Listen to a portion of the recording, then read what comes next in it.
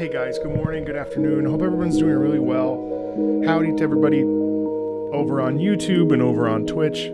We have a fairly busy couple hours here of some intense filming, lots of stuff to cover, lots of stuff to do. So I'm just gonna dive right in. This will probably be a less chatty stream than normal.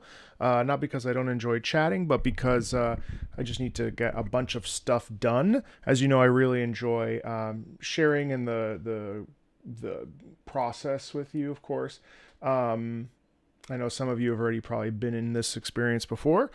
Basically, how this works is I need to fix my hair. Basically, how this works is I'm just going to go through basically a list of things that I need to film. And obviously, if there's a topic that I'm maybe not necessarily sure about, I will. What's going on here with this YouTube chat? I can't see it. There it is. I will usually ask you who are watching to offer some suggestions or songs. What's up? What's up? What's up? What's up, guys? Welcome in. These are usually fairly low key. Really, yeah, mostly just about filming and talking about music. Today's game plan is yeah, everything's great. Just busy. Today's game plan is pretty expansive, actually. I have to film 2 videos Monster Hunter related. Hello. I need to film a I didn't see it, but I will take a look at it maybe if there's time. I'm not really interested in Death Stranding. And I don't want to just do it just because it's trending rather than whether or not I'm actually interested in it. But I'm not opposed to taking a look at it. I just don't really like Death Stranding. Yep, I'm going to do it live. Yep. And then this will be taken over by my editor, and he'll take the video and clean it up and stuff. I look a bit tired. No, I don't feel tired. All right, and then I think the game plan. Okay, so we're going to do this. We're going to do that. We're going to do this. We're going to do...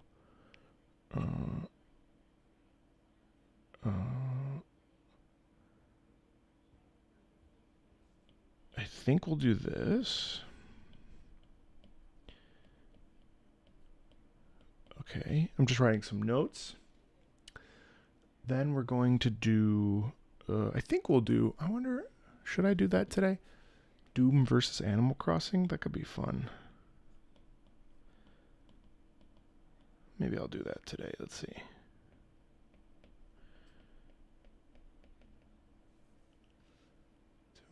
And then I think we'll do...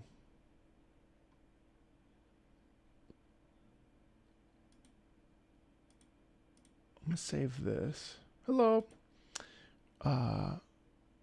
Video game music for road trips.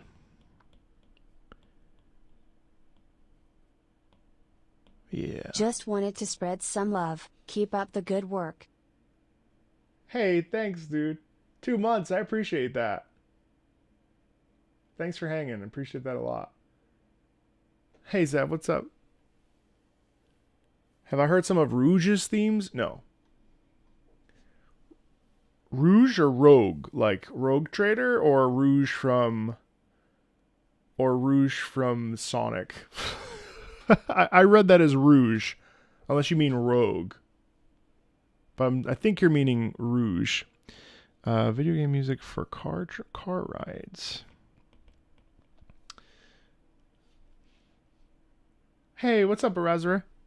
I am very good. I'm just prepping my list of things that I'm going to be filming today. Let's see. Rouge? Oh, no, I haven't. No Sonic plans today. Sonic and Pokemon will probably end up being next week, I think. Let's see.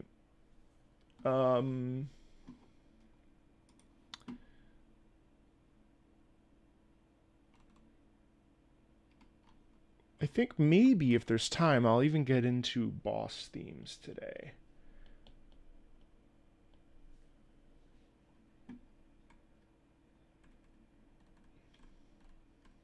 No reason to commission a Patreon. What's up, Hal? Good to see you as always.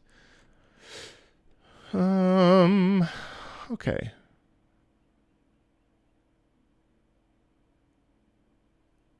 Just taking a look at some of this stuff. Okay, yeah, I see that. Boss themes could be fun today, too. Okay, cool. So that's a lot of content. So 1, 2, 3, 4, 5, 6, 7. We'll see if I pit her out after. Maybe I'll only end up filming 3 things today. What kind of work are you working on today?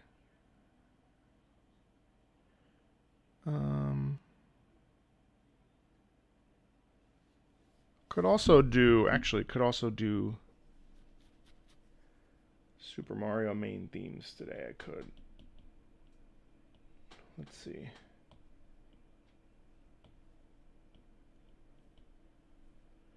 I like filming live because it keeps me kind of accountable.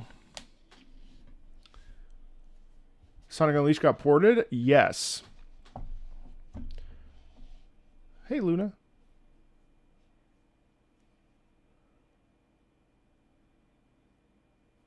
All good. Actually, I meant to make a video about that. I mostly Sonic watch your live Unleashed. streams on, but wanted to show some sort of support on Twitch as well. Anyway, you traveling anywhere this year? Oh, thanks, Hydro. I appreciate that. 2 months. Way to go. No, I'm not no, we're taking the year. We're taking a year of travel off. Sonic Unleashed. Sonic Unleashed on the PC is a game changer. Hey, thank you. I hope you have a great day too. I wonder if you're shadow banned? No, I see your comments. When have you commented? I haven't seen you since the last stream.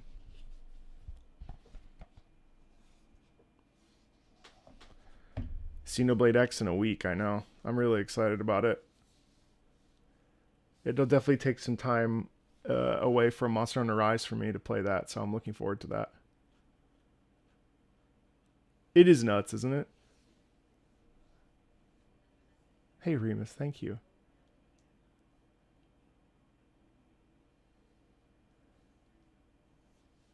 Yeah, no, that's crazy. In fact, I think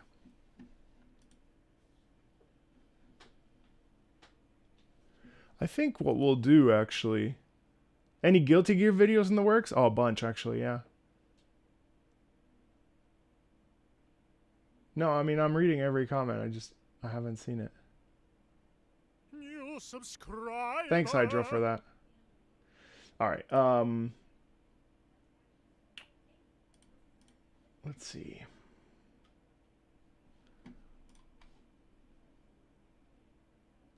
Good evening to you. Well, I won't be doing Terraria today, but it's certainly not out of the cards. So we'll get there when we get there. Besides Monster Hunter Rise, I'm playing. I was playing Lord of the Rings Online yesterday. What else have I been playing? Honestly, not much else. Have I been playing anything? Oh, Rise of the Ronin on PC. And that's pretty much it. Easy work just takes time. Yeah. No, a Terraria video would bang. I'd have a good time doing that. I just have to find the time. All right, I think we'll dive in. So first up here is the Lord of Eroded Primal Fire from Genshin Impact's Notlon release. Yeah, I played. Have I tried Suikoden? What's up, Key? It's good to see you. I played all of. Oh, that's what I've been playing. I've played all of like an hour, but I haven't been playing Limbus Company, to be honest. I've been reading books, instead of playing books.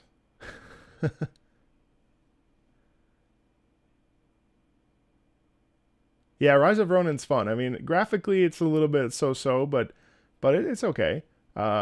Combat's been great. I really like Rise of the Ronin. I'm playing it very slowly. I've played Kiwami and part of 2, and then I watched a video for the rest of them. I wasn't interested in finishing them.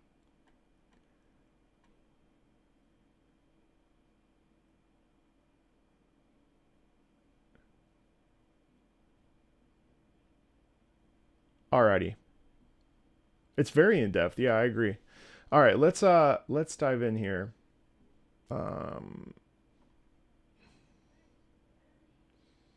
It's a little unoptimized, but based on what I've seen, but I have had zero problems with it. Free time is quite the gem, especially when you need to work.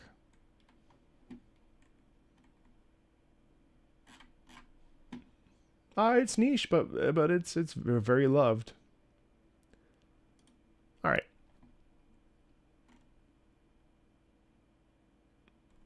Great. This is actually great. Okay. All right, let's check out Lord of Eroded Primal Fire. All right. 8 minutes. This will take me a minute.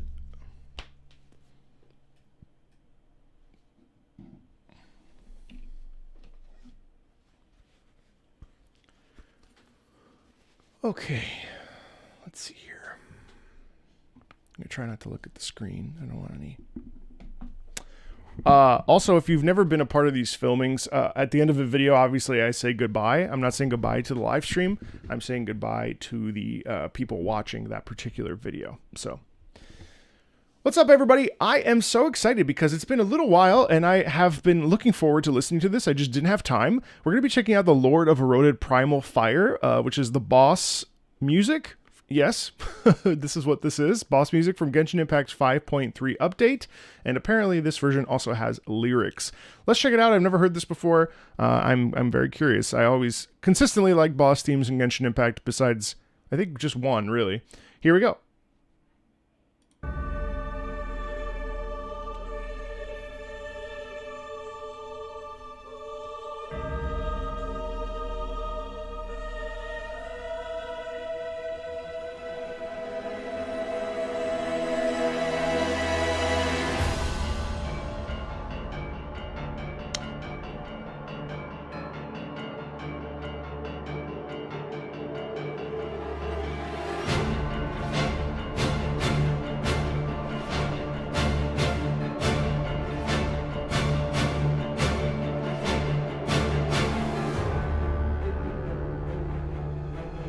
Oh, that's extremely cool. So, I mean, it's hard for me not to stop, so I'm going to. I love how the choir starts in the beginning. So it's interesting because the way that we set up tension, so we're at 42 seconds in. Let's restart really quickly and listen.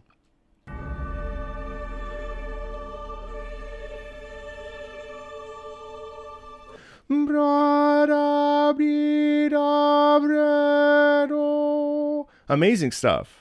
So what that is straight tone. And straight tone is really evocative. So here we have, you know, sopranos and altos in harmony.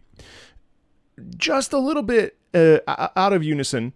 And that tone is very, very, very intentionally scary.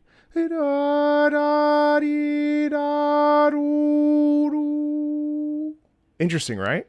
It's all straight tone on one pitch. And that causes a sense of tension. I think if there was vibrato, it's a different intention. It's a different sound, right? But when we add the straight tone layer, thanks, old boy. I appreciate that. Thank you so much for subbing with your Prime. I'm just waiting and giving space in between speaking so that we can cut if we need to. Thank you so much for that. I really think that the very, very, very, very, very subtle and very strong acapella tone there, other than the support that we're getting underneath with the orchestra. So it's not actually acapella, but there's no movement in the orchestra in that moment. Everything's kind of suspended, causes a definitive feeling of tension, which is really, really exciting. What's up, Giga? In terms of themes, I'm filming 3 separate individual videos right now. As a Genshin Impact video, then a Jindahad from Wilds, then a Zoshia from Wilds, and then the themes will be car music, Doom versus Animal Crossing, and then there's a couple other options I may pull from that I have not written down that are more just like stream of consciousness rants and stuff. So yeah, Mira, you're fine. I was about to message. It's not a big deal. Don't forget that you're the one giving me money. So whatever you need, that's my job is to be available for it. So it's not a problem. Please don't even think about it. It's like nothing. It's a nothing. Don't stress. Welcome back. All right, let me turn this up a little bit.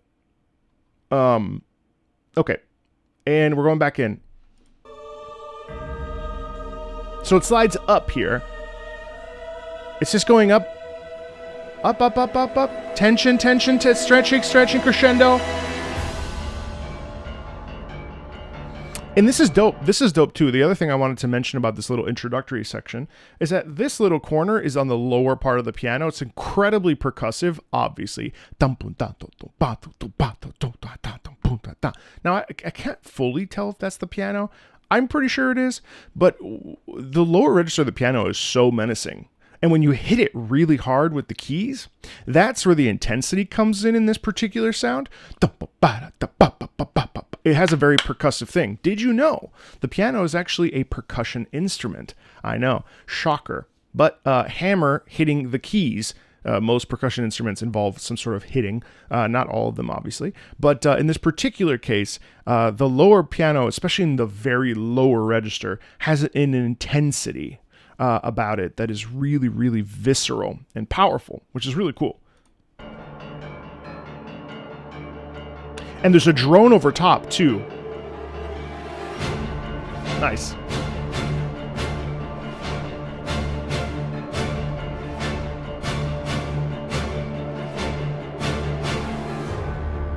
And that's cool, too, because it's just bum, bum, bum, bum, bum, bum, bum, bum. It's just hits.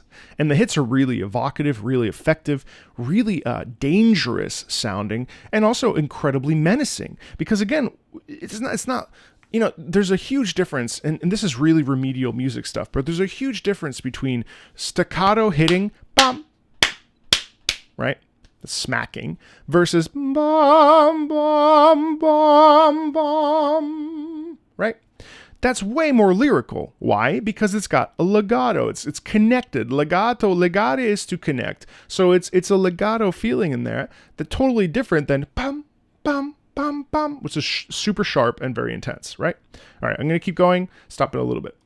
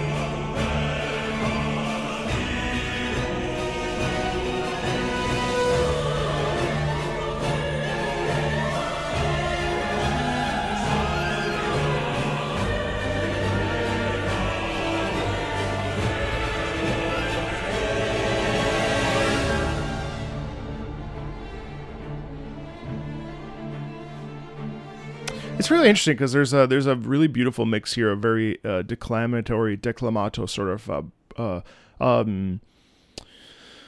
heralding an arrival, especially with the male choir in there. Obviously, then we get it juxtaposed with the female choir, and there's a very strong brass presence as well. So it really does feel like a heralding sound. But then it's interesting because then we pivot into this. And again, this is like kind of surface level stuff. I mean, there are many shifts in modulations and key shifts that happen in that little corner of about a minute or so that I think are really interesting. That I wish that I had like the sheet music in front of me so that I could be like, oh, well, it's shifting to here and this dissonance here. It's very interesting, and I'm sure there's some channel that has done this that I would encourage you to go look. It's very, very, very interesting because the thing is right in front of us. There's no like wondering what this boss, I don't know what this boss is, to be honest. The Lord of Eroded Primal Fire, right? So like let's assume that this is like the grand deity of the land, right? This is like looking at God, right? And to me, but it's like something's twisted about it. And it's interesting too, because it must be a snake. Well, let me look at this picture. Oh yeah, okay. So it's like a dragon. It's like a dragon with like, so you can hear how, I wasn't looking at the picture. So you can hear how there's this like swirling. Now that obviously is the fire. That could also be the actual like tail end of this dragon or the snake or whatever it is. Like the sort of the looping quality. We got a little bit of this like very slippy, slidey sound quality there. And that to me, it represents that sort of, not only the grandiosity or the size of this thing, but also the way that the right here, let me just play it for you again so you understand what I'm saying.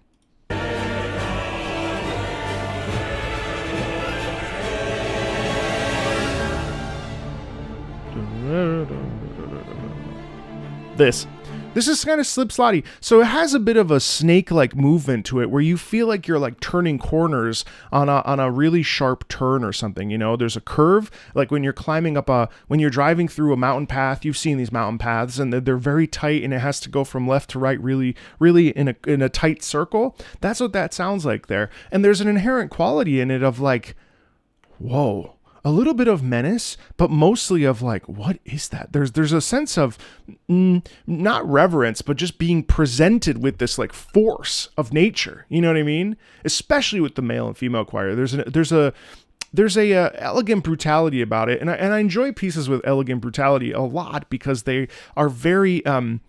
It's really fun to turn music violent, and we do that in ways like this, where there's a degree of like pomp and a degree of nobility, especially with the way that the choirs are being sung there, but also a feeling of like, oh, this is not quite right, and I'm a little bit scared because this could turn ugly really quickly. You know what I mean? All right, let's keep going.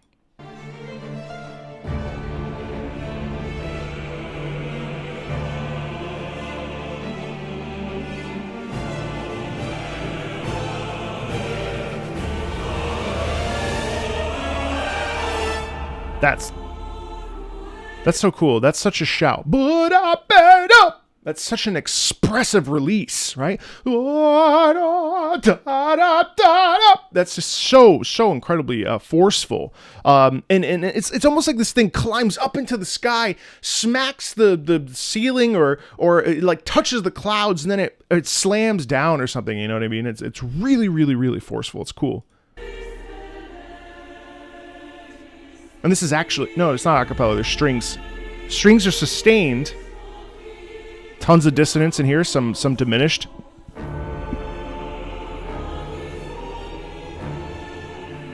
Dum.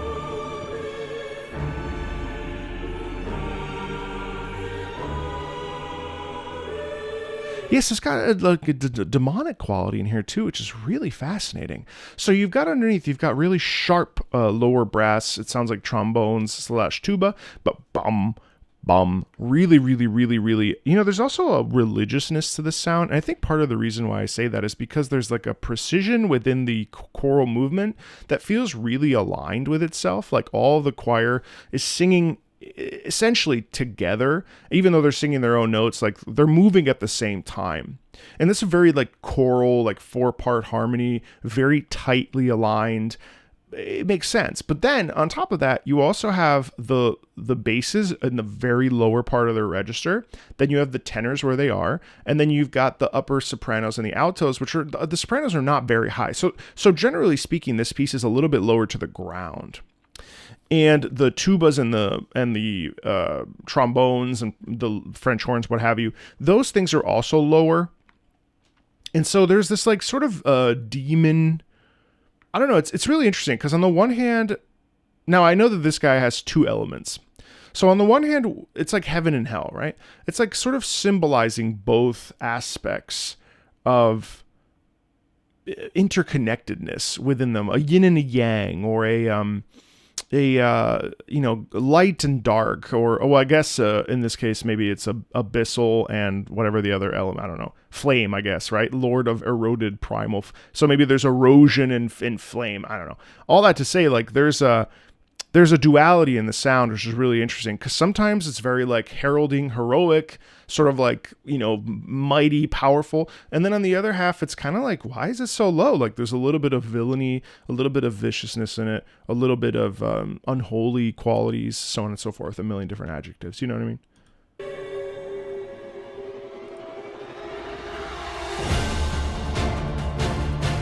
Oh. Dun, dun, dun, dun, dun, dun. Nice accent.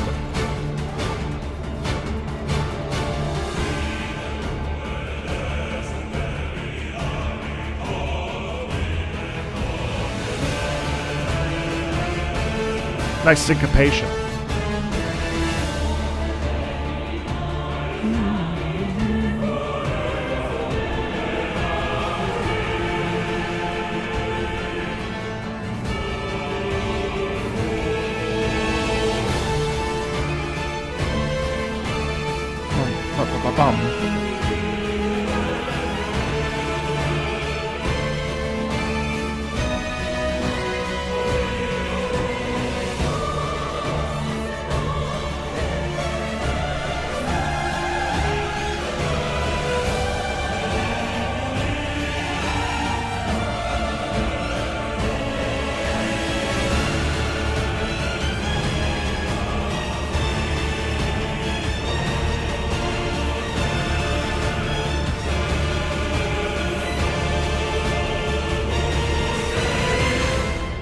Whoa, sharp. Wow, that section's crazy. I don't even know how to process what I just listened to because it's again there's chaos. There's a balance of intensity between again the heralding of the themes of this are really like balancing light and darkness, and to me it's both like, wow, we found this Lord of Eroded Primal Fire. And also, oh no, we found the Lord. Like there's both like a blessing and a something really positive about it, but there's also this feeling of like, we woke something up we probably shouldn't have. This dude's pissed. Like that's the duality that I hear when I listen to this piece. And there are moments. It's very interesting. I want to rewind actually to maybe 3 minutes and let's listen to this. So there too, bum bum bum bum bum bum bum bum bum bum bum bum bum, right? Very hard hitting, right? Pretty cool.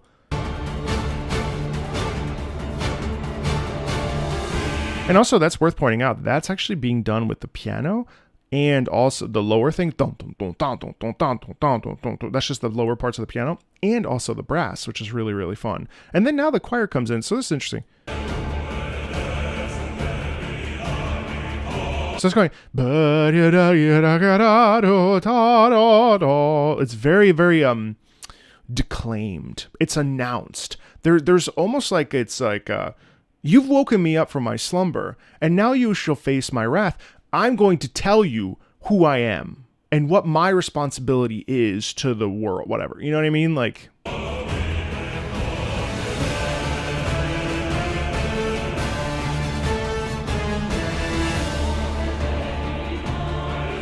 And that because of this, listen to this. Listen to the Sopranos really quick. The male singers also did it, but listen to the Sopranos.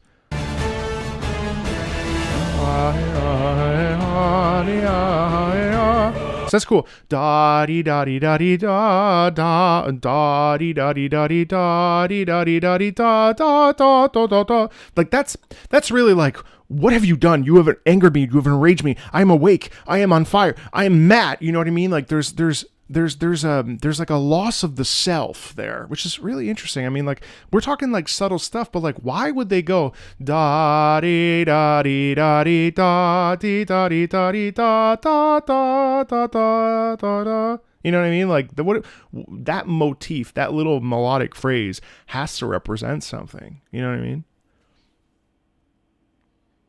Hey Cyber, all it depends on what you're looking for, but all tiers on the Patreon are all video game music related. Yeah, all of them. I don't do covers. I really don't do anime for the Patreon, just because those things are also public. And yeah. Hey Hmon, what's up? We're covering Lord of Eroded Primal Fire from Genshin Impact. We're covering 2 pieces from Monster Hunter Wilds. We're going to film a video where I talk about my favorite music as a child. We are going to film a Doom versus Animal Crossing video. We will be filming a reviewing your car. I don't know. I have to figure out what I want to title this. Car ride, road trip music for video games. And if there's time, what's up, Gabe? Hey, Daniel. And if there's time, we will do also one other thing I wrote down. Anyway, so I'm knee deep in Lord of Eroded Primal Flame right now. My editor will edit all this stuff out, but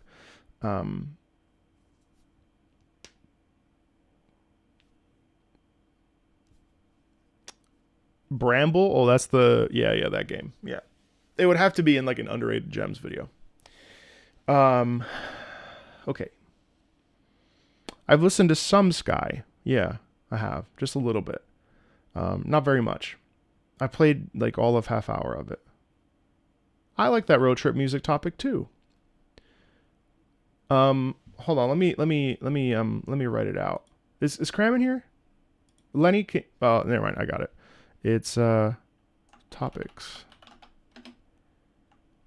Genshin boss theme. No, that's okay. I'll write it. Can you just pin this? Well, actually, can you? I don't think you can. Don't worry. I got it. Thank you. You're the best. Childhood music. Hey, Michael. How are your pain relievers? You got any quotes for me today? Doom v Animal Crossing.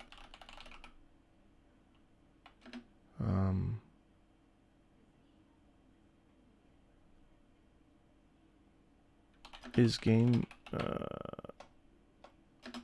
what's up, Tamale? No, not in this particular episode.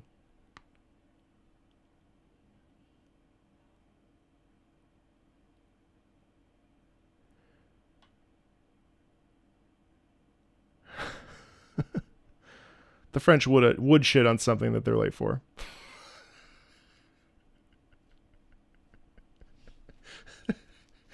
Yeah. And then there was something else. I forget what else I'm filming. Other stuff.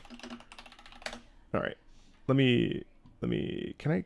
Lenny, can you pin that? No, I don't think you can. I have to pin it. You're not French? Oh, that's right. You're you act like one. Just kidding. Oh, just kidding. I love the French. Hey, Dark Lord, how you doing?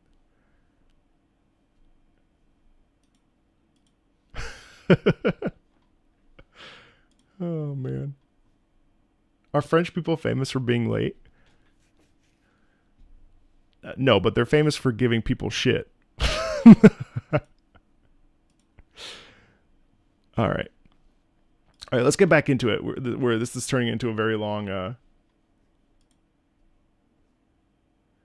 He's admin on the back end because he does my live streams. He updates my live streams. You're French Canadian. I think it's different. Hey, Celica, how you doing? Good to see you. All right, let's keep it going. They're also famous for cheese, of course. Of course. Yeah. Although they might be mad at you for being if you're from Quebec, they may be they may, they may be they may be grumpy that you're Quebecois or from Ontario or wherever. Uh, I love the French. Don't get me wrong. All right, I'm going back in. Talk to you in a bit.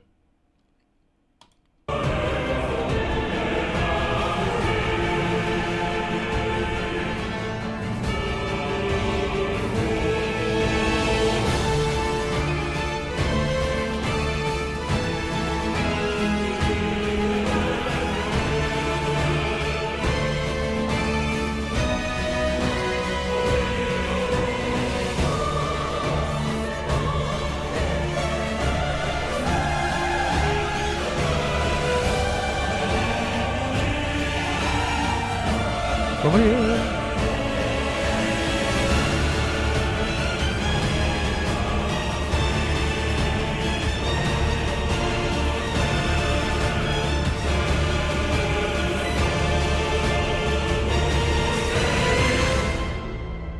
Wow, that's very impressive.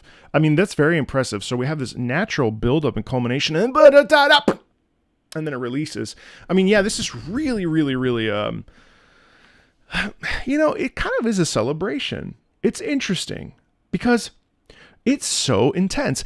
And on top of that, so it feels like it's interesting. On the one hand, it feels like a visceral battle.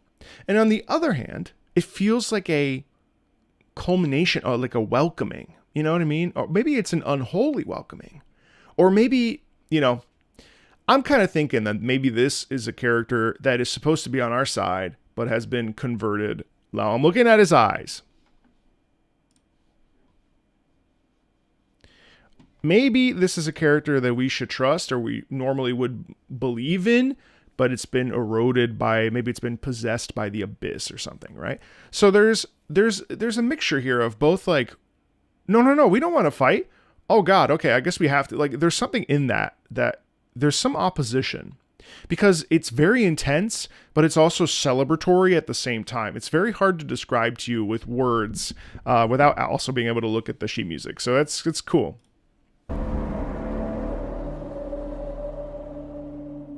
Oh, that's just the end of phase 1. Okay, where's phase 2? Oh, so that was the weekly boss theme, and this is the Archon Quest exclusive theme here. All right.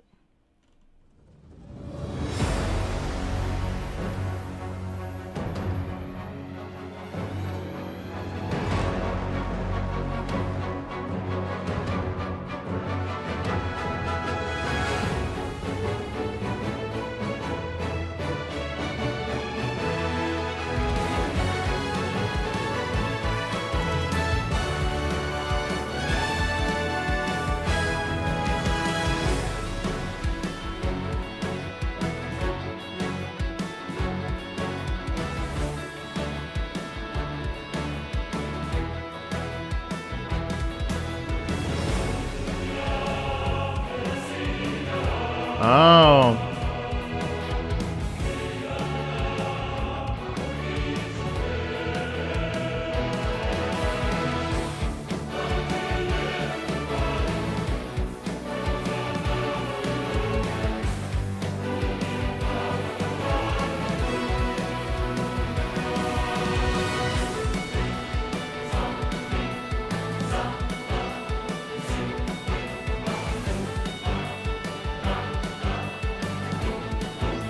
Yes, I mean, this is the unifying of the forces. This is all the power of friendship kind of come together and, combining itself and being able to stand up to it. I mean, we see this in Final Fantasy 14, Endwalker. We see it everywhere. I mean, like, this is like the rehashing of the theme, bringing it back. Personally, it loses me a little bit. I'm not crazy about like the drum kit thing. I don't mind the guitar. I don't mind like the sort of anime opening sound there. I also think it's a very smart idea to recap the main theme. So it kind of loses the like a little bit of the grandeur for me, for my personal taste. That said, I do think it's done really well. And it feels really intentioned and specific for why it's like that, because it's like you need a bright sound. You need a positive, warm, rehash, return, especially if this is like, you know, like a situation that's incredibly dire and we have to unite our forces. That makes sense. So please don't linger on the fact that I said I'm not really crazy about that. In fact, I don't actually like that very much, but I don't think it's badly composed. Let's keep it broad and keep thinking about what else about this is really cool. I will say I also really like the sped up tempo of the main Natlan theme, which I think is, again, works really, really well, because again, it's this idea of like culminating all of the forces to unite themselves, even if it's like 6 people, let's say, against this thing. And this thing probably is supposed to help us and be a part of our team, and or maybe it's just about like uniting front and turning force towards this battle. You know what I mean?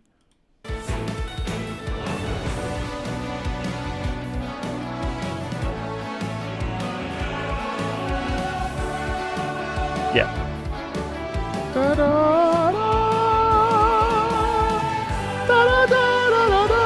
Nice stretch. Actually, that's really nice.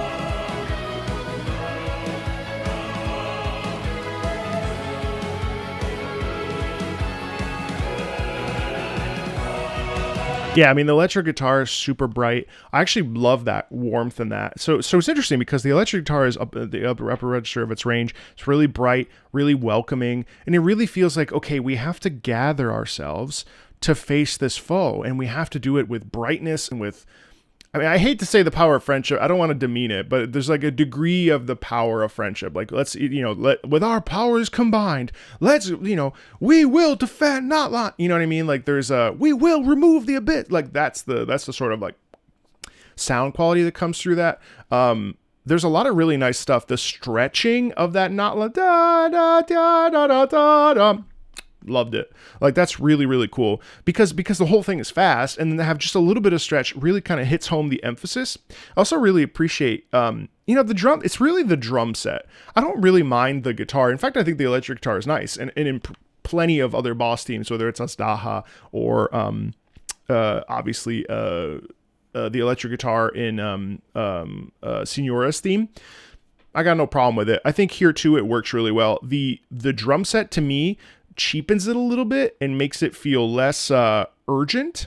I think if we had kept like the sort of string backing there, like a little bit more, and it's in here, but I think if we had prioritized the orchestra and then thrown in the electric guitar, I think that would have been really cool. Plus the choir shifting from what we heard in the first phase to this phase.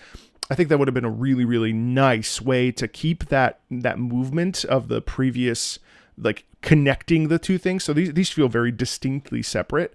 So I'm not crazy about the drum set. In fact, I think it really takes away from it. That said, the electric guitar is awesome, especially when it riffs up in the upper register. I really, really, really like when the choir. I want to go back to that actually. Hold on. Let's go. I think it's here.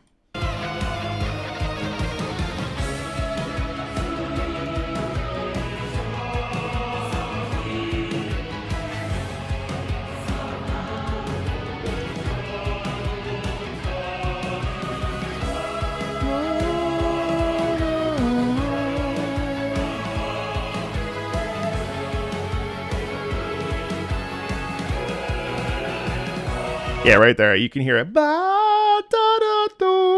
That's just so like, we gotta do this. We can do this. You can really hear. And I think like this is something I always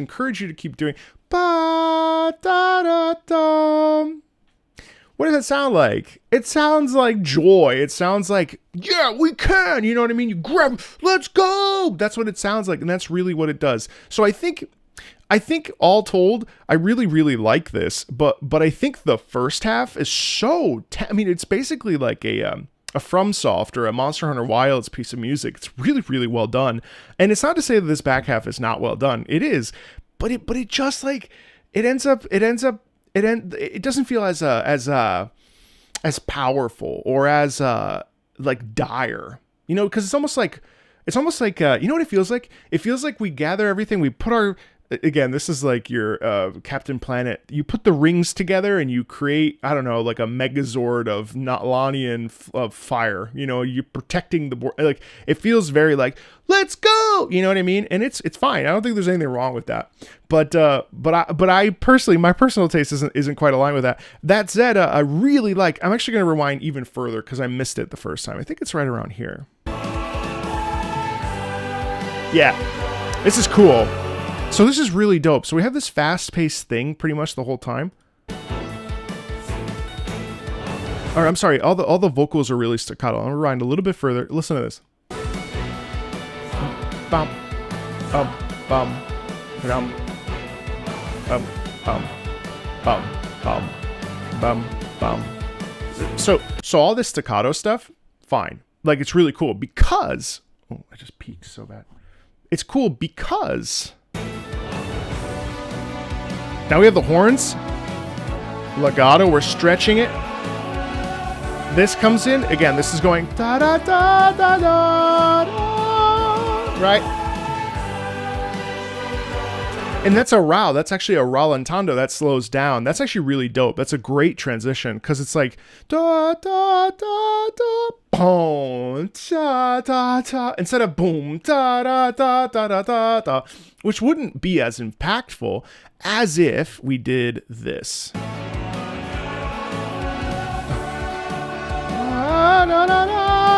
See, that's fast. That's accents, and then watch. Da da da da da da da. Yeah. Da da ya da da da da.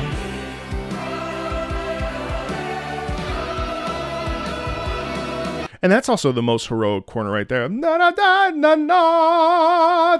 Bright aval. Ta. It's like the sun rising, right? It's like the flame engulfing the situation. It's like the water washing away the storm or what have you, you know, like any movie where the water washes away the bad stuff. Like that's really the theme here. I want to keep listening. I'm going to fast forward a little bit to where I stopped, which was around 6:40.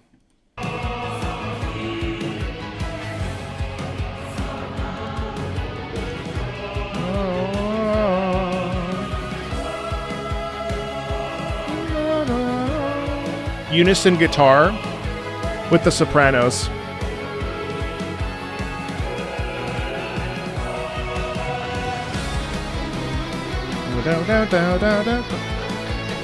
This is climbing up. Yeah. Repeating it, but with fuller instruments.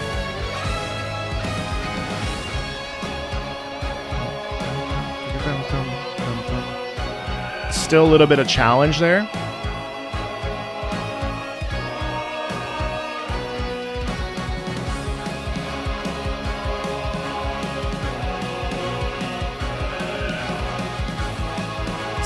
See, this is cool because now the drum set actually makes a lot of sense to me, and I actually love it here.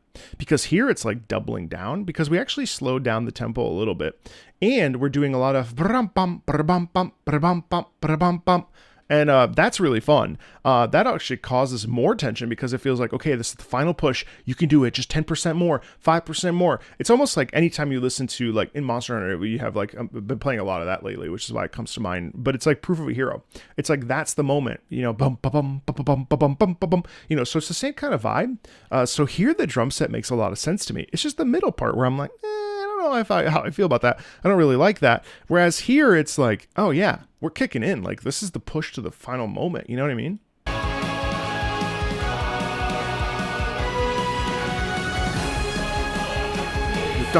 Yeah, that makes a lot of sense there.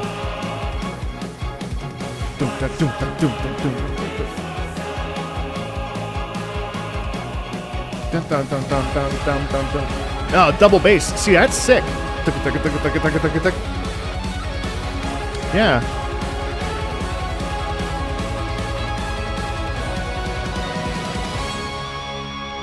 Hold, stretch, loud, boom. Yeah, classic ending there. See, that's amazing.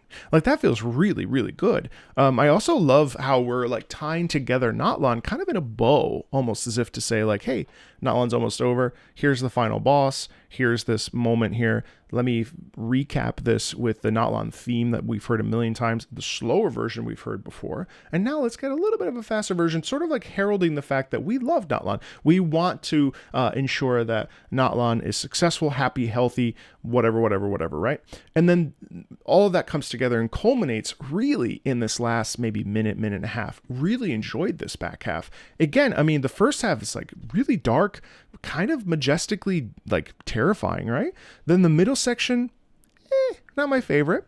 Really like the electric guitar. Really appreciate the return of that Notlon motif. Really appreciate what I mentioned earlier, that sort of stretching that we do and that little rallentando, little pullback in the tempo as we sing the da da da da da da. Lots of really nice instrumentation, of course. And then this back half actually is when the drum set actually takes over and is way more interesting and way more of a real like support system for everything that's happening around it, including tying that Notlon theme back in with a bow. And it's just really nice. What a great piece. Really enjoyed that. You know, I'm really curious about where we're going to go with Snezhnaya. You know, I'm really intrigued to see how much emphasis we'll be putting on strings and orchestral music. Maybe they'll go in a different direction altogether.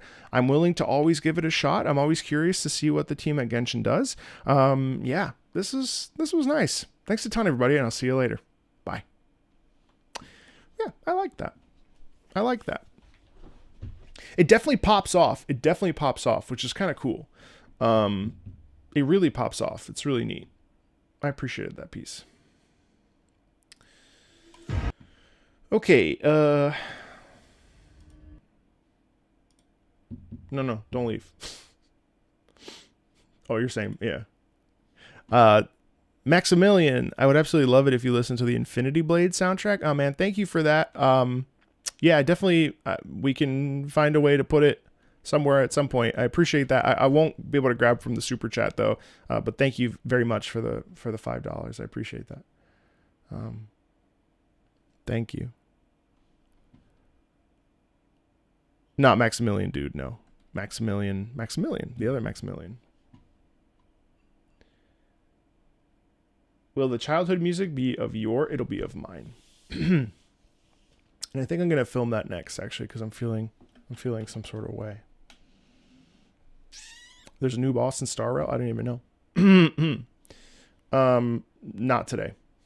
All right, let's see. So.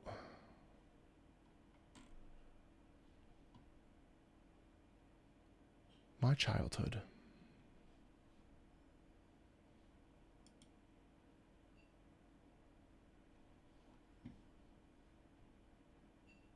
No, your old requests are part of the Friday streams.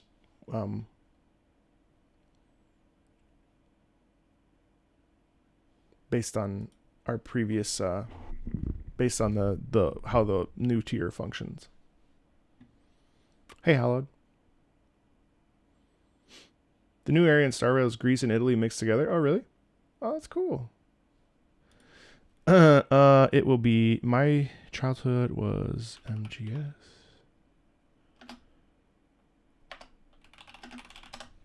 What was my childhood? Metal Gear Solid. Jesus Christ, I'm so sorry.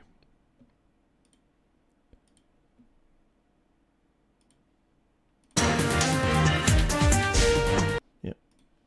This one.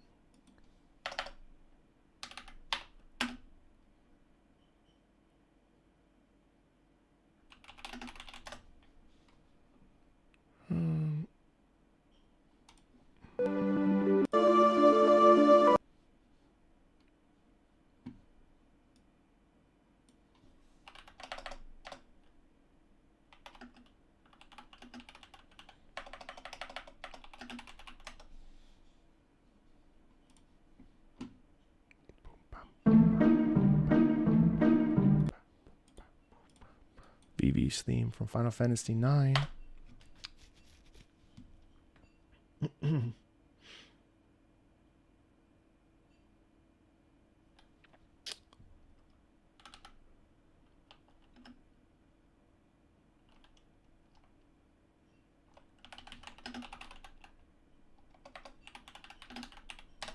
Clay Fighters.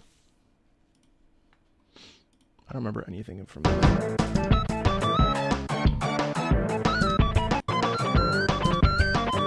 Oh, yeah. Huh?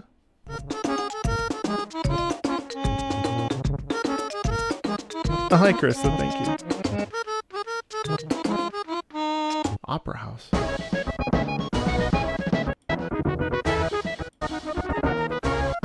Oh, that's crazy. I didn't know there was an Opera House in Clay Fighters. That's wild.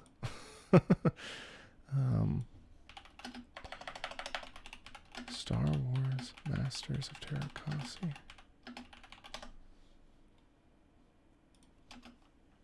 OST. What's this sound like? I wonder. Star Wars Masters of Terrakasi. What?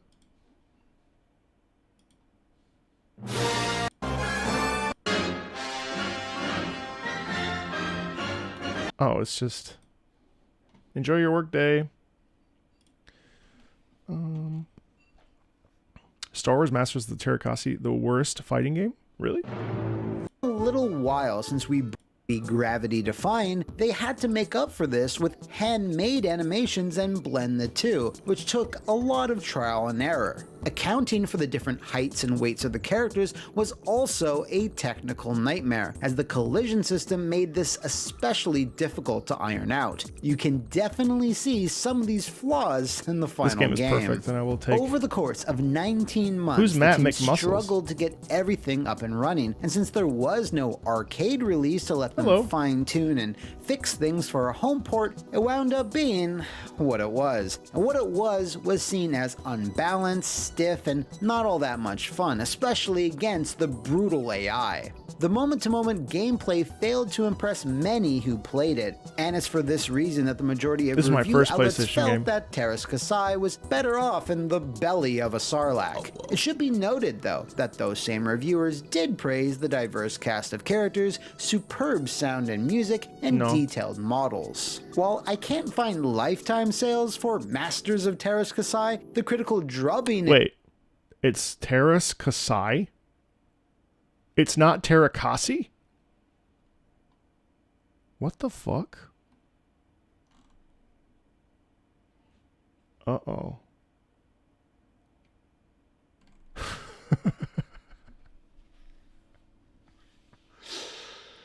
Oh, shit.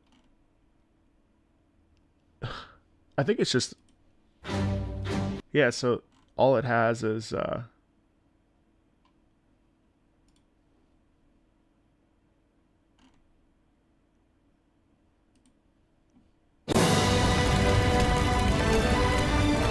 Wow, it's all just like the music. Fuck, I can't use it. Oh man. All right, well, I'll make a note about that. What other games did I play in my childhood? Holy shit, did I not play very many games? How come I only remember like 3? Oh no, what happened? Metal Gear Solid, Vivi's theme from Final Clay Fighters I played a lot of. Oh. Super Mario World OST was a big one for me. Oh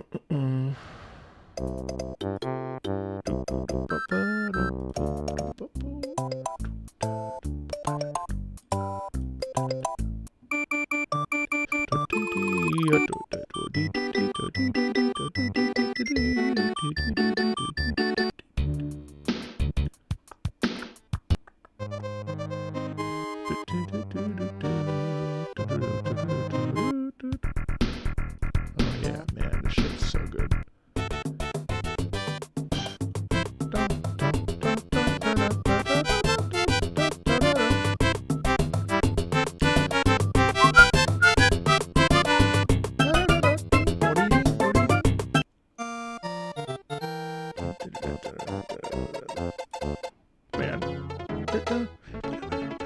fucking love this piece. Yeah, yeah, Crash Bandicoot. I removed that from my brain. Thank you. That's right.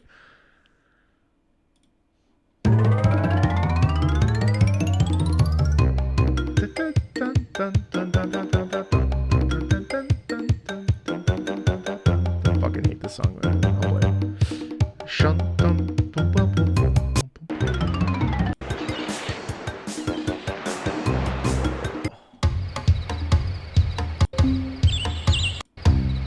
And then Zelda Oracle of Seasons, of all things. Zelda Oracle of Seasons. OST.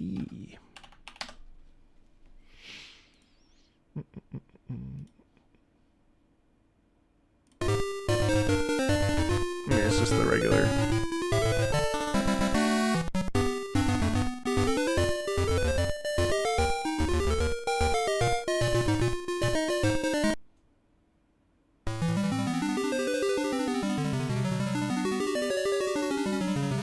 Take care.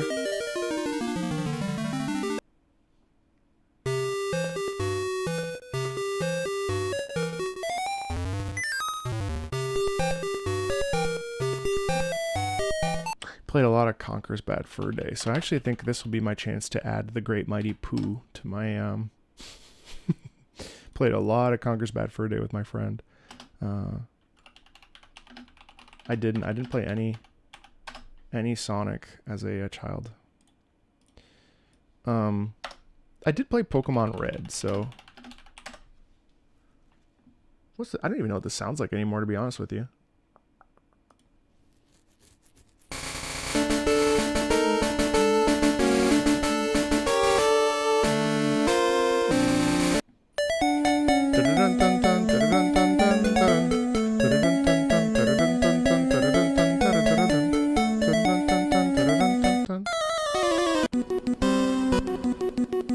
Yeah.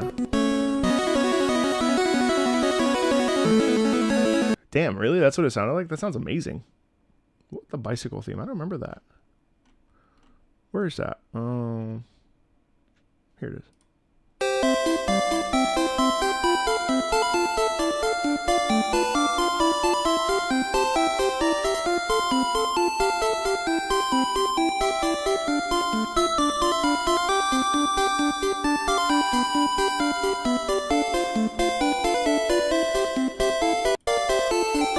Literally don't remember it. Isn't that crazy? Composers did magic tricks back then? Yeah, 1,000,000%. Oh, there was one. There was one that just slipped out of my brain. Oh, it was Final Fantasy VIII Griever's theme. I listened to the fuck out of this. Dun dun dun dun dun dun dun dun dun dun dun dun dun dun dun. Ooh.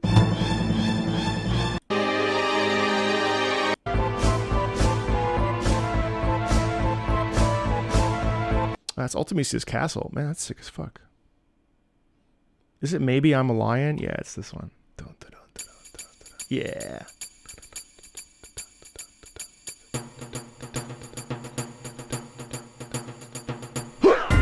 Yeah.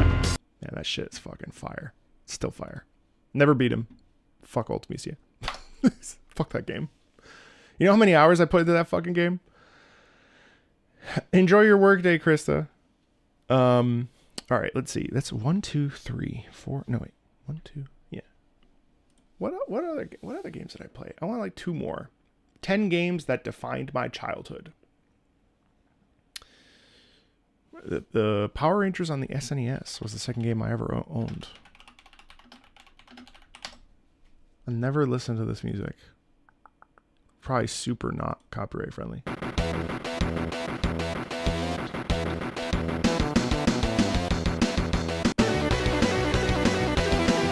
Fuck yeah. Gotta have that. Go, go, Power Rangers!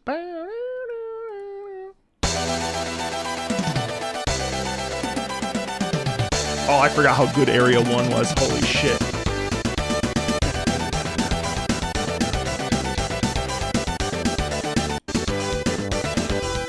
Fuck yeah. Definitely gotta have that. Okay, and then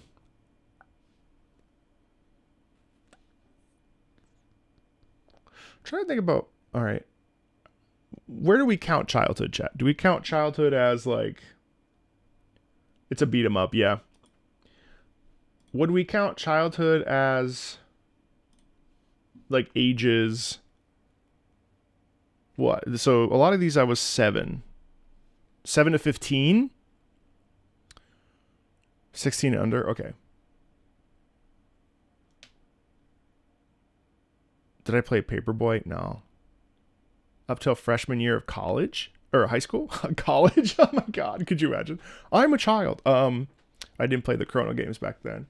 Pre-high school? Yeah, anything like right up to till freshman year of college. So I'm trying to think. That was Pokemon Red. I think it was a sophomore in high school. No Ratchet and Clank, no. Was there anything else that comes to mind that I remember playing like obsessively? I mean, Final Fantasy VII, but I don't think, and Final Fantasy X. Well, I mean, it is all about me, isn't it? So let's do Final Fantasy VII. Ooh, this is going to open up a really intense conversation about the remake. Do I want to do this? Yeah, I do. Final Fantasy VII OST original. Nope. None of those. Oh, I'm sorry. Star Wars Masters, one of the most important games of my life. Star Wars Jedi Knight.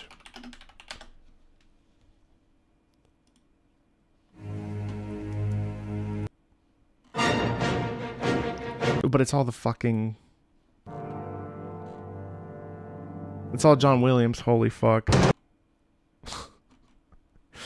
God, I'm so obsessed with Star Wars. It's all John Williams. Man, I can't use any of that. Beep, beep, beep, beep, beep. Da, da, da, da, da, da, da. You know what I might throw in there? I might throw in Parappa the Rappa, just the first. I played the demo a fuck ton. And I like have a visceral memory of it, so I'll include it. Opening first. What's the first one? Chopmaster Suit. Yeah, that's what it's.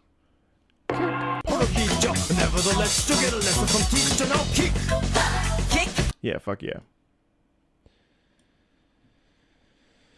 And then last one will be, I think that's good. Man, I was such a PlayStation kid.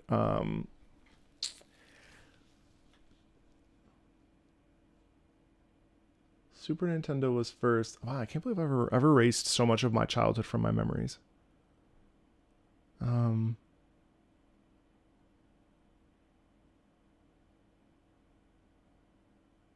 I don't feel like including 3 different Final Fantasies, to be honest with you. I do, Nick, yeah. Sometime in the next few weeks.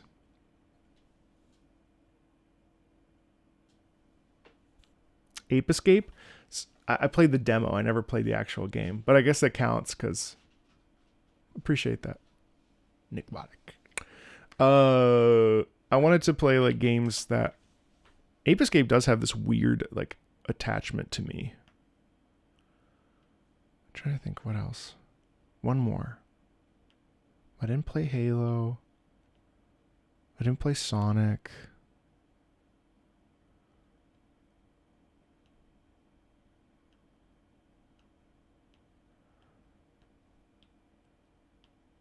I can't include GTA because of copyright. GTA Vice City. Non-copyright music. Oh, Siphon Filter. I fucking love Siphon Filter. Thank you. Okay, Carson.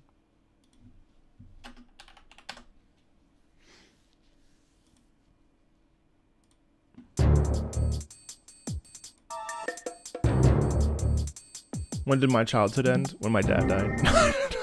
It ended in, I don't know. Has it ended?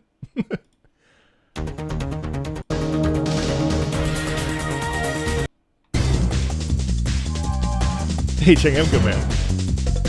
How you doing? You doing all right? Yeah, sure. I'll grab Georgia Street since I think that's the first. Oh my God, Mara Aramoff. Holy shit.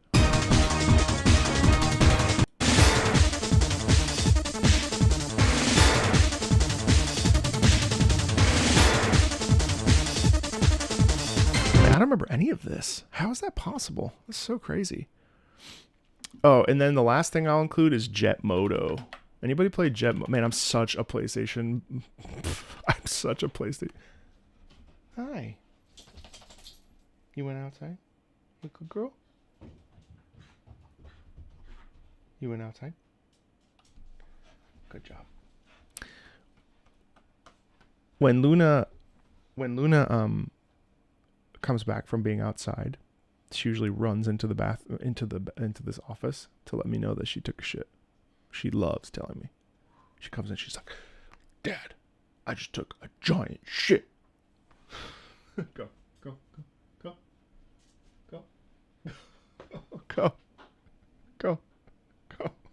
She's sitting here like, "Daddy." She's crazy. She's like, "Daddy, oh shit!" That's what. My fucking dog. All right, Jet Moto. I don't think I've ever listened to.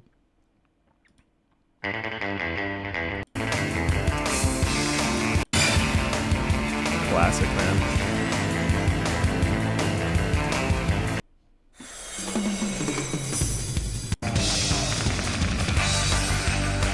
What's the style of music called, chat? It's like surf music, but isn't there there's a specific tone to it? I mean, I played Tony Hawk. Man, I played a lot of Age of Empires because we didn't have the internet. Actually, Age of Empires 1 would be nice. Surf, that's right. I played a lot of Age of Empires because we didn't have we didn't have the internet. So, European Flight Combat Flight Sim. Oh my god, how could I forget? My favorite game of all time. You ever play this? Microsoft Combat Flight Simulator? Holy shit. It's one of the best games ever. Not really. Look at it.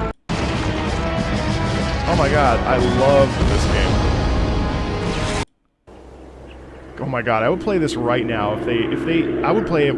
It's not even available. I'd have to like. Oh my god, my childhood. I can hear it. I feel it. Oh my god, I love this game. Back alive. Back toward Germany. What? Look at this. Oh my god. You are clear for takeoff.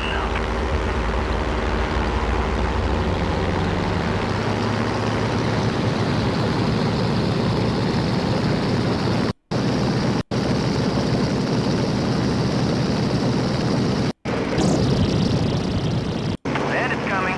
Copy, 12 o'clock. Skipping stones. That's fair. I used to ride a bicycle a lot. Does this have music? What? There's a third one? What? There's a third one?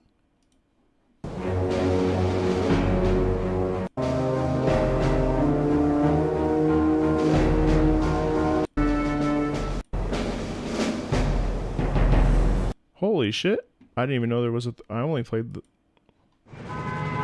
It's war. Yeah. Calling all flight simulator pilots, assemble now for this highly anticipated air combat game. Oh my God. Microsoft Combat Flight Simulator. Combining People bitch about graphics. Look what I all have. the realism of Microsoft Flight Simulator with the ultimate thrill of World War II air combat. Now, you can fly one of 8 fighter planes that made history from space. Yeah, all right. We'll throw that in there. It doesn't have a soundtrack. Okay, I'm gonna film this video quickly. It'll be mostly a rant.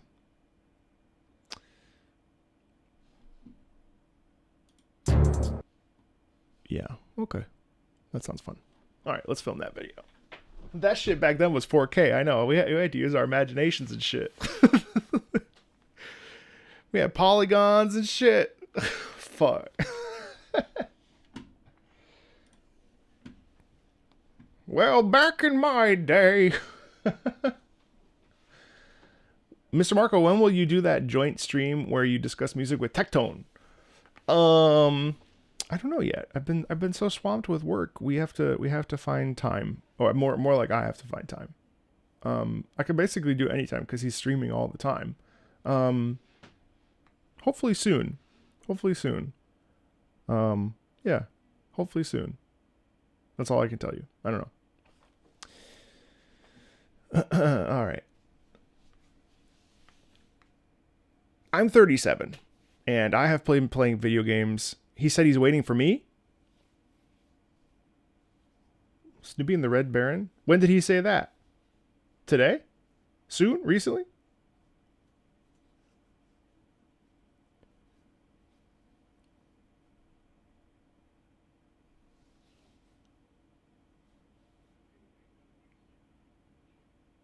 Oh, some streams ago. Okay, that's fine. Yeah, yeah. Well, I'll reach out to him. Yeah, Xenogate. Yeah, I know. Xenogate's underrated. Thanks, Shadow. All right, let's do it. I am 37 years old at the time of filming this video. I've been playing video games for exactly 30 years. No, I don't think it's lame. I think it's pretty awesome. Today we're going to be diving through some of the games of my childhood. Some things might surprise you, and some things I still hate with a bloody passion. Looking at you, Crash Bandicoot. Let's dive in. One of... So, funny story. I'm actually an Italian immigrant. I am a U.S. citizen. No, I'm not an immigrant. That's not true. I was born in the United States. I am the son of immigrants. I am the son of Italian immigrants. I am the son of Italian immigrants. And when we emigrated back from Italy, we lived in Italy when I was 4 until I was 7 years old. When we immigrated back from Italy, the first game I ever received from my grandparents, from my nonni, was Super Mario and a Super Nintendo. And on that Super Nintendo, I got 2 games. Well, on it, the cartridges. Super Mario World and the Power Rangers games. No, there was only one. And the Power Rangers game. Those 2 games subsisted me for a very large part of my childhood.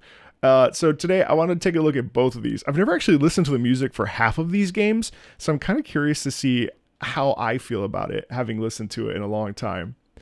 Let's dive in. Super Mario World Athletic, one of my favorite themes.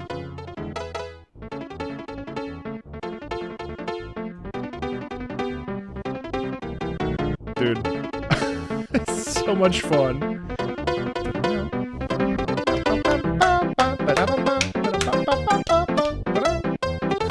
Oh my god.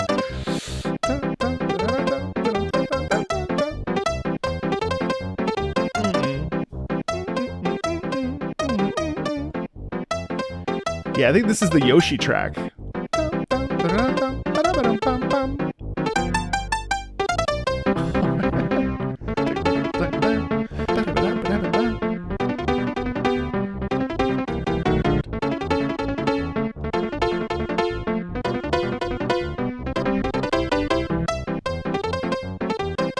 It's just ostinato.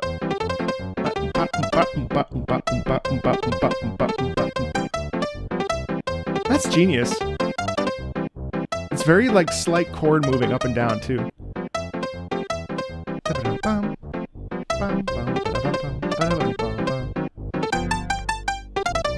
Oh man, that's such a cool little... Can we talk about that little ending really quickly? Listen to this. This is amazing.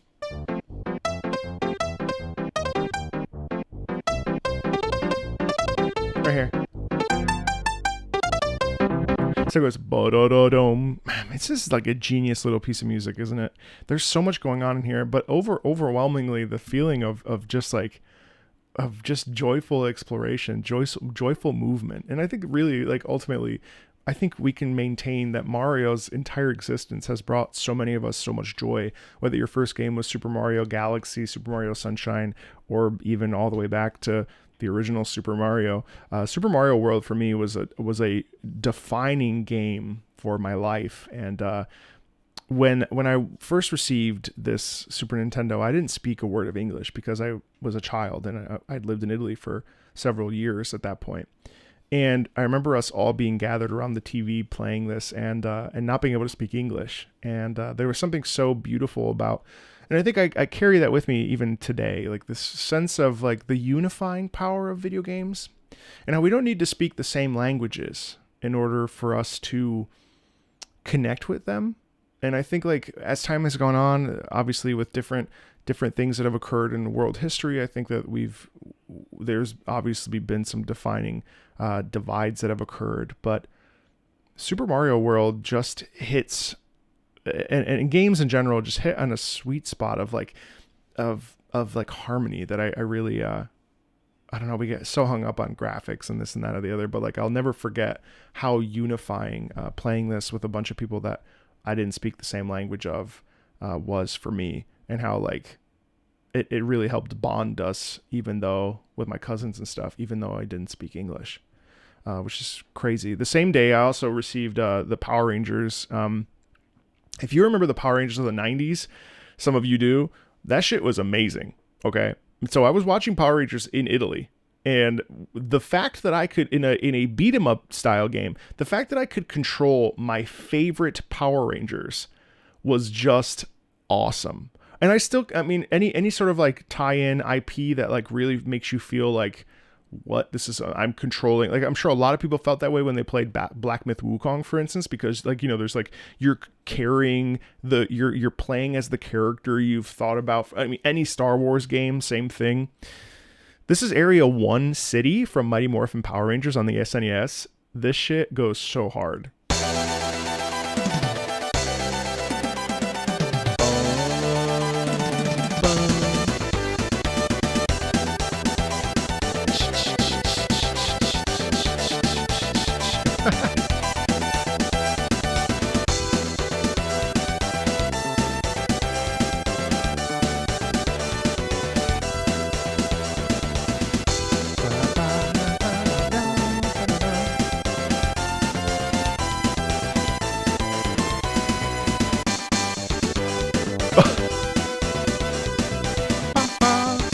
Wow.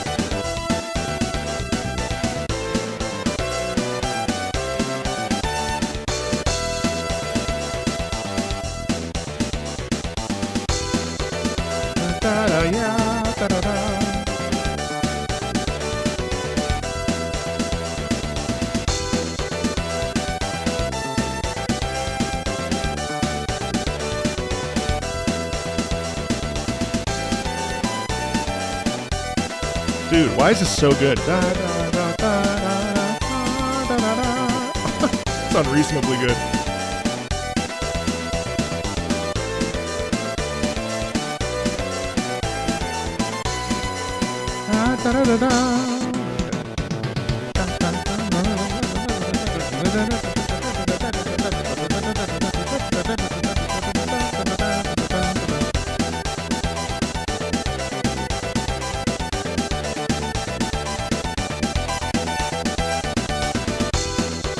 You know, I have to say, like, there's a lot of people sometimes that are like, that's an oxymoron.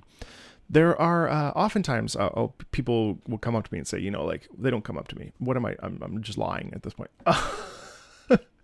A lot of people say like that the real sound, the real thing, the real video game music is this.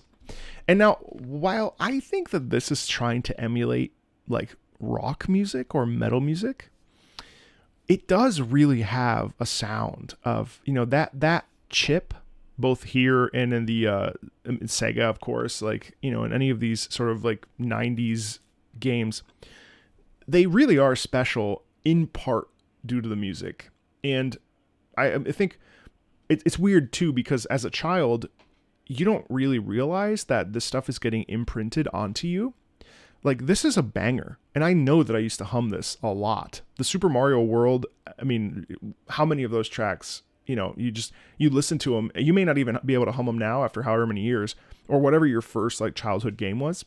But something about like how it imprints itself into you. So like the nostalgia kind of washes in. You may have no recollection of it, but the minute you hear it, you're like, holy shit. Like, this is something that I didn't realize that, you know. So like this to me is like, I can literally see the visuals of playing as the Blue Ranger and the Black Ranger and going through that first city level. I mean, like, what kind of games does this make you think of? Because like for me, it's just really hitting in like a weird sweet spot for me. But you know, I can't, we're not going to talk about Power Rangers without playing the badass main theme from this game. Listen.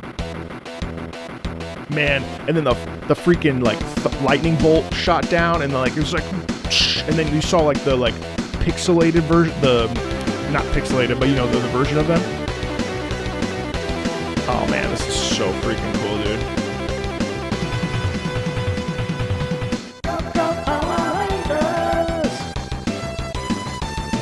Yeah, Rita emerging out of the like super pixelated like 16-bit moon.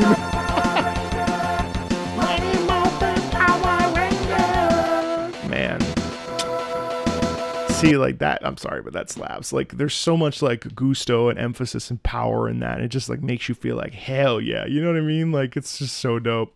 So another game on the SNES that I played a lot of, actually, which I hated. I actually hated this game, was Clay Fighter, excuse me. I don't know if anybody ever played Clay Fighter, but it's truly one of the, I don't think it's a, I think it continued on the N64, but I hated Clay Fighter. Who was I playing with? I was playing with the AI, and the AI was awful to me. It was abusive. But the Clay Fighter, you know, I was looking through the soundtrack, and I saw there's one called Opera House, and I think I remember this one pretty plainly, but let's listen to it. This is Clay Fighter SNES Opera House. Oh yeah, this one. See, like I never thought about this theme ever again.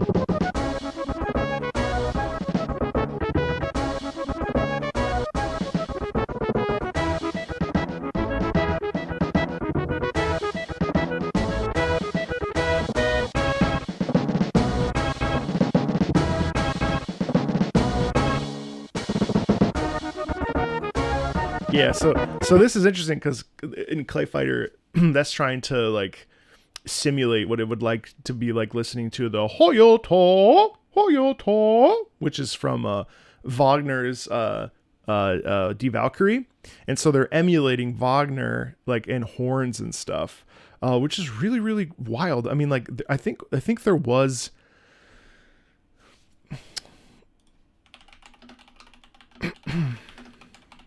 Hold on one second. Oh yeah, here it is. Yeah. So the background, it's weird. My brain viewed this as 3D. That's crazy. Helga was a Valkyrie. I'm pretty sure.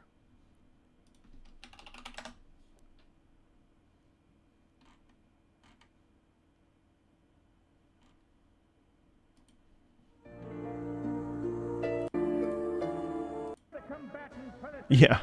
Oh my god. Helga versus Helga.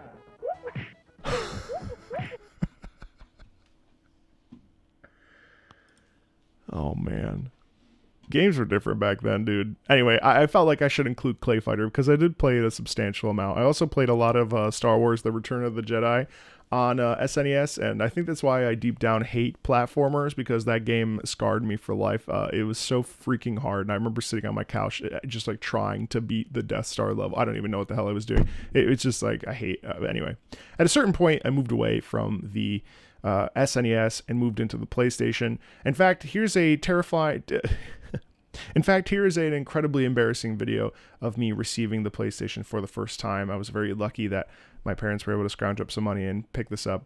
And apparently, the first game I ever got... The first game I ever got for the PlayStation was Star Wars Masters of Terras-Kasi, which I always thought was named Terrakasi. And apparently it's terrible. But when I was a child, this game was the second coming of Jesus Christ. I loved it. I loved Star Wars Masters of Terras-Kasi so much. I was a big Star Wars kid.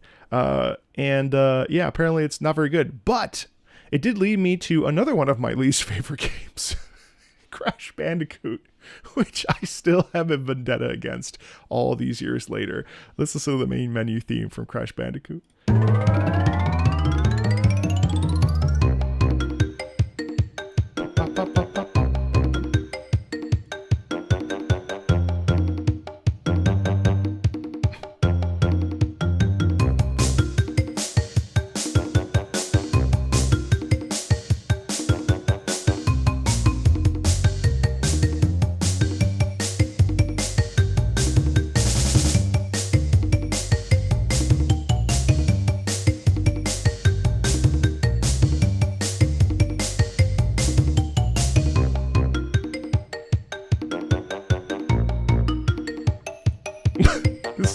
crazy, actually. Oh, I love that.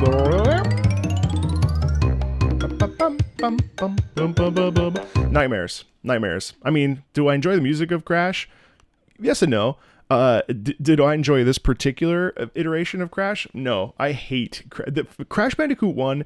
It has got to be one of the most difficult, trying experiences of my young life. Like, it was hard, and I was obsessed with it. I really wanted to. I don't think I ever beat it even. I tried. I mean, you know, at that point in my life, it's not like you could go out and buy any video game. Like, my parents were giving me my allowance, and either you bought a game or had the money for it, or you begged your parents, or you didn't. And in my case, we did not have a lot of money, so I got the games that I got, and usually it was around Christmas time. And Crash, I don't even remember how I got it, but I remember just distinctly hating Crash. Would I punch Crash Bandicoot in the face? No, probably not, but I would certainly write a strongly worded letter to Naughty Dog, and maybe I should. I should still write that strongly worded letter, because my childhood was damaged irrevocably. Just kidding. But getting this PlayStation actually led to a lot of seismic changes in my life. It sounds kind of silly to say, but a PlayStation actively made me who I am today. And not that I owe Sony like my entire life or anything, but there is a certain amount that I owe to Final Fantasy and Nobuo Uematsu. I think because of Uematsu, I really started to open up my mind to what was possible when it came to music, and what was possible when it came to, I don't know, expression and understanding story. And I played Final Fantasy VII. It was my first Final Fantasy game. I played it to within an inch of its life. It was a monumentally important game to me, but it actually paved the way for a feeling of attachment to the series that I still carry with me to this day. And it really wasn't until Final Fantasy VIII that I really just, I think I realized that I was head over heels in love with this specific series. And that love has waxed and waned over the years. But, and I never even finished Final Fantasy VIII. In fact, I gifted my disc to somebody, and they brought it back. And, back in those days, the disc, if you pressed on the cover of the PlayStation, it could actually damage the disc. And so when they gave me back disc 2, it was disc 4, the inside of the disc had a burn mark across the entire around the entire circle of the CD. So I never actually I attempted to finish Final Fantasy VIII at one point, but I was very bad at the junction system, and maybe I would like it like today as a 30-something, but I remember Final Fantasy was when I really started to listen to CDs and burn songs onto CDs. I listened to a lot of classical music as well, Chopin, Liszt, piano stuff, but it wasn't until I found a fantastic thing out on the internet where it was like piano variations of Final Fantasy music. Like, it was Final Fantasy music covers. And that changed my life, and Uematsu changed my life. And so I used to obsessively also listen to the OST of Final Fantasy VIII, and Maybe I'm a Lion was, I think, the third form of Ultimisia. Ultimisia is the final boss. Sorry, spoilers. And this song just slaps.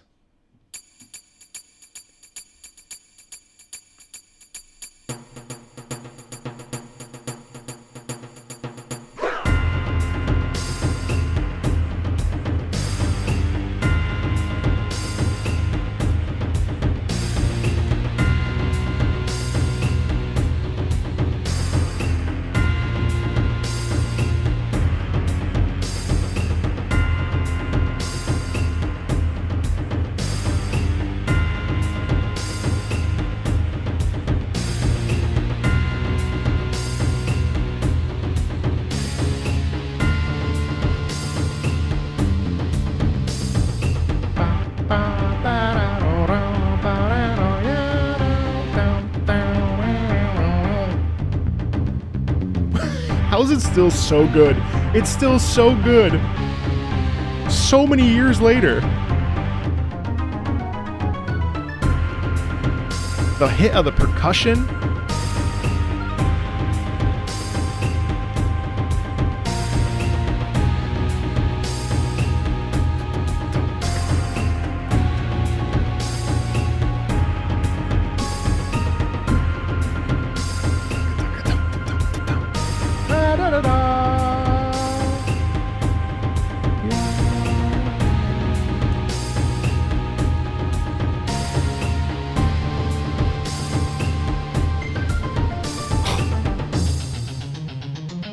Oh, I forgot about this section with the electric guitar.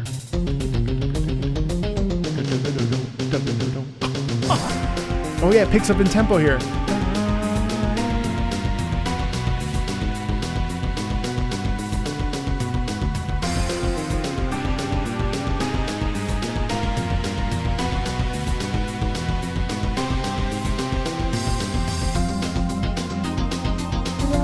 I love this like jazz organ too. My God, it's so funky. Uematsu's like at his best here. That bass is ripping. Absolutely prog rock, yeah.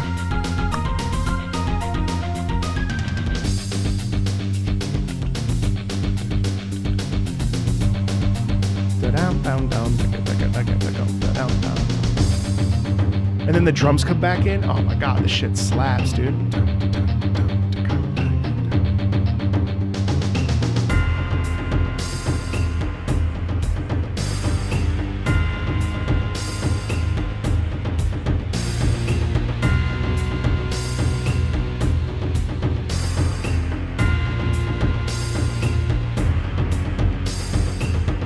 I don't know, man. That piece locked in for me in a deep way, and I didn't understand what prog rock was, and I didn't understand any of that stuff. I mean, I didn't understand musical. I didn't even know what genres were back then. You know, I was probably like what, 11, 12, and yet this piece, like I was obsessed with this piece. This was, I didn't actually burn the disc, but I listened to it so much it got so scratched up. I had a disc of like my favorite Final Fantasy VIII songs, and I didn't really care for Final Fantasy VIII. Like it didn't reach the highs that Final Fantasy VII did for me at that point, but I still really appreciated the music, and there were so many amazing tracks. Like Balam Garden is so beautiful, Fisherman's Horizon, the battle theme that was even in Final Fantasy XIV. I mean, the summons, anyway, all that to say, like this particular piece also too, like it also blew my mind. The Ultimisia's Castle was also like just an astounding piece of music. And on top of that, the fact that Ultimisia is like 4 phases, like my young brain couldn't comprehend the fact that like the previous boss Sephiroth, 2 phases, and it's like, okay, and then if you have Knights of the Round Table, Bizarro Sephiroth goes down really fast, so it's not even something to think about. But then you kind of have to like work it out when you're fighting Safer Sephiroth because you've already used your big summon. Okay, cool. But then Final Fantasy VIII having so many different forms, and then the whole like story structure was just fascinating because I thought that I was getting near towards the end. Turns out that's really more like the middle. There's so much ebb and flow in this game, and Griever's theme, Maybe I'm a Lion, is just still, I think, one of my favorite video game tracks ever. It's just like, it just slaps so hard. I haven't heard it in a long time. Obviously, my obsession with Final Fantasy continued. I played all of them up to 10 really on this, the OG. I think was Final Fantasy 10. I don't even remember if Final Fantasy 10 was on the OG, but Final Fantasy 9 is the one that felt the best. Final Fantasy 9, I remember when the marketing came out, it was like, oh, it's going back in time to a different period of Final Fantasy. And I'd only grown up with the previous 2, so I didn't really know anything about Final Fantasy. And Final Fantasy 9 gave me this weird nostalgia for a pre like the Final Fantasy 7 experience.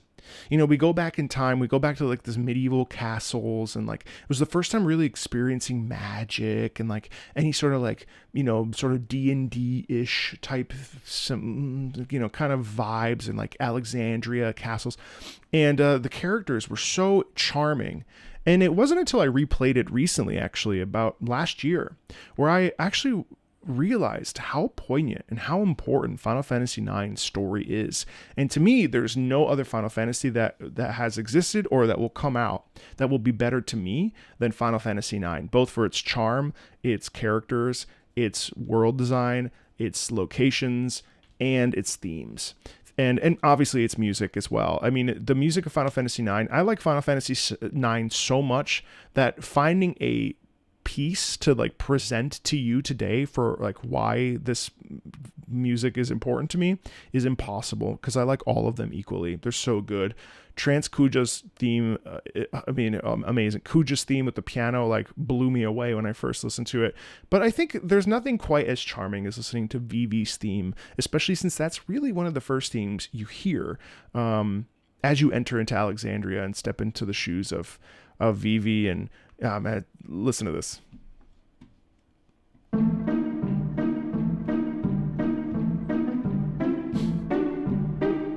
love this little guy.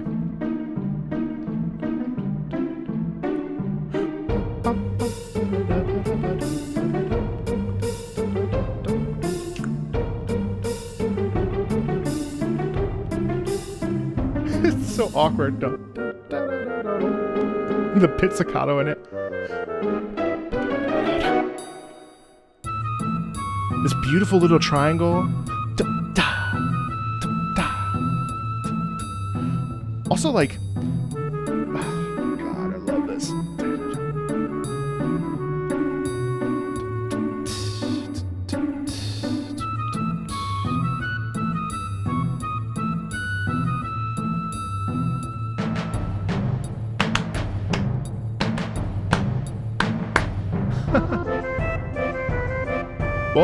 What? It's quirky, it's odd, it's awkward, it stumbles on itself.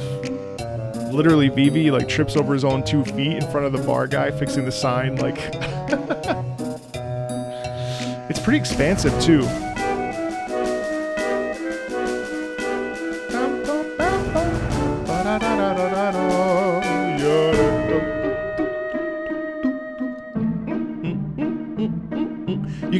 You can just picture Vivi waddling around. I mean, it's just a gem, and so many pieces from this soundtrack just, I mean, you know what? Screw it. Listen to how good Kuja's theme is from Final Fantasy, and not Dark Messenger, which is really... No, not Dark Messenger, which is obviously amazing, but the really the Kuja theme itself from Final Fantasy IX is just amazing. Oh, this is interesting. Square Enix uploaded gameplay with... Well, I'm going to do it not on the official channel. Here's yeah.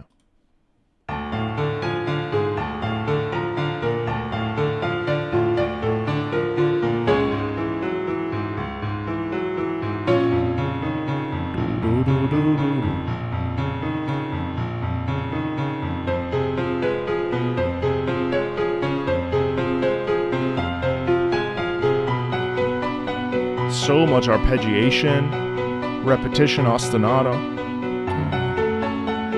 You can hear how like Kuja's mysterious and confusing and feels dangerous in like a slippery way.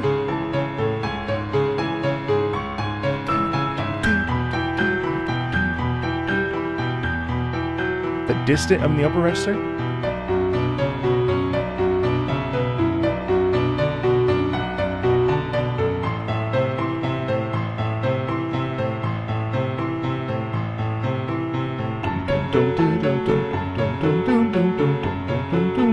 It's such a really good piano piece.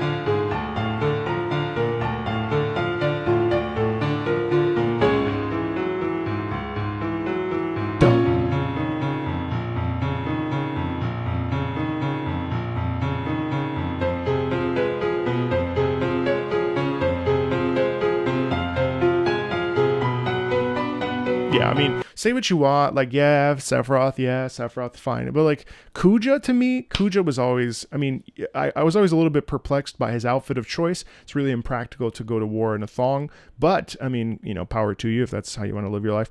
I always preferred Kuja and Kuja's journey over Sephiroth's. And I always felt that, I mean, I'm obsessed with, I love Final Fantasy IX. I have a giant poster right there of Final Fantasy IX. I have a VV statuette back there, a VV plush. I love Final Fantasy IX. I have ever since I was whatever age I was when I played it. It like was a defining game in my childhood and easily one of my most important games of my entire life.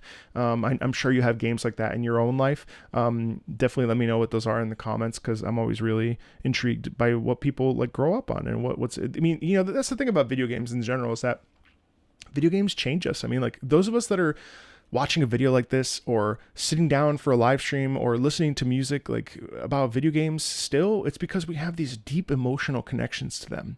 And now you can listen to that, connect it to the context, connect it to your own life, whatever, but like there's so much that video games do for us and make our lives better. And you know, yes, this is a video about my childhood music or the best whatever the hell I ended up titling it. Like, but like the fact of the matter is that like this music changed me, changed who I am, and I'd love to know what your pieces are that changed you. One game that really changed me, and I have complex feelings on this, is Metal Gear Solid. Now I don't love Death Stranding, and I'm not really into it. I struggle with it because, you know, these games, Metal Gear Solid 1, 2, and 3, are games of my childhood. They also define my childhood, especially the first one. I played the first one so many times, got every possible type of camouflage, all the secret stuff. You know, Gray Fox. I have a Gray Fox poster over there. I mean, like, I love Metal Gear Solid. The sinew of bone and sinew, the threat of war. You know, like, I mean, God, like, I love Metal Gear. Not crazy about Death Stranding or the esoteric storytelling or mapping out the best path to climb over a mountain. It's not really the type of game I like to play. Feels a little crazy, but, you know, maybe Metal Gear Solid was also crazy. But the Metal Gear Solid main theme, I remember distinctly. So many pieces from this just, like, live in my brain rent-free.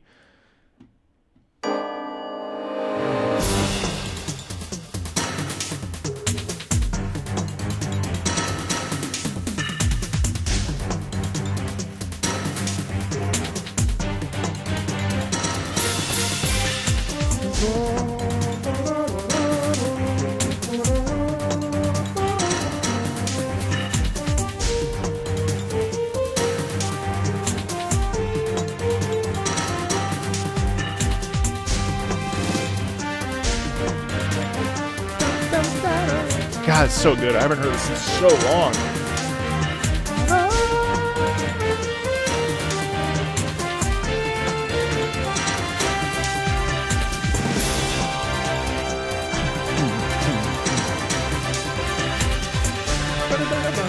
Oh, yeah. Da, da.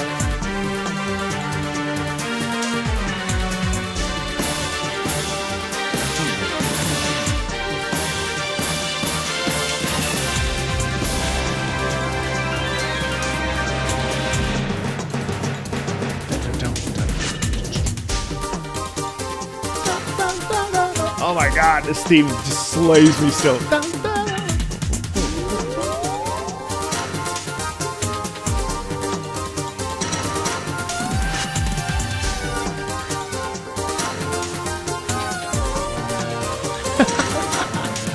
Oh my God. It's got some like real jazz in there too, doesn't it? Damn, this slaps. I haven't heard this in forever.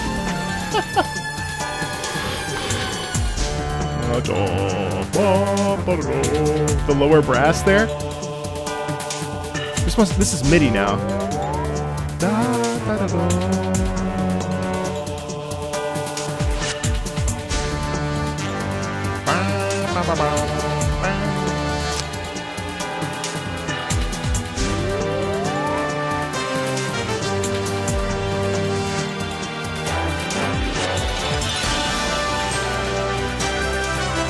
Weirdly major, what the fuck? That's amazing. Da, da, da, da. What?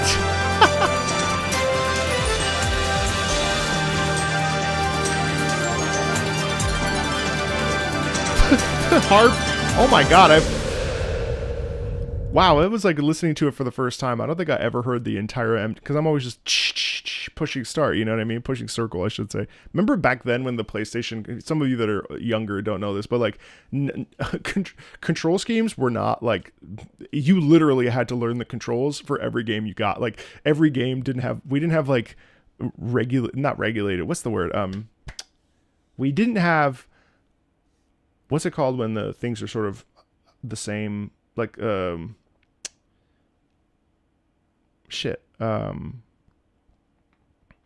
when like there's like a normalized, yeah, that's basically the word for it. I don't have to like use the like fancy word I'm thinking about in my brain.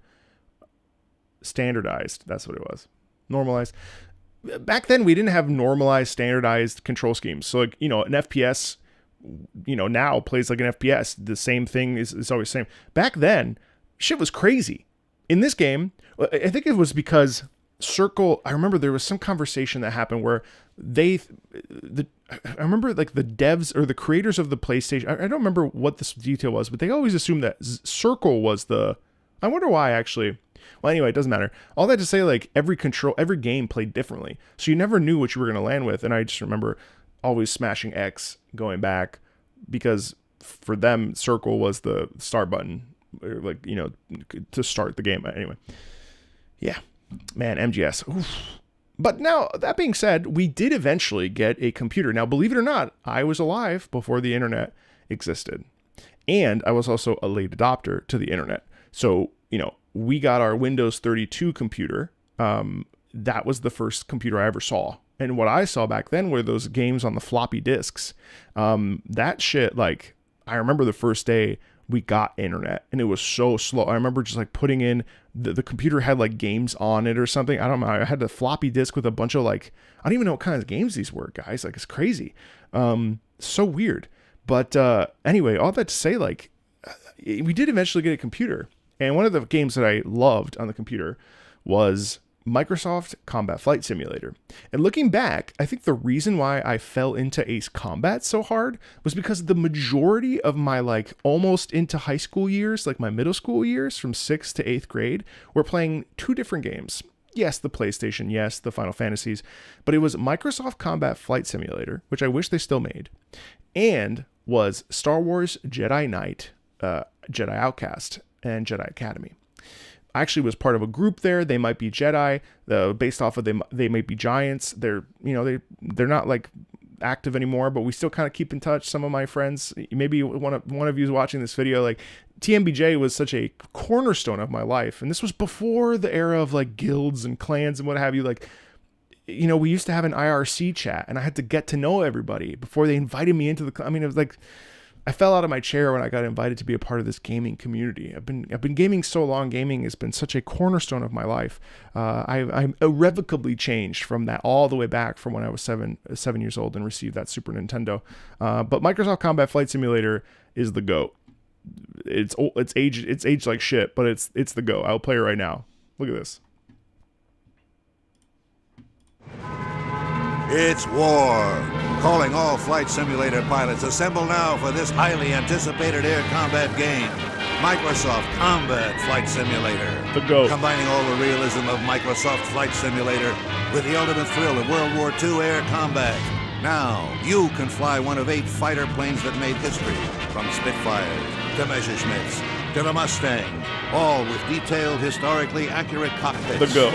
Fly solo against the computer or go multiplayer on the Internet Gaming Zone. Be Internet careful. Gaming Zone. With highly sophisticated damage modeling, you'll have to use your wits to overcome that damage just to make it back home alive. Your mission? Get all the realism you'd expect in Flight Simulator, now with the excitement of combat. Only in Microsoft Combat Flight Simulator. The GOAT. The GOAT. It was like historically accurate. It showcased like actual battles. It was just amazing. What an incredible game. And then, we did end up getting a Pokemon, we did end up getting a Game Boy Color actually, and that was where I played Pokemon Red for the first time. It's the only Pokemon game I've ever really spent any time in, and I think I got most Pokemon in it. But I remember it in the cafeteria at school, we'd have to use our little dongles to yeah. I've lost a lot of you to this video, and that's okay, because a lot of you just we're not the same age, and that's fine. But boy, it was a different time. We had to use like the connector cable and stick it in each other's.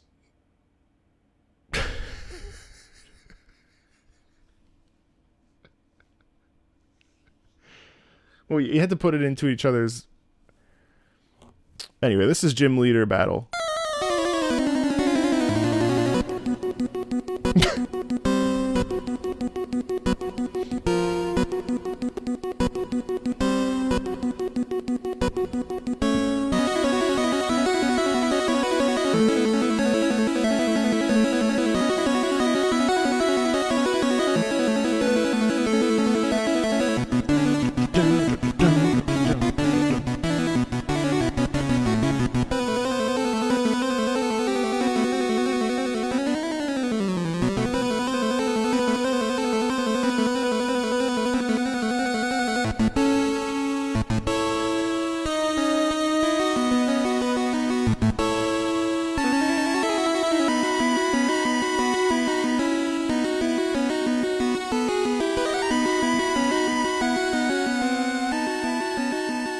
Damn.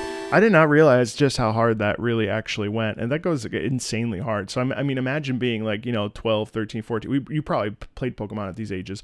But like back then we had like Monster Rancher and some other stuff. But like, especially the portability of this thing, like, listening to that at 11 p.m. at night or in bed or whatever, like the intensity and the tension of that, it's really actually like kind of palpable. It's like I feel like I appreciate it much more now as a almost 40-year-old than I did back then, probably.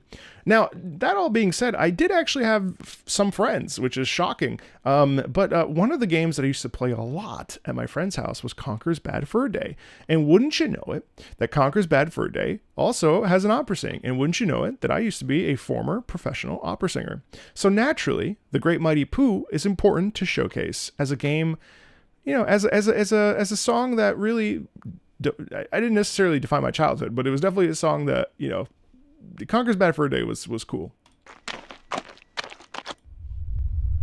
Uh-oh.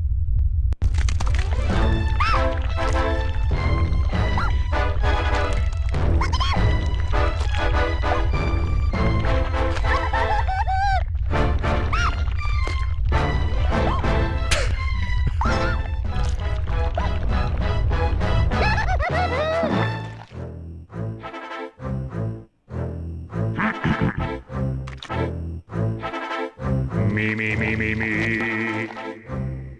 I am the great mighty Pooh, and I'm going to throw my shit at you. A huge supply of tish comes from my chocolate starfish.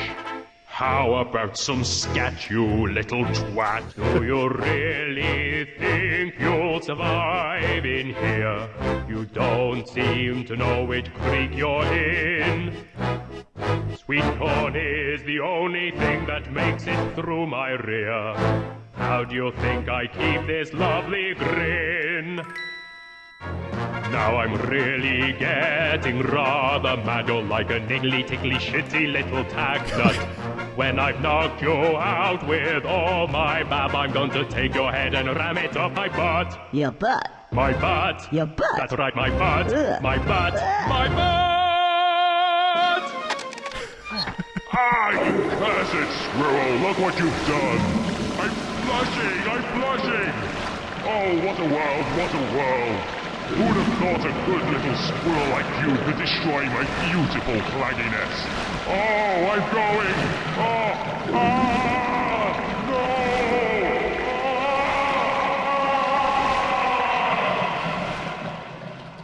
No! Like, have you ever seen anything more perfect than that? I don't think so. This is definitely the game of my childhood with friends, and it was amazingly funny, and it is absolutely crazy. And it just works. It just works. I don't know that it would work today, but it definitely worked back then. And those are some of the most important games of my youth and of my childhood. I would love to know what some of the games that you played in your childhood were down in the comments below. And as always, thanks a ton, and I'll see you later. Bye. Who's Ethan? Ethan is calling for you in his stream. Better take a look. Ethan can come to my stream and ask me to come to his stream. Who's Ethan? I don't know. Must be a troll. Anyway. Oh! Crazy. All right. So that was that video. Let's see. What's next? Ethan! Ethan! I don't know Ethan. No, I don't. Do you? I don't know Ethan. What's up, club? Also, what's up for those of you that just joined in late? Yeah, we do it live sometimes. Depends on what it is. Let's see.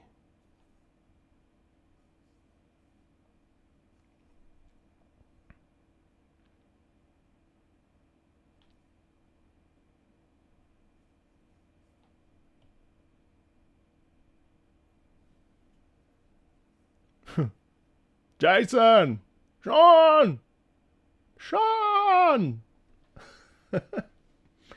Alright, so that was that video. Didn't even have that written down, so childhood games, okay. Okay,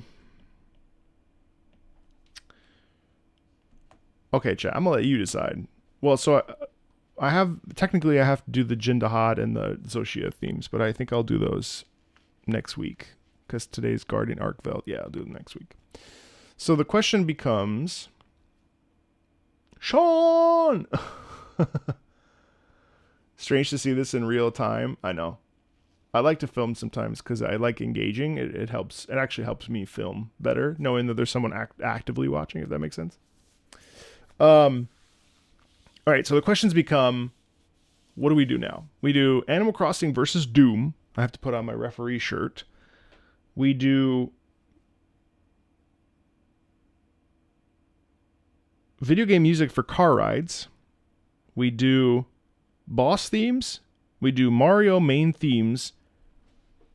I should probably do this Sonic Unleashed video, though, to be honest with you, really quickly.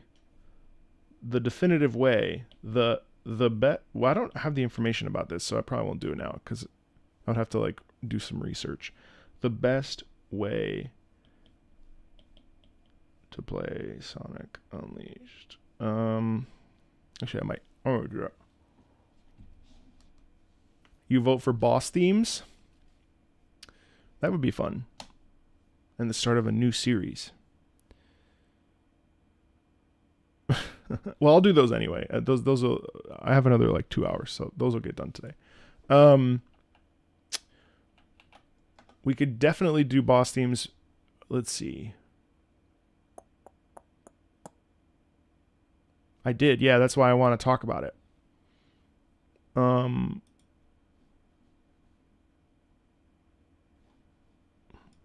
It's okay. I probably won't listen to the mount themes. Not for the videos, anyway. Let me just see something really quick. So, Sonic Unleashed. So, an unofficial Sonic Unleashed PC port is out now. What do they call it? Unleashed Recompiled, right?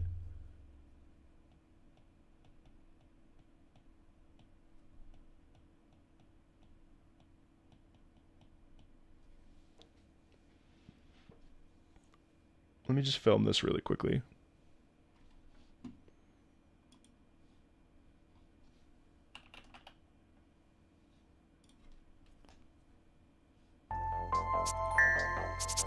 Just hold on 1 second.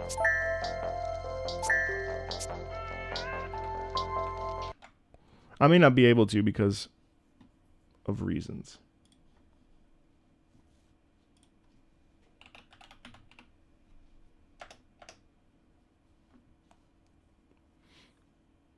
Is it this one? Hold on 1 second.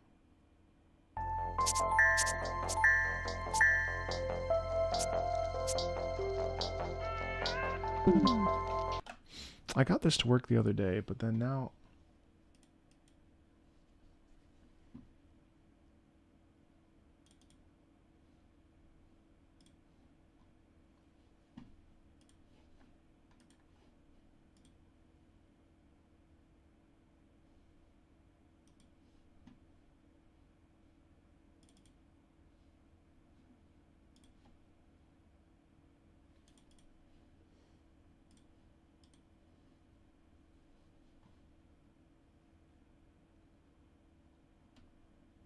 Yeah, I'm gonna have to wait.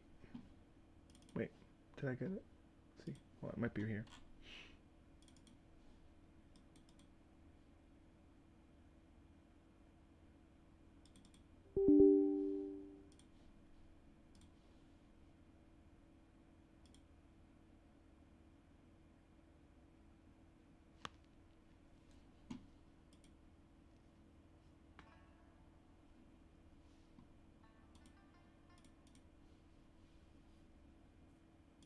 I'll have to do that another time. I have to go through some of the stuff to get it done. All right, let's do boss themes. All right, let's see.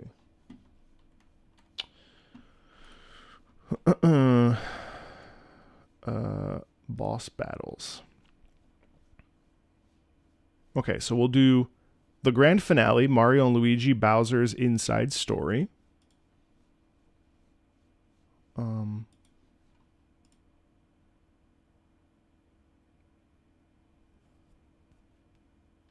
We'll do... I've played Shadow of the Colossus, yeah. We'll do...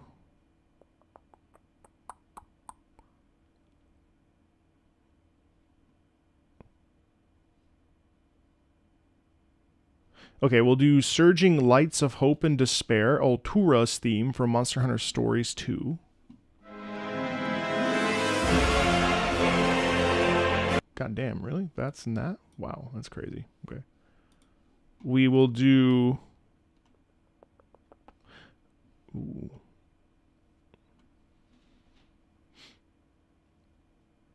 World Revolution from Chrono Trigger. Gots to. We'll do Demo Crawler from Stellar Blade. So fucking good. We'll do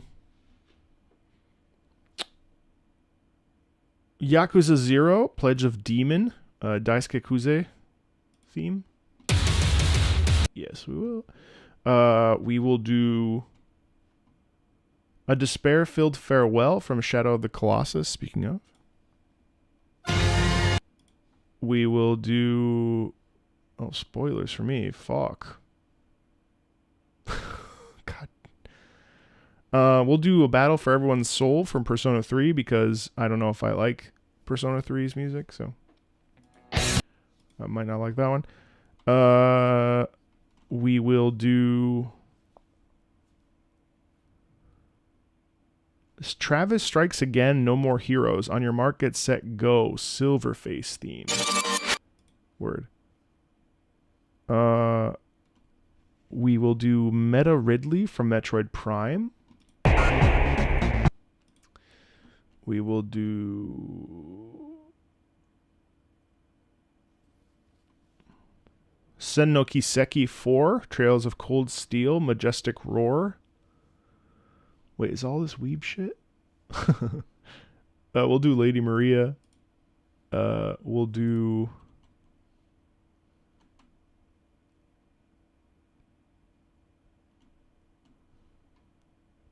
Ark Survival Evolved, King Titan.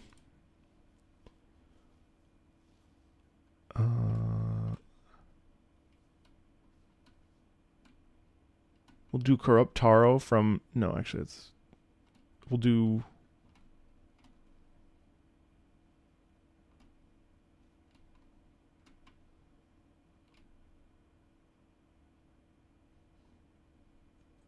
What I'm Made Of from Sonic Heroes. Yeah, I got Lady Maria on there.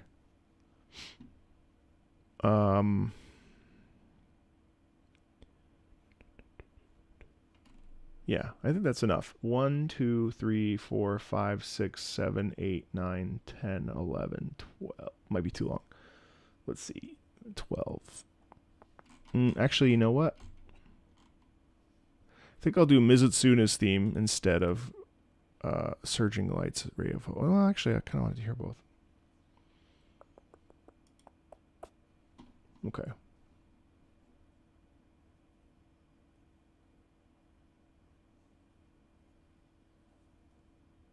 Jindahad is going to be a separate video. Ooh, at 2.2, will you play it? I plan to, yes. It's not top priority right now, though, no. Okay.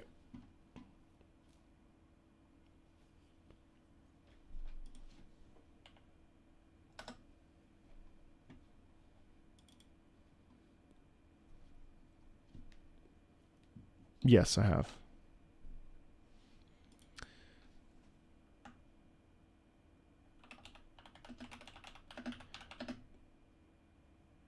Boss themes are supposed to get us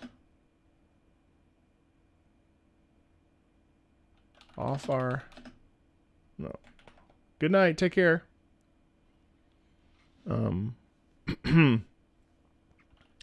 Boss themes challenge bosses. Bosses challenge, ideally, our eyes, ears, and fingers. Wow, why did I say that like that? Bosses are always highlights of any good video game.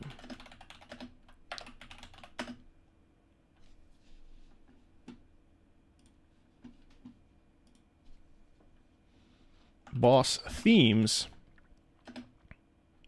boss theme, boss music elevates nearly every boss and makes them so much more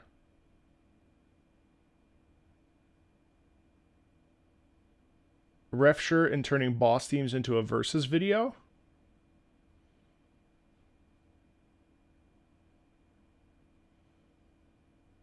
Oh, that makes sense, like a head-to-head. Oh, that could be really fun, actually, since they're bosses and we fight them. What would it be like? What would it be like if instead of bosses fighting us, what if we made them... Great idea. What if we made them fight each other? Who will be the boss of bosses when it comes down to their music?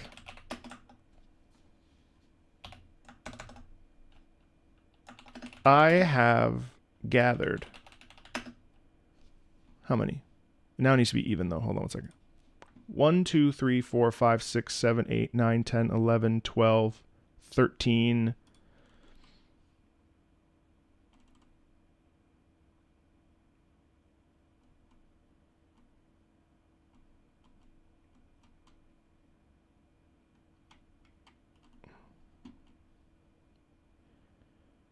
Let's get Kenna in there. Kenna deserves some of it.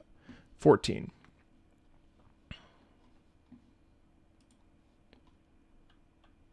What would it be like if instead of bosses fighting us, what if we made them fight each other? Who will be the boss of bosses when it comes to their music? I have gathered 14 community suggested and even feat if it's DDR. That's hilarious. I've gathered 14 community-suggested boss themes. And originally, I was just going to talk about them. But no. These bosses deserve to suffer. Who will be the winner? Let's find out. Who is the boss of bosses when it comes to their themes? Perfect. Shout out. I'll do this in the description to Kramen and Deersley for coming up with this idea.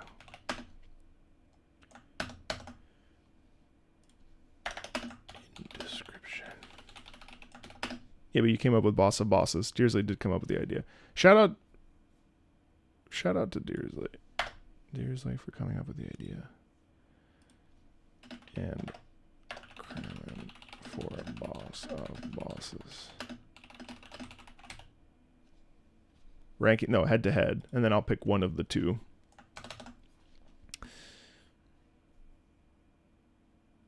Yeah, and I'll have my editor like do something fun. All right, I gotta change my shirt. Well, actually, let me film this first.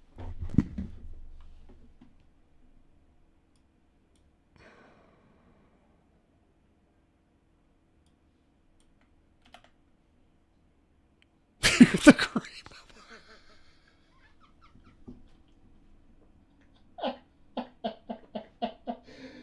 Oh my god.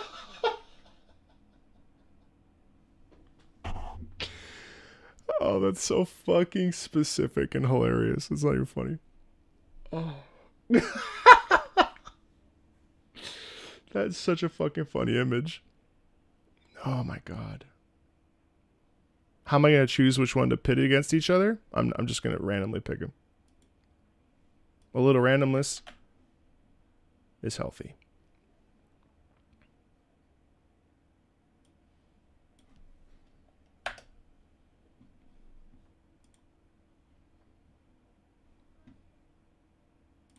You know what I'll do?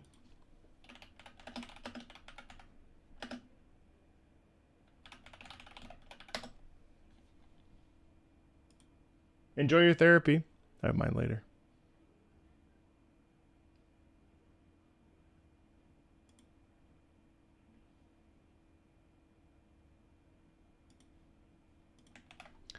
Maybe I'll do it this way. I'll do it this way.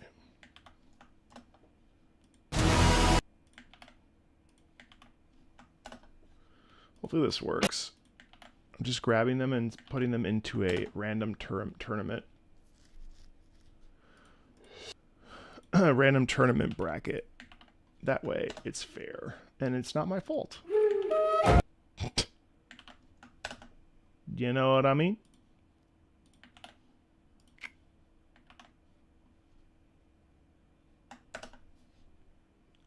Yeah, Suki's been helping me. Suki will gather the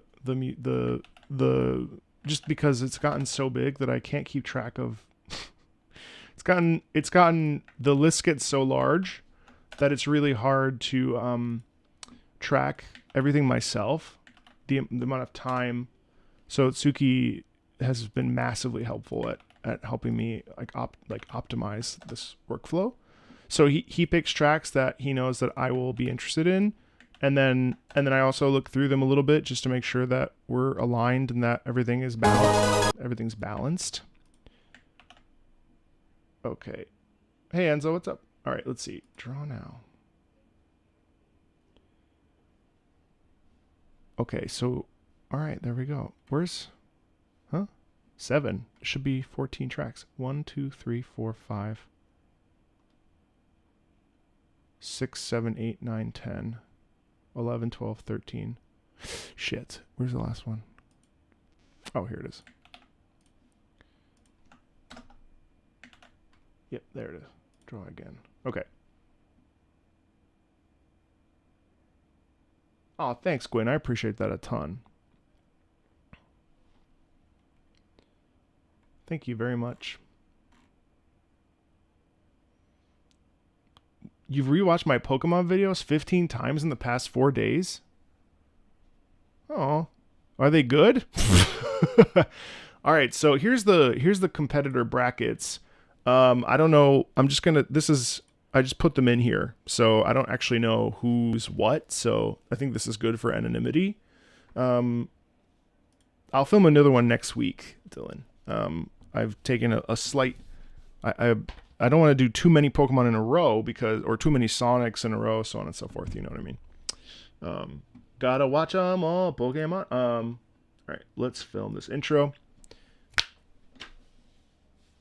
Bosses challenge, ideally, are eyes, ears, and fingers. Wow. Why did I say that?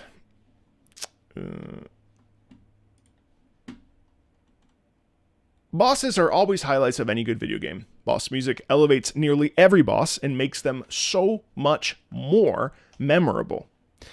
So what would it be like if instead of bosses fighting us, what if we made them fight each other? Who will be the boss of bosses when it comes down to their music and their themes? I've gathered 14 community suggested boss themes in a I've gathered 14 community suggested boss themes, and originally I was just going to talk about them, but no.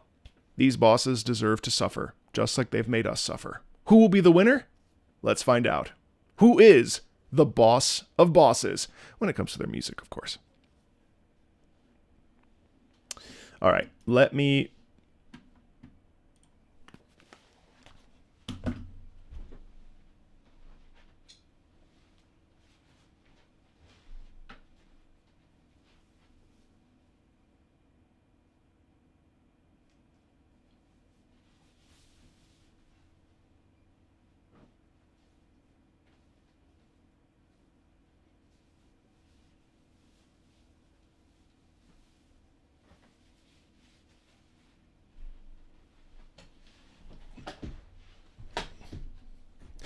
Did you just reference Jurassic Park? He left us. He left us. I love, don't go into the long grass. Don't go into the long grass. Wow. Amazing. So the only problem I just realized is that I have no way to... Let me redo this. Hold on one second. Let me just grab this again, because unfortunately, I need brackets. Random team generator. Tournament.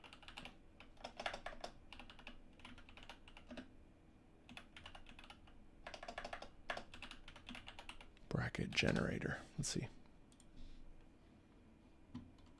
Single elimination. Yeah.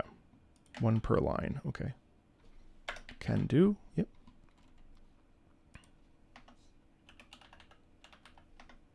No, I think it...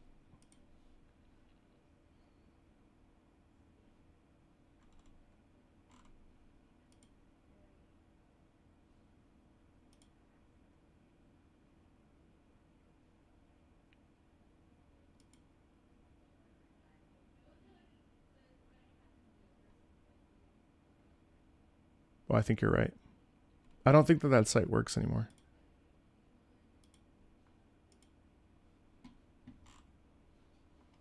Oh my god, dude, I just want to create a bracket. Yeah, you're right. I need 16. Fuck. Well, actually...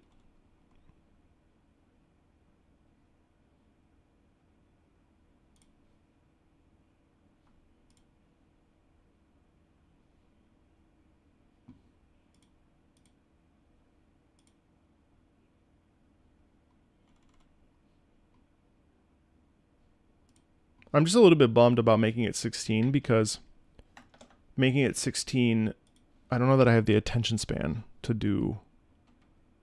Well, okay. That's all right. I have enough tracks. It's all right. I have enough tracks. I just don't want to like bottom out with my ears. That's all. Like 16. If I wanted to do like a detailed, it's okay. It's all right. It'll work, I think. What's Okami then? Oh, from Okami. You know, I think I'll throw in, I'm gonna throw in,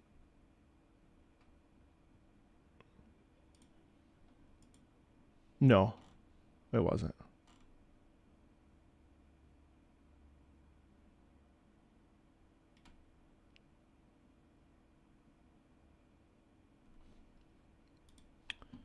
Sorry, this is taking a long time, chat. Occultation? What? Word, yeah. Alright, okay. Boss. Attorney. Alright. Okay, cool. So, first up, let me just...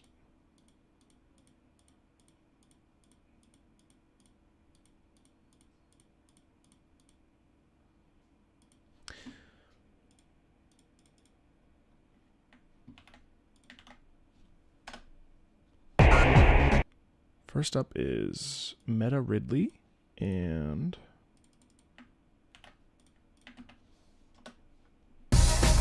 okay, occultation from what? Picayune Dreams. All right. First up is Meta Ridley from Metroid Prime versus Picayune Dreams from Occultation. I have not heard either one of these, so this is going to be interesting. All right, here we go. Metroid Prime up first.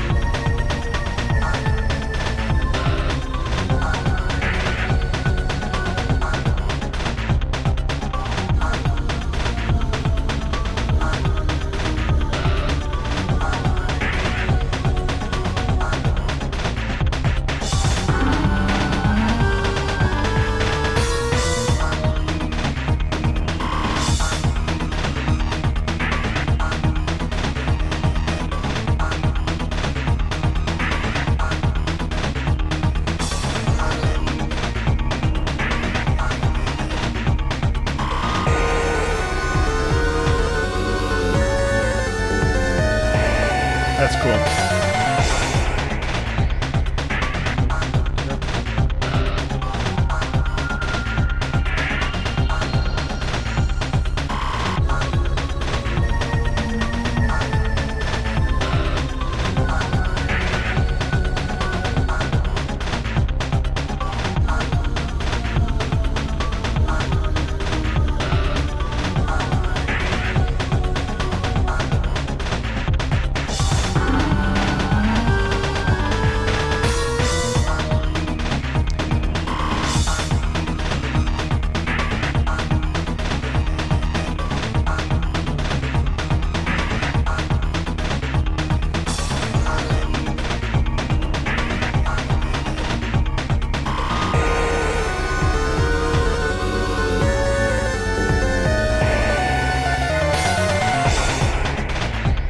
It's incredible, really. This piece is very tense. Now, obviously, all of these pieces are going to be tense. It's a boss battle theme video, so when I say tense, I mean it for every piece. But one of the things that's most interesting to me about this is that you actually hear Meta Ridley's actual like sound, almost like their speaking voice, like shouting out or yelling at Samus, or there's a shouted quality in there in the music, which makes it feel like it's less so about Samus and much more about Ridley. And like, I don't even know what Meta Ridley is. That kind of goes over my head there in terms of the experiences with Metroid. But what I would say is that this has this constant propulsion, which makes sense for a boss theme.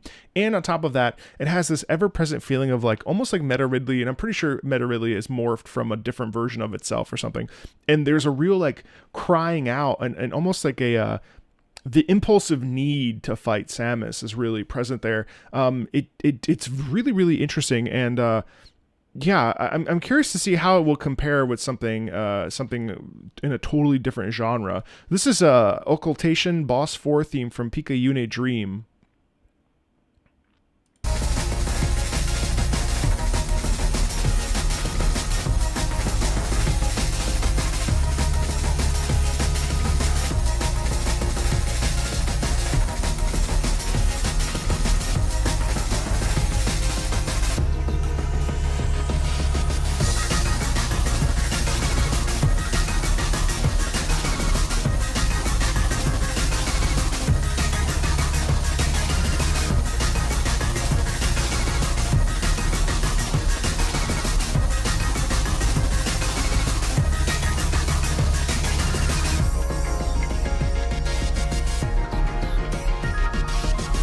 Man, that piano pops.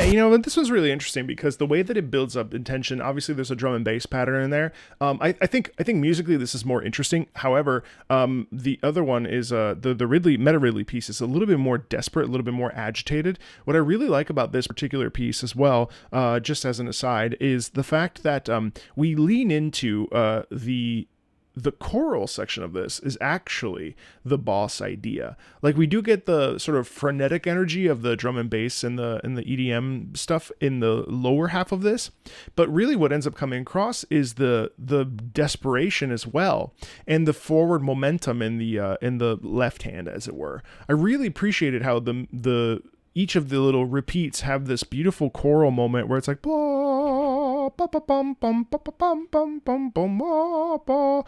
and that is a really fun thing to feel when you're like driving forward, especially when you're considering a boss theme. I do think that the winner of this round is Meta Ridley, because I feel like there's a little bit more of a sense of stress and agitation in that piece. I think if I'm being completely like not, yeah, I like this one more for listening for my own like preference, but for what I think like the scope of this is, like who's the best boss theme of this list, I do think that it goes to Meta Ridley, just because there's much more tension in that sound. And it's not to say that a boss theme needs to have tension in order for it to be good or perfect. Obviously, nuance is really important. But yeah, for me, I'm going to give it to Meta Ridley in this particular case.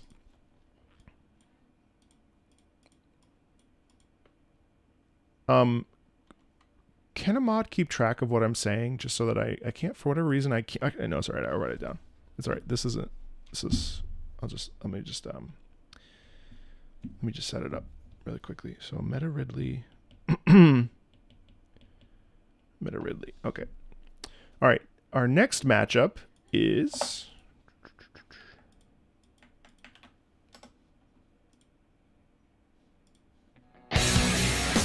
Persona 3 and what's up, Goofy? Is that a black lab in your profile picture? Our next matchup is Persona 3 Reload, The Battle for Everyone's Soul, and Shadow of the Colossus, A Despair-Filled Farewell. Now, in the past, I have mentioned that I'm not necessarily crazy about Persona's music, and obviously with my former professional opera singer background, naturally I'm going to gravitate towards the orchestral music of Shadow of the Colossus, but I will do my best to be as objective as possible. So, Persona 3 Reload, The Battle for Everyone's Soul is up first.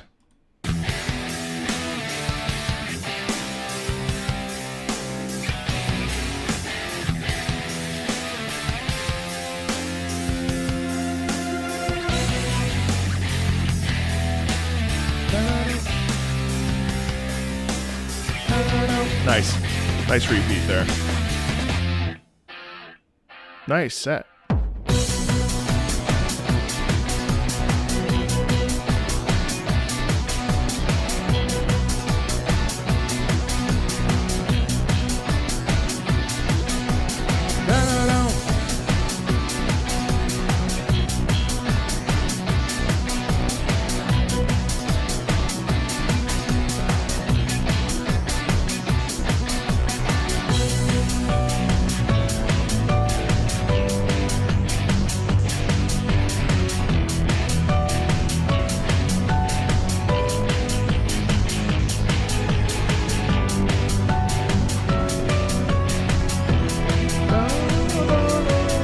Nice.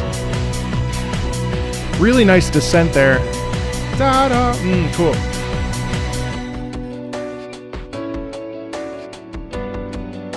Wow, I love how desperate this sounds. Like, very emotional. Hey, isn't that the Violet Room? Yeah, it's a remix of Violet Room. Yeah, it is. Gorgeous strings back there.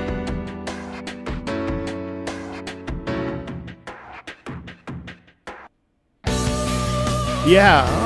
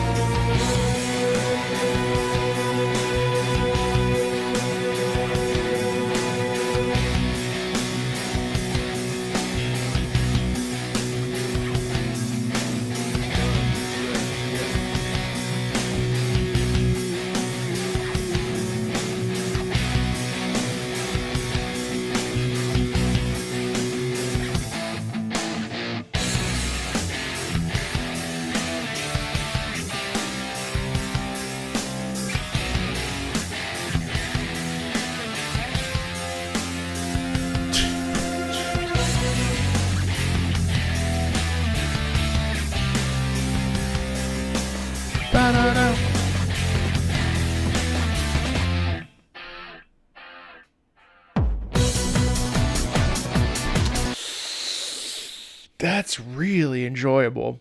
Okay, so I think it's Persona 5 I really don't like the music of. I'm not crazy about acid jazz. I had heard music from Persona 4 and I'd heard a little bit of Persona 3's music, and I thought I kind of lumped them all together with Persona 5. I'll take accountability for that and say my bad for not knowing your game, Persona. I'm sorry. Well, your games, I should say.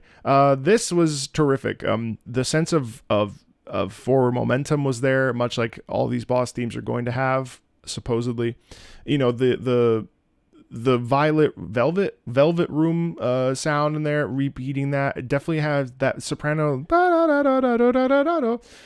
Obviously there's a classical bass there that really makes me happy, but on top of that, I really appreciated that there was a sense of urgency in that sound, and it felt like we were reaching like a point of no return, which obviously makes sense. It's a final wash of, you know, it's a boss theme, potentially the final boss, I don't actually know. So there's a quality in that of like, oh no, like there's almost a desperation in there, and it feels like our backs are actually against the wall. So instead of feeling like, hey, we can accomplish something, it actually feels like, I don't know that we can accomplish something. And I think the difference there between concern and knowledge in music and the way that it sounds is really, really, really, really fun. It's really, really, really intense. And I appreciated the mixture here of this like sort of EDM electronic mixed in with the heavy electric guitar sound presence, and coupled with that beautiful soprano over top. Really, really excellent boss theme. Next up is Shadow of the Colossus, a despair-filled farewell. I feel like Shadow of the Colossus gets shit on a lot, which is really a shame, because Shadow of the Colossus is a fundamentally beautiful and important game, not dissimilarly to Persona 3, I would say. Both games are loved. I think the Persona fan base is much bigger, so naturally there's more eyes on Persona, but like Shadow of the Colossus is a monumentally important and special game that if you've never played before, you should find a way to do so. It's truly terrific, and it's a real like, yeah, both games share similar themes, or at the very least like adjacent themes, and so you might actually you might not like the gameplay, but you might like the storytelling or the. Actually, no, they're not related at all, are they? Well, anyway, here's a despair-filled farewell.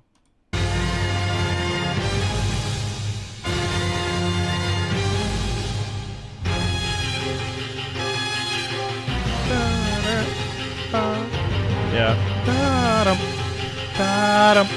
Nice. Love that little accentation in the trumpet.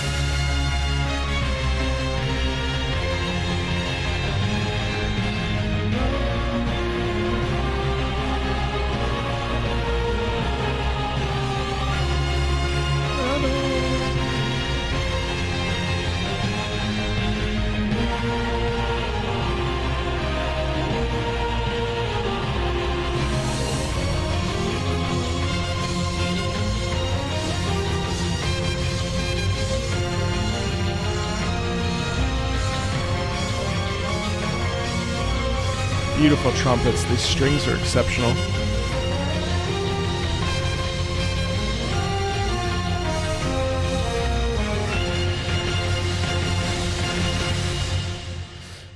That's really tough because Shadow of the Colossus here in this particular instance has a lot of the same motivic like ideas, the same sort of propulsion, the same sort of, you know, the use of the strings in lieu of the soprano. It's very desperate sounding as well, very feeling like your back is against the wall. Here there's a little bit more of an energy of like, I can conquer this, especially with the horns. I mean, there's also a size factor. Like I'm thinking about like a massive Colossus or something. So it's tough because in a lot of ways the themes are not dissimilar musically.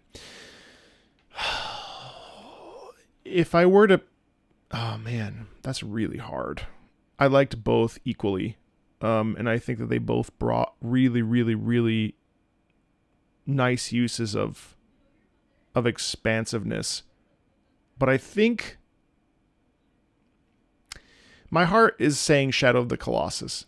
My heart says Shadow of the Colossus because I love the vastness of it. It feels like it's in a wide open field. Well, it's irregular. That is irrelevant, but like it feels very expansive.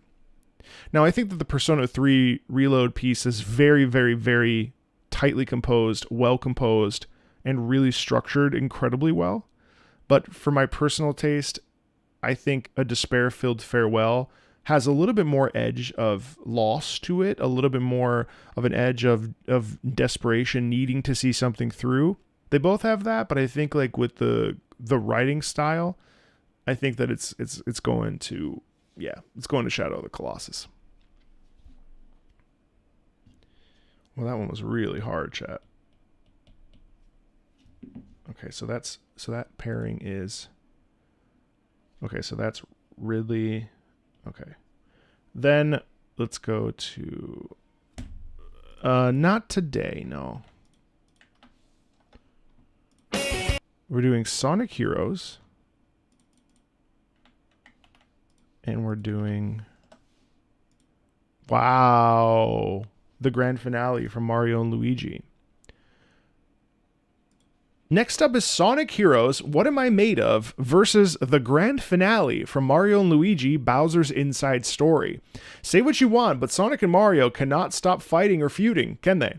Let's check out What I'm Made Of from Sonic Heroes first.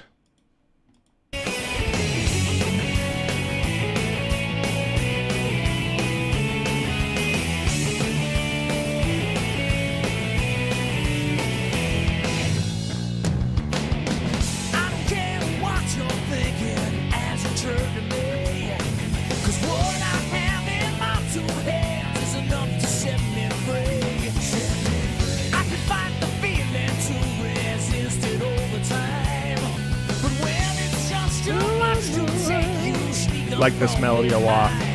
Is it me? You say you're looking for? Let me show you who I am and what I'm here for. Here for. Hey! Trying to reach inside of me. Trying to drain my energy. Let me show you just what I'm made of. Simple curiosity.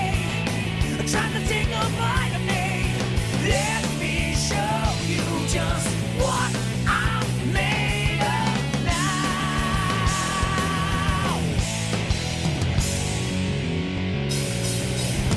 Like a million faces, I've recognized them all.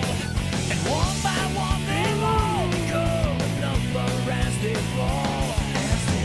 In the face of reason, I can't take no more. One by one they've all become a black mark on the floor. Is it me? You say you're looking for? Let me show you who I am and what I have in store. In store. Hey, yeah! Trying to reach inside of me. Trying to drain my energy. Let me show you just what I'm made of. I don't like that. I don't like that. I don't like that at all. I don't know. Why don't I like it? I don't like the singing. I don't like the constant movement in that piece, that's probably the Sonic song I've liked the least. That's not that's not enjoyable at all. It veers a little bit too close. I don't know. There's something about that singing that really bothers me. It doesn't do it for me. It's a little. It sounds almost whiny, and I really. It's so syllabic. I actually glazed over when that was. I didn't like that at all. But it could still win. I don't know what's going to happen with the grand finale. Let's check that out.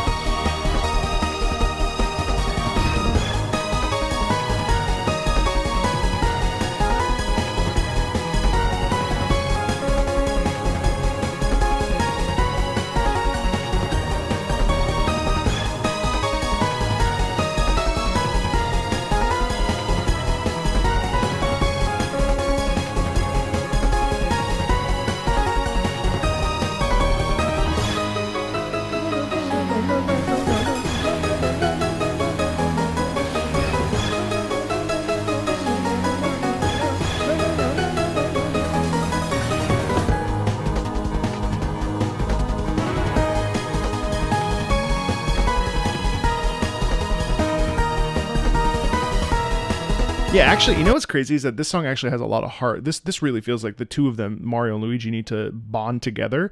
And there's a very clear, like, hey, I need you to trust me. I need you to rely on me. We can do this together. I know that he's coming, but like there's a whole, you can hear a whole conversation of like, let me sit you down and like, let's have a moment of being like, okay, look, this is going to be really bad, but there's a chance that it could be good, right? Like there's a possibility that we might make it out or whatever. That you can hear, especially in the piano. I love that gorgeous piano. Also, there's still momentum. And I'll give the What I'm Made Of as well. There is momentum in that piece. And obviously What I'm Made Of is definitely got some gusto to it. It's got like a feeling of like, okay, we're moving forward. Even in that piece, there is a feeling of like confidence and like Sonic being a badass and like working with the team and making it happen. Like, so when I say I don't like it, I don't mean like it's a piece of shit and I literally I hate it with all my. It's not Crash Bandicoot. I don't need to, I'm not gonna punch it if I see it out in public.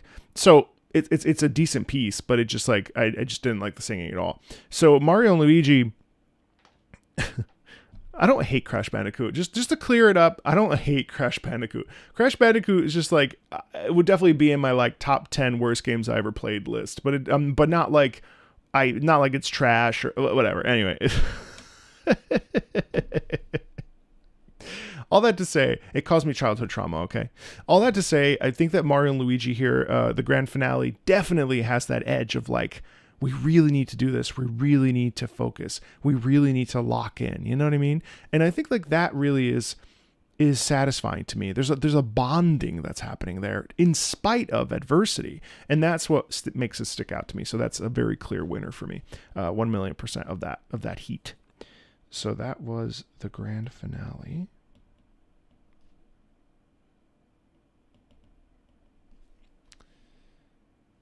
Okay. All right. And then next up is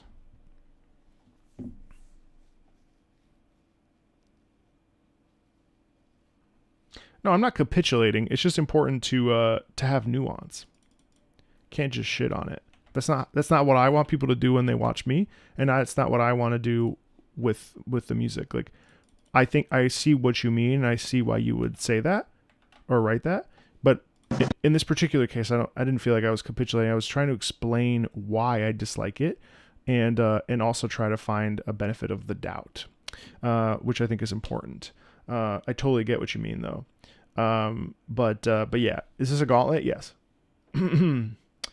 Next up is Mizutsune from Monster Hunter Rise versus Chrono Trigger World Revolution, Lavos' second form.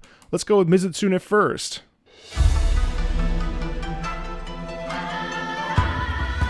Oh man, I don't know. I love this track.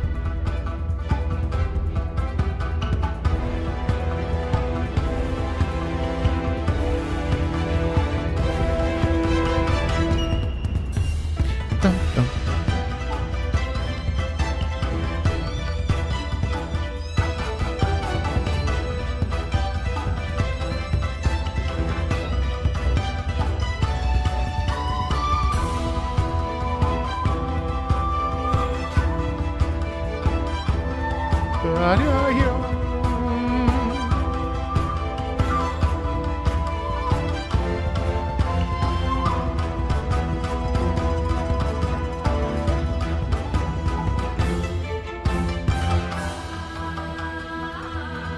I love this. The vocals in here are so visceral. Also, the elegance naturally exists in it.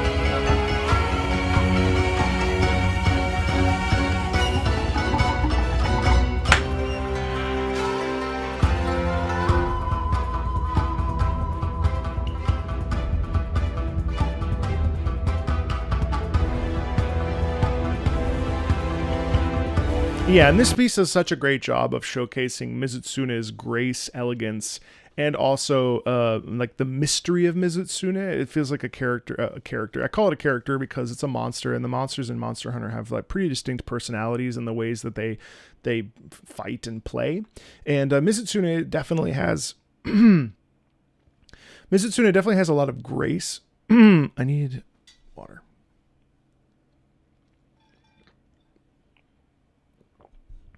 Mizutsune has a lot of grace and a lot of elegance in the way that it spins and flits and floats around. It's a monster all about water and bubbles, and it's very colored and very beautiful, and it has a lot of grace. And you hear that in the music. And I think what's really cool is that it's forward moving.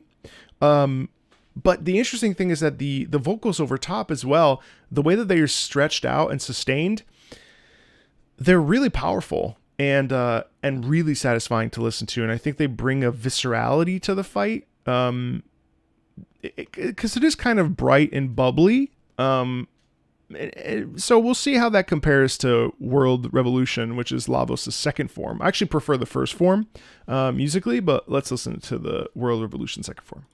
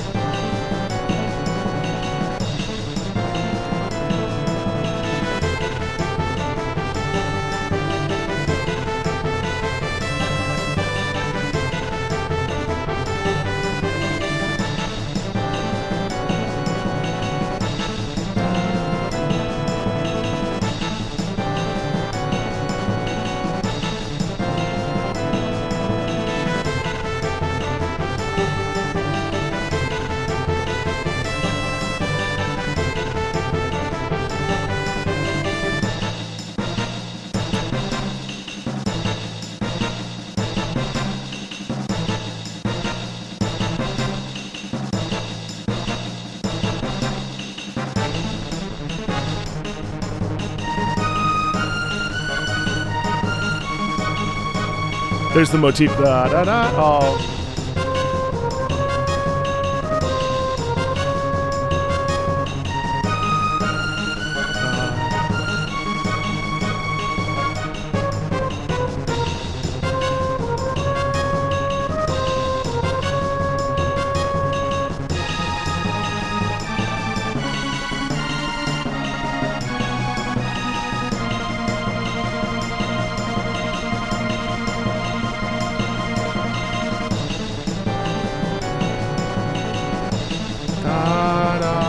Love that.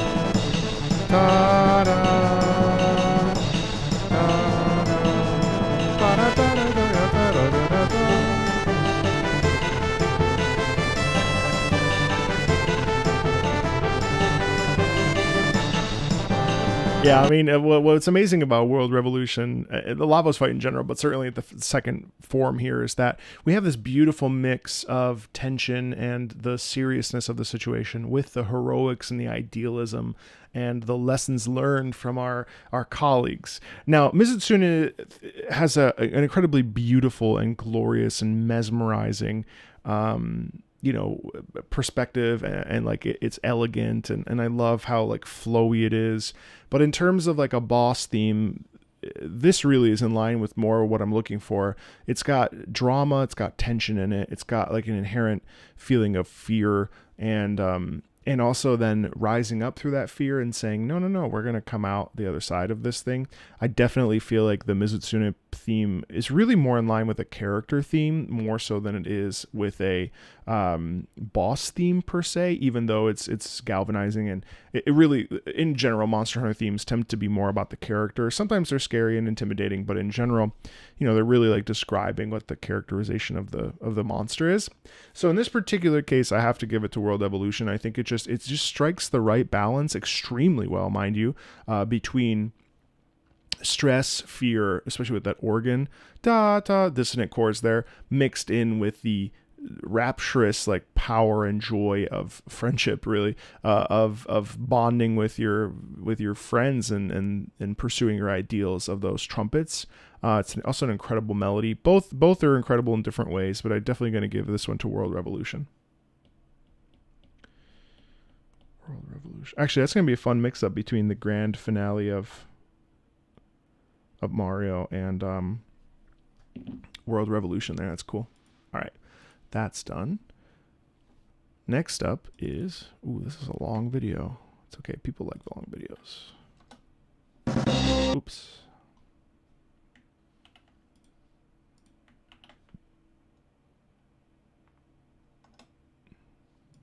Oh, fuck. Well, whoever's going against this will lose. This is Lady Maria.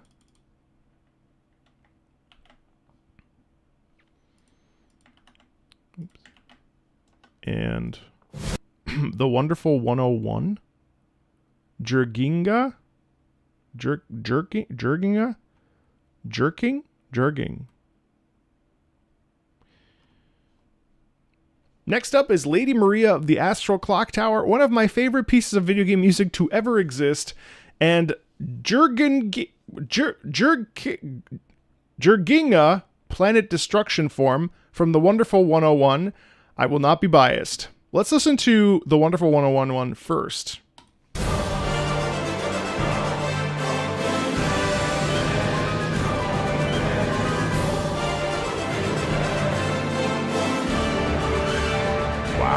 That's actually amazing.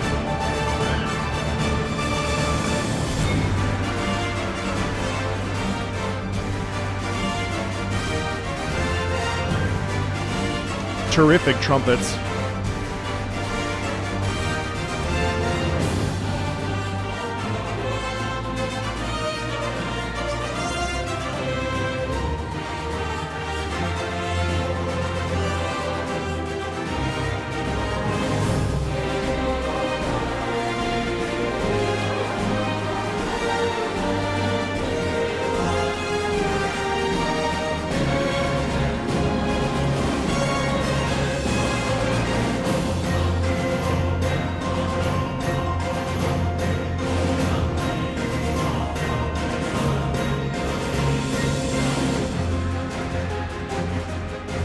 Okay, nice shift.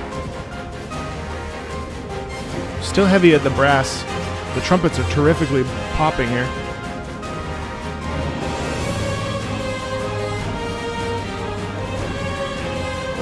So bright and joyful.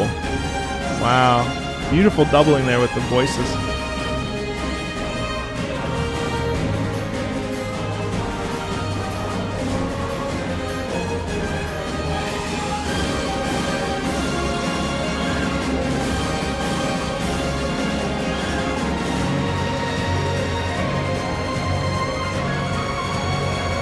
Beautiful piano in the background as the strings ascend.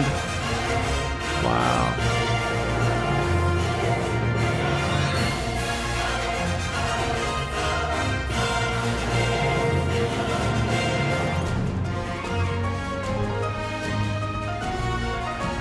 Wonderful unison there with the piano and the trumpets. Really quick shift there into a whole nother. Wow.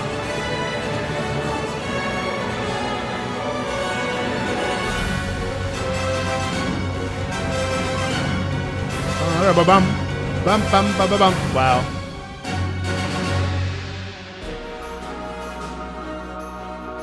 It's so John Williams coded, it's not even funny. Wonderful middle section here. It really dials it back. Get some nice French horns. Beautiful glissandi with the harp in there in the back.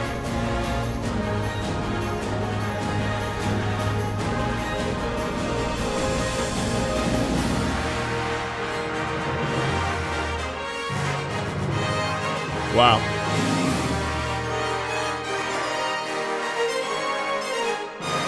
I love that pause, break there.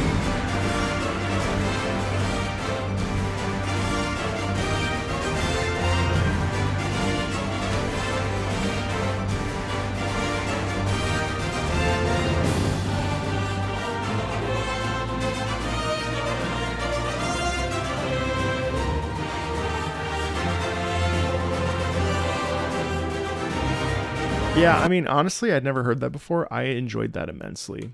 Now, there is some similarity between that and Super Smash Bros. So, you know, the conversation becomes, well, how unique is that really in the scheme of things? Now, it doesn't need to be unique. I mean, it's terrific. It delivers on exactly what, you know, exactly this sound. Even if you, you know, it's also interesting because, like, if you, I feel like if you didn't know what a superhero was and someone played this for you, and let's say you were like, oh, this feels like someone who's got magic or powers or whatever, right? I think you would automatically always default to that. This just has that sound. And it's a really, really, really good rendition of that sound. And it does feel like it's like that sort of like the John Williams coding is there in spades. And I'm a huge Williams fan. So, you know, no problem there. But can it keep up with and compete with Lady Maria of the Astral Clock Tower? Let's find out.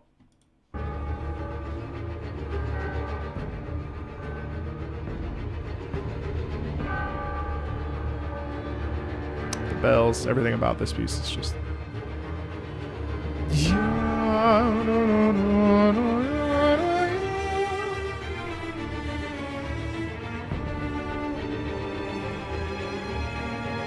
so much terrific dissonance in this.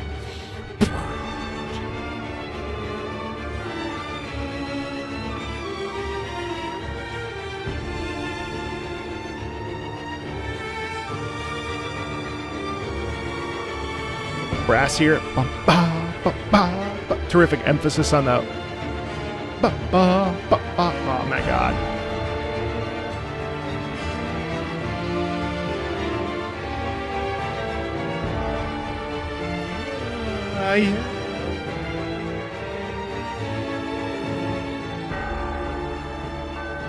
The bells in the distance, my god. It's so cool. Nice setup here. We kind of slow things down. Roll, slow, rallentando. And then...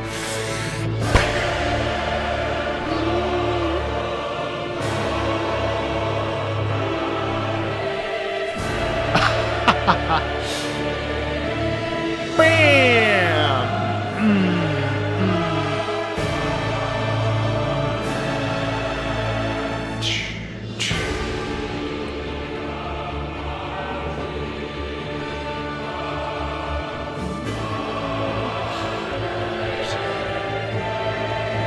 so like released. It's like releasing releasing anger, releasing fear, releasing everything. It's just vengeance, bloody vengeance, you know?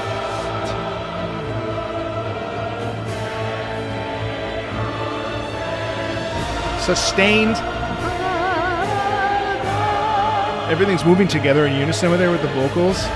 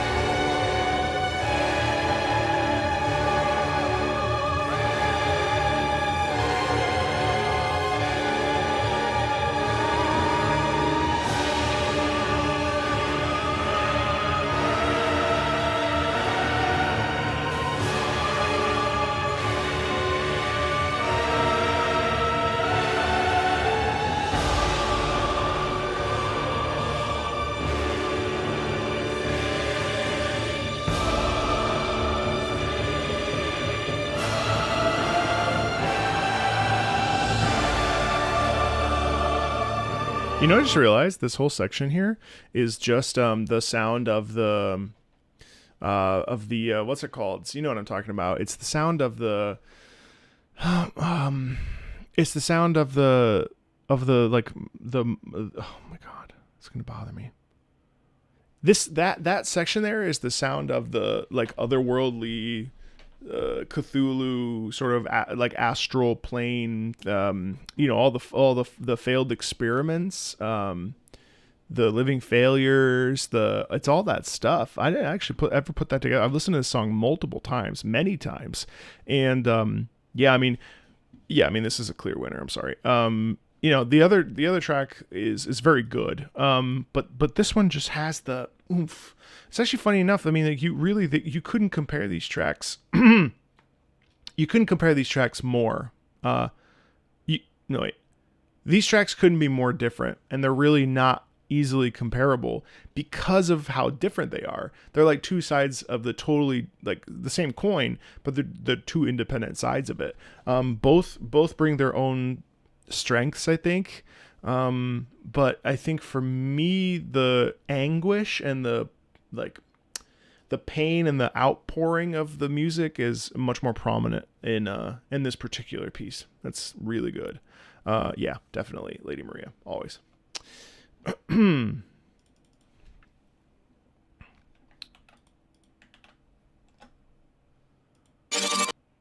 Okay, that one and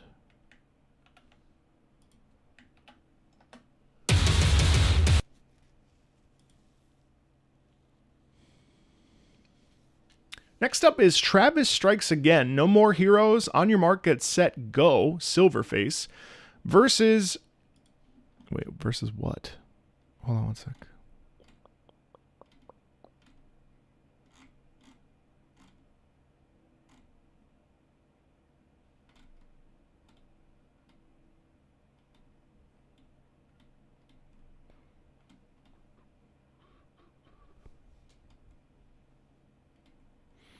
Versus Pledge of the Demon, Daisuke Kuza's theme from Yakuza 0. Let's listen.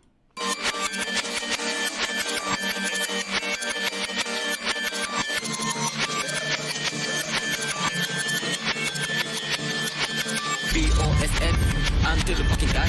BOSS からまだやりたい。BOSS until the fucking die. BOSS からまだやりたい。俺はボスです。BOSS Look at my necklace かなりシャイン。俺ま先生 Teach me fight 諦めないで。これはゲーム Yeah Whoa yeah それどうやってんのって聞かれても俺にはわからないよ。I'm gonna hit you like 神風。君が誰でも I feel nothing I feel nothing. Why can't I be like that nigga with the silver face? I just wanna live my life at my own fucking pace. I'm tired of being from the human race. Got the choice, but be the fucking case. Why can't I be like that nigga with the silver face? Stop it down, put it in their face. And my skin's so brown, you might think it's chocolate cake. But life is sweet, man. I'm just getting to the cake. I'm the underdog, ignore my fate. Never gave a fuck.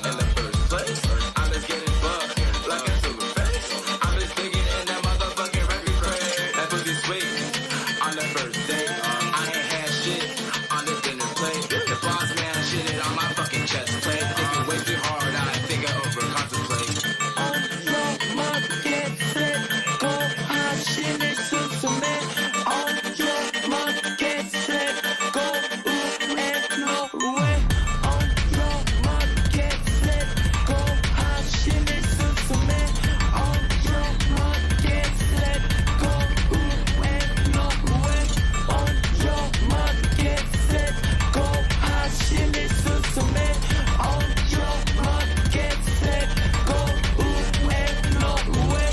On your market, set, go, shit is susume. On your market, set, go, and no way.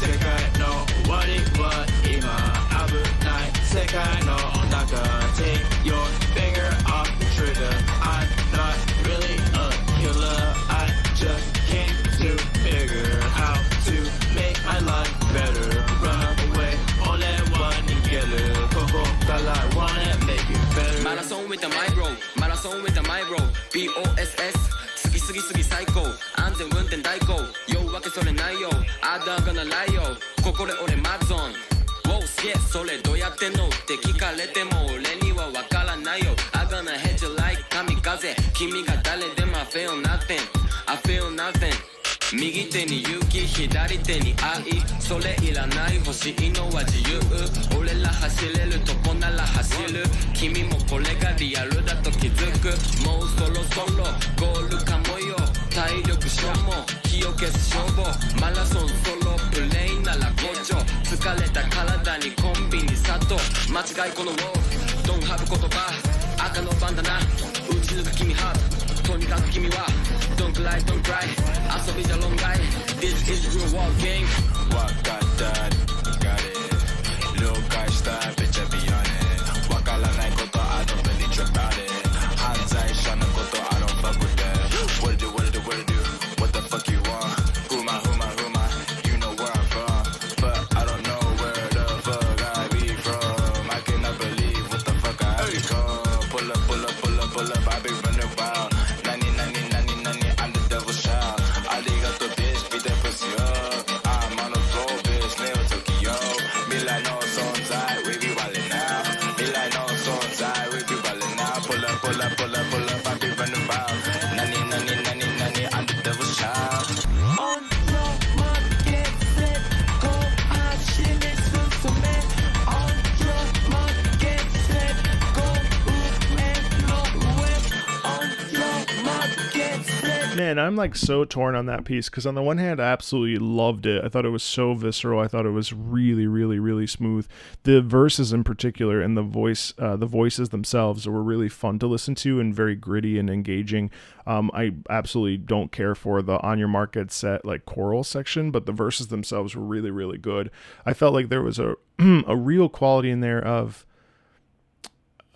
candidness and sort of the sound quality was very cool and chill. I also really appreciate the background forward momentum that we get in that with the there's like EDM in there mixed in with the forward beat. That was really dope. And actually I think it's a pretty good pairing between this and Yakuza 0. I really enjoyed that. I was thinking to myself, like, would I listen to this if I was like out and about? It goes kind of hard. But I don't know. I wonder. Let me listen to the Yakuza 0 track really fast.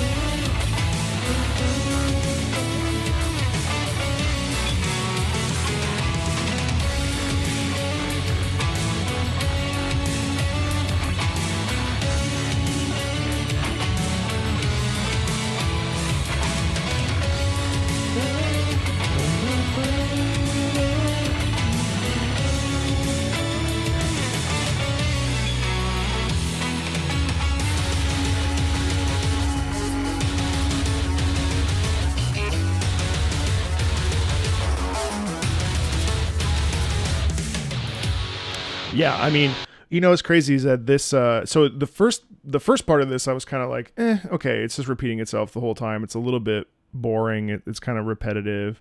It doesn't really go anywhere. It's, you know, kind of my ears kind of tuned out a little bit. And then as we got into the guitar section, bum bum pia, da, da, da, that's when I really got sold on it. And I had not heard this theme before. Now I kind of want to go and start playing Yakuza 0 because I really enjoyed Yakuza Kiwami. And this piece really feels desperate. This piece really feels lost. This piece really feels like, man, why did you turn into this? Like, what are you doing? I really love it when music, I mean, I thought the other one told a story too, but I definitely think that this has more soul in it, if that makes sense. This has a lot more like passion in the playing, especially, and it feels much more like it's really taking us on a journey of like acceptance or like, man, I really don't have another choice, do I? Dum dum da da da dum dum da da da. You know what I mean? It just hits. So I think it's gonna go to Yakuza 0 there. Daisuke Kuze. Hey Clarity, what's up? Just reach out to one of the mods, either Deersley, Sirius, or Kramen. That would be the best bet. Yeah, unfortunately, DMs, I don't really do them. That would be the best way, though, to get a message. So that was Daisuke Kuze.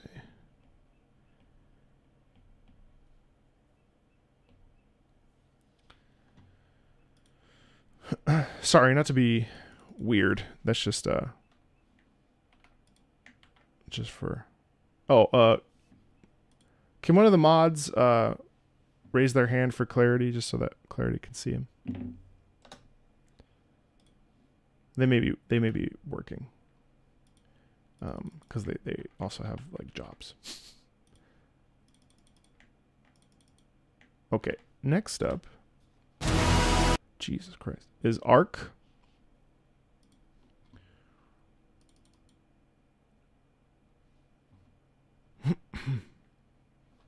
Hold on one second.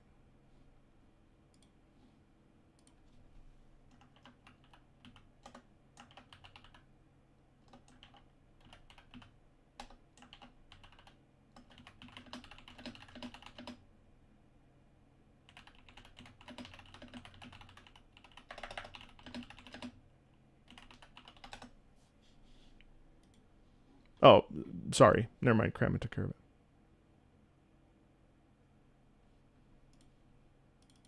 The deal with the ref shirt, so I'm the intermediary of this battle. This is for fun. It's stupid. Alright, so we got ourselves Ultura's theme from Monster Hunter Stories 2 versus King Titan Extinction. Actually, that works really well from Ark Survival Evolved. Let's check out King Titan now from Ark Survival Evolved. Is it Evolved or is it Extinction? I think it's Extinction. Well, okay. It's from Ark.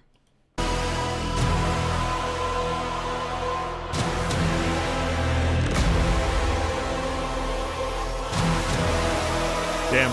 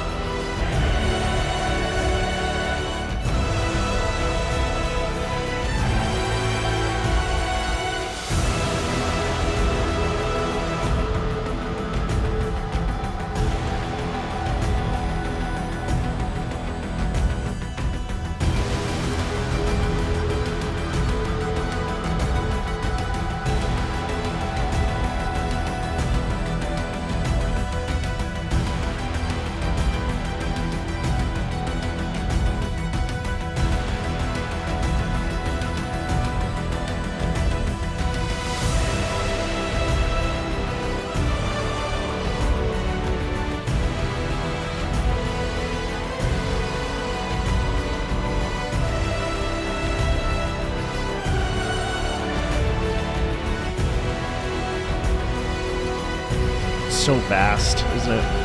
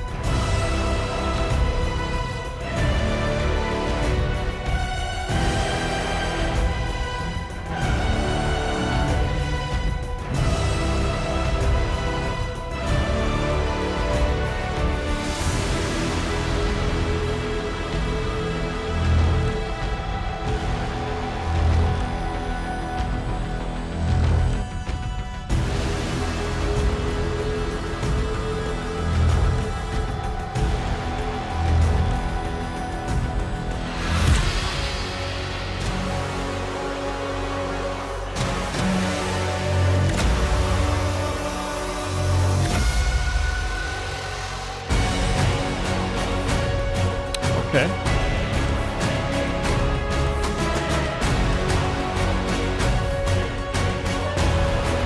I think the Arc theme is in here somewhere.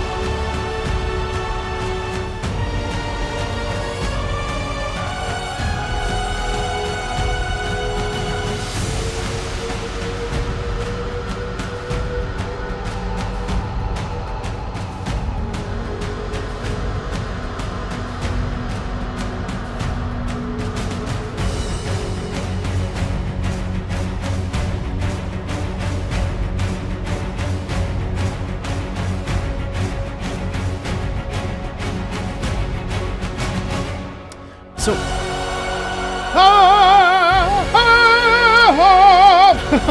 threw me off, sorry. Yeah, so I think this piece is extremely expansive. Obviously, I do like Gareth Coker a lot. I think the music that they write is very, very good. And it's very expansive. It's very full stack choir just the whole time. It does get a little, not repetitive, but it gets a little bit like it sort of starts to blend together a bit. And for the purposes of, I mean, I think like it's really about like recognizing something huge, like the sense of vastness and size and scale. And I think it does that really well. It's just very loud a lot. So, okay. But for the purposes of this, let's see how it compares to Ulthura's theme from Monster Hunter Stories 2.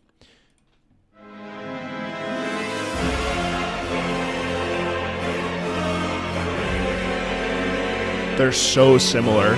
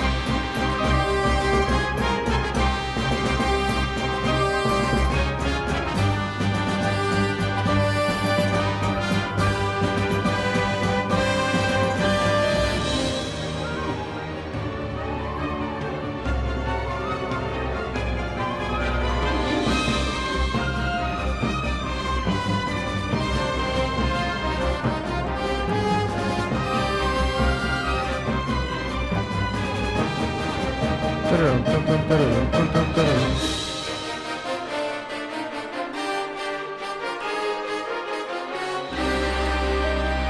I just want to pause really quickly and just like, we shouldn't compare and contrast too much, but frankly, this has more variety and is automatically to me the winner of this. I want to keep listening to it, but just for the sake of explaining why, there's some real like twists and turns and moving in a direction and turning the corner and going in another direction. There's some interesting use of instrumentation. There's different instrumentation, so it feels less one note and more. And more just it provides many different colors, and it's much more interesting to listen to. Yeah.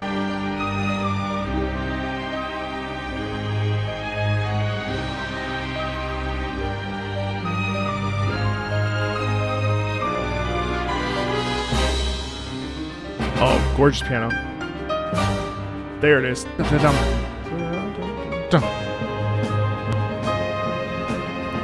We got a little bit of a march in here. That's cool.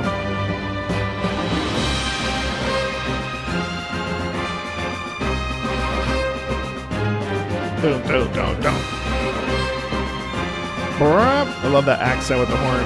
That's cool right there.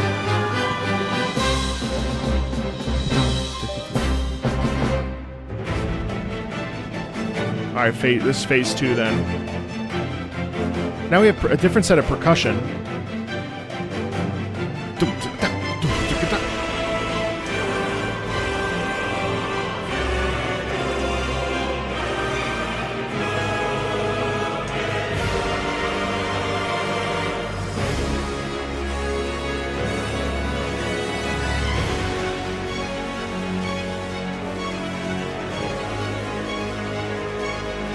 That's cool.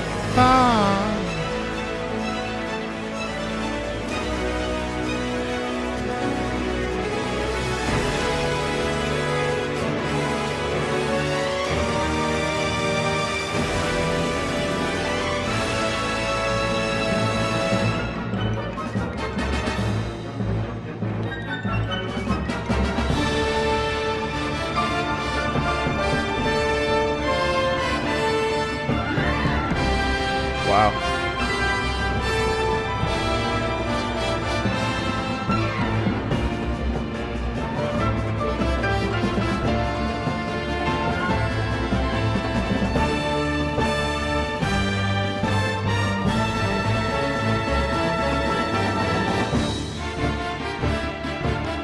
Oh, that's nice.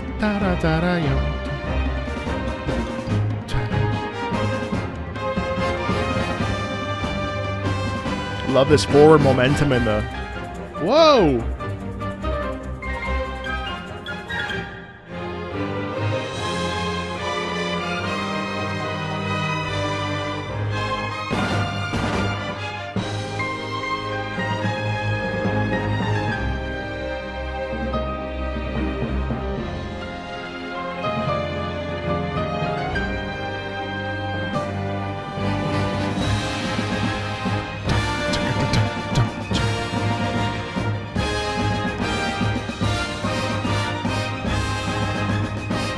Enjoy the percussion here.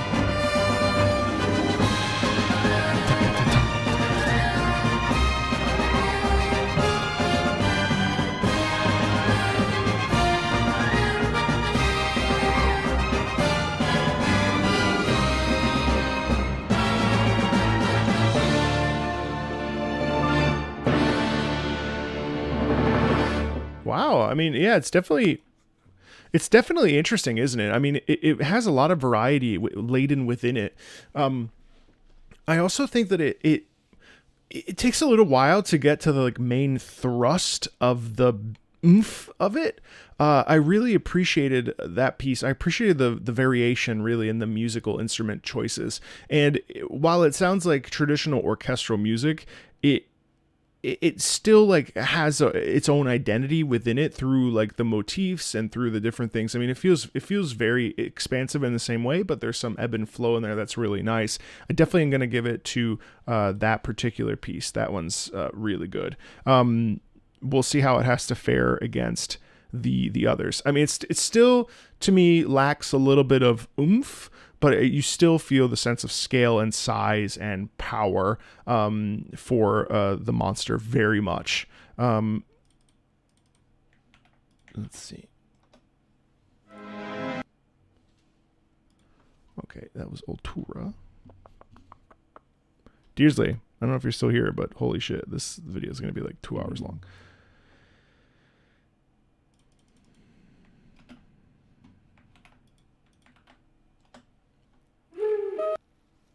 Kenna Bridge of Spirits. And... oh shit. Okay, this is an easy one. So next up is Kenna Bridge of Spirits, Corrupt Taro, and Stellar Blade Demo Crawler. Let's check out Corrupt Taro.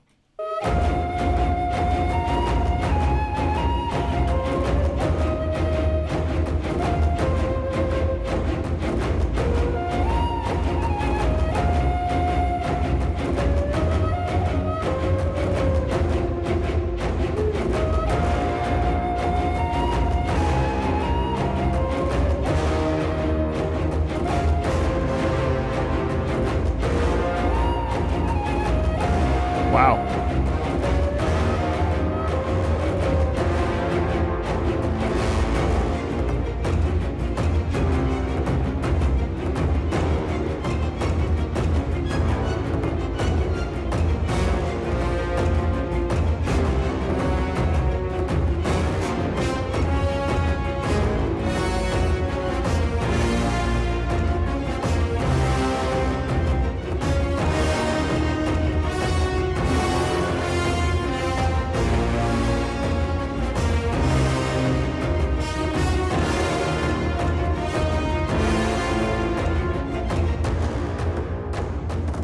Man, I love the taiko here.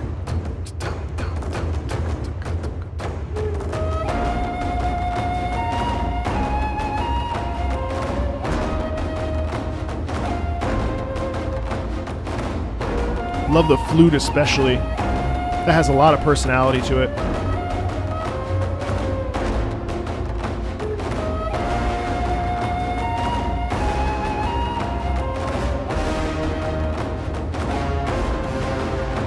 Man, that brass in the back is sick.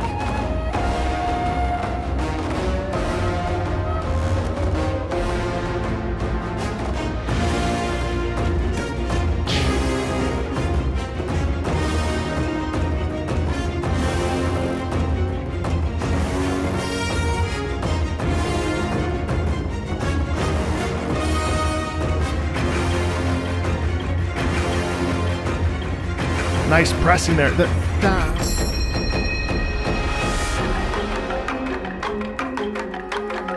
Wow. That's like healing. I should play this game.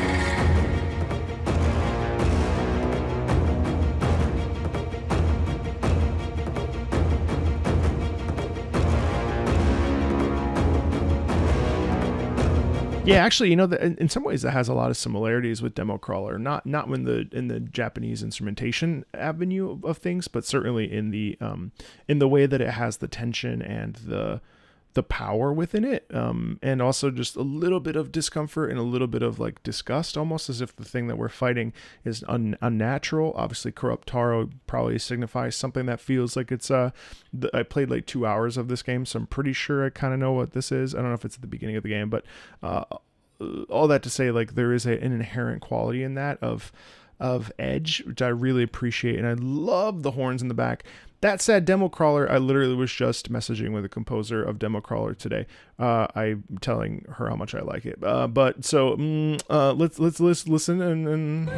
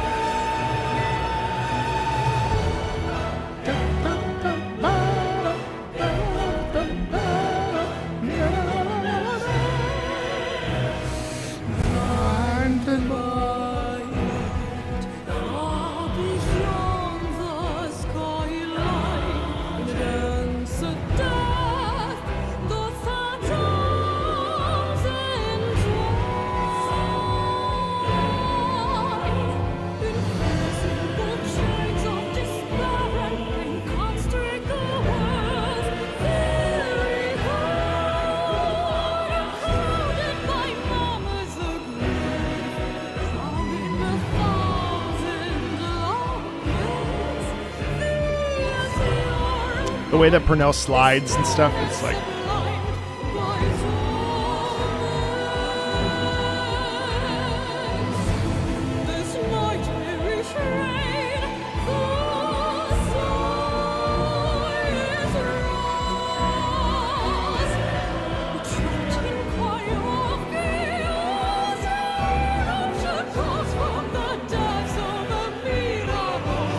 The way this she descends, oh my god.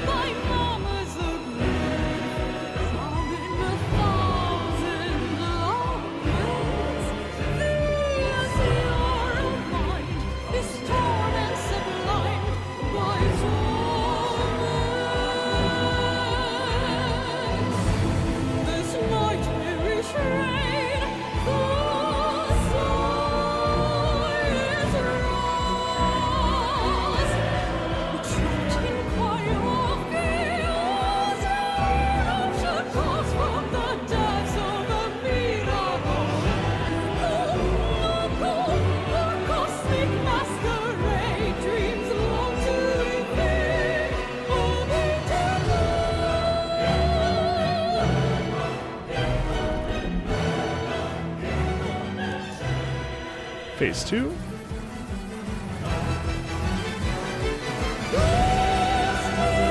The motif of Stellar Blade here.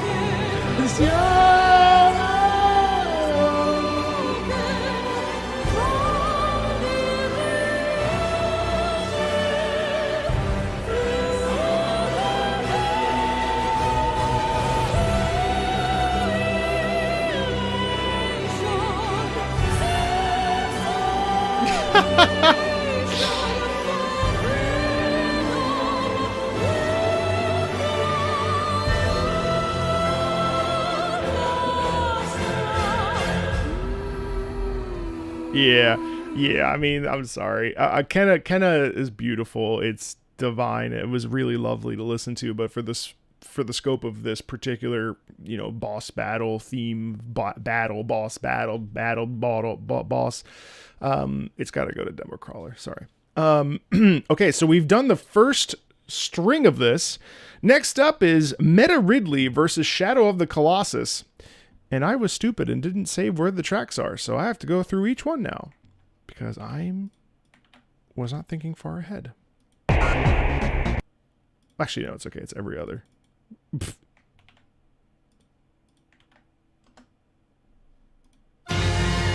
For the purposes of this round, I won't be listening to the entirety of each track or most of each track. I'm just going to go off a feel and kind of just go there. The idea being what makes a good boss battle theme. Here we go.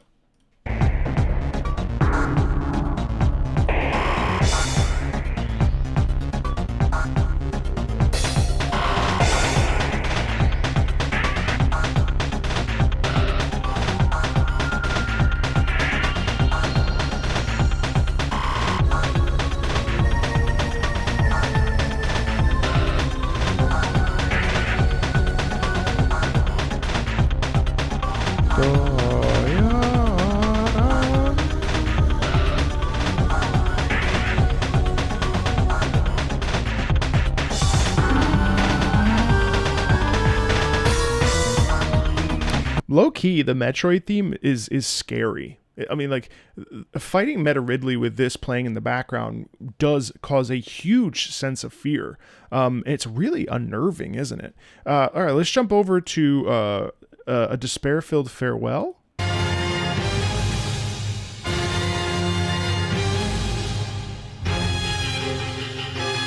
There's urgency in this. Ba-dum, ba-dum, ba-dum.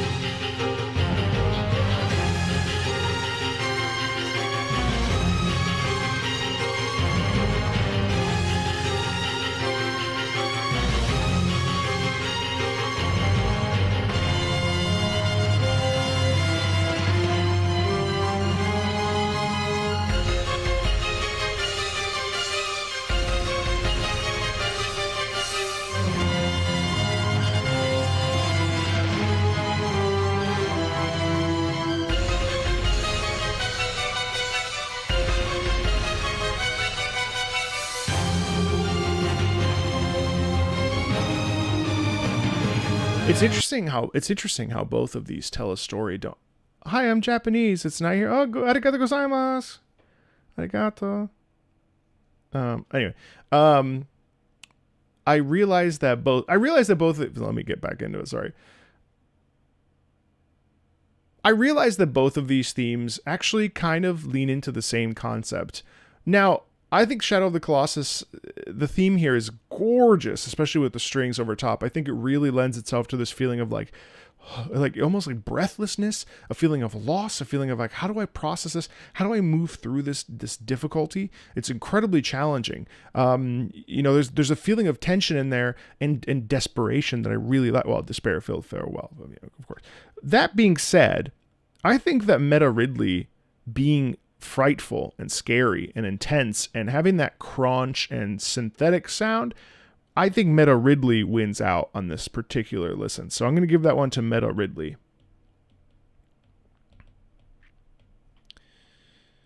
Okay, you guys, you have to promise me that you'll watch this video because this shit is like 8 hours long. Meta Ridley, Shadow of the Colossus, and went to Meta Ridley. All right. Then the next one was, oh yeah, this one's going to be cool. So this is the grand finale. Grand finale and World Revolution. Ooh, I don't know what I'm going to pick here. When he said it, it was such a good idea. This shit is so long. All right. Next up is the grand finale from Mario and Luigi Bowser's Inside Story versus Chrono Trigger World Revolution Lavo's second form. It's actually a great matchup. I'm curious to see. I'm going to start with Mario and Luigi first.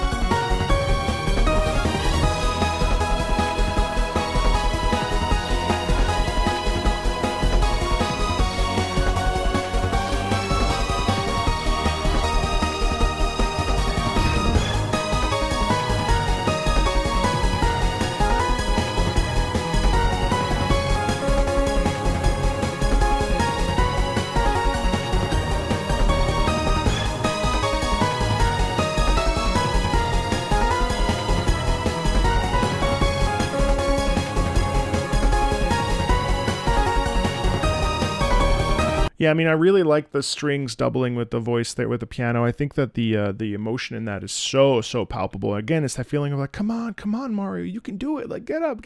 It's really like that. However,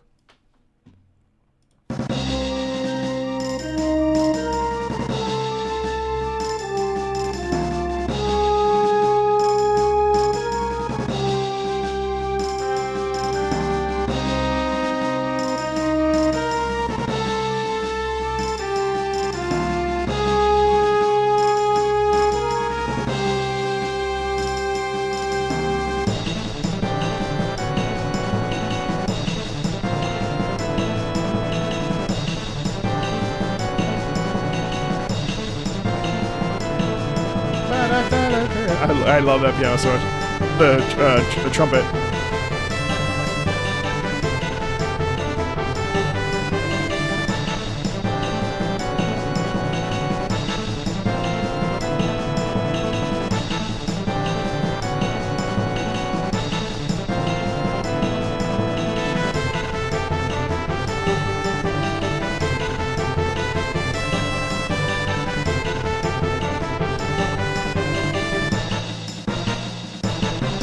Yeah, that song is like a peanut butter and jelly sandwich. Like it's got two sides of a perfect coin. It's like you want your like peanut butter, you want a little salt. Well, you got the all these different chords. You also have the organ that plays in there quite a bit. You feel a sense of stress. You feel this real like low brass in there. Then if you want the flip side, you want that sweet goodness. You get the trumpet, beautiful melody, heroics, really inviting. It says like, come on, we can do this. Like there's a real rallying cry behind that trumpet. It's like just a delightful melody. It's a clear winner. So that's fun. I'm looking forward to that matchup here in a bit. Next we got Lady Maria. Next up we've got Lady Maria versus Daisuke Kuze from Next up, we have Lady Maria of the Astral Clock Tower from Bloodborne, and we have Daisuke Kuze from Yakuza 0. This will be interesting.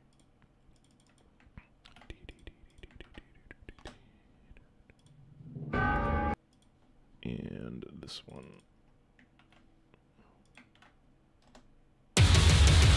Let's check out Daisuke Kuze for Kuze first. Actually, let me fast forward to the middle though, because that's where the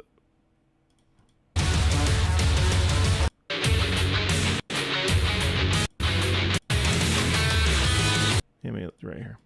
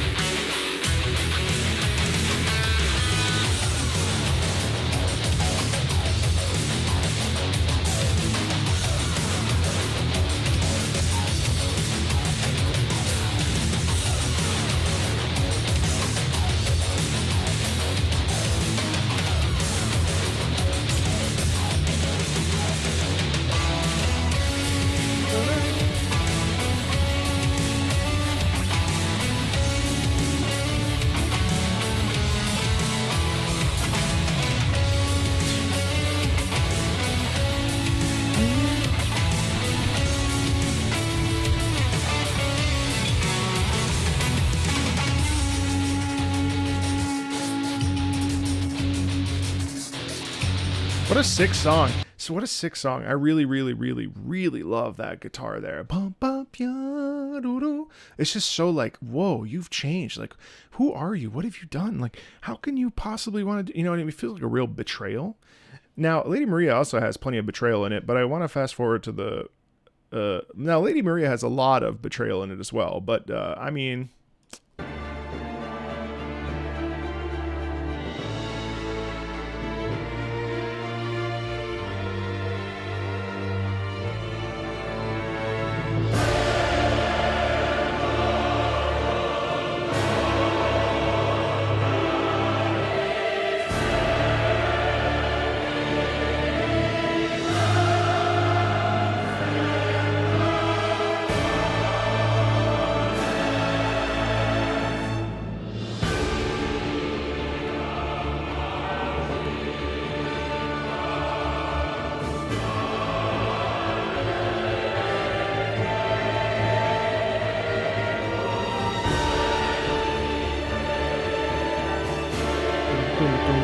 Terrific pulse in this too.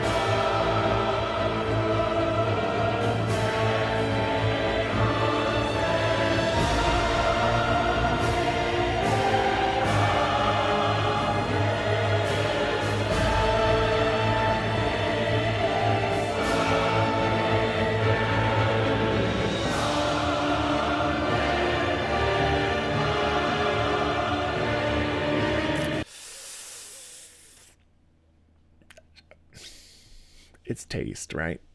It's Lady Maria. I mean, what am I gonna do? It's Lady Maria.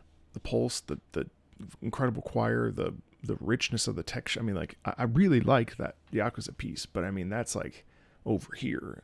That's like, you know, chicken and waffles. And Lady Maria is like a steak with, you know, beautiful mushrooms and stuff. I'm like, it's Lady Maria.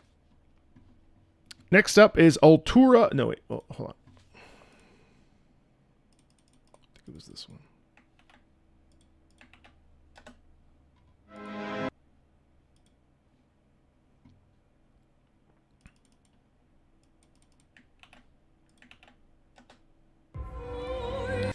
Next up is Altura. Next up is Altura theme, Surging Lights of Hope and Despair from Monster Hunter Stories 2. And Stellar Blade's demo crawler. Let's see. Let me go here.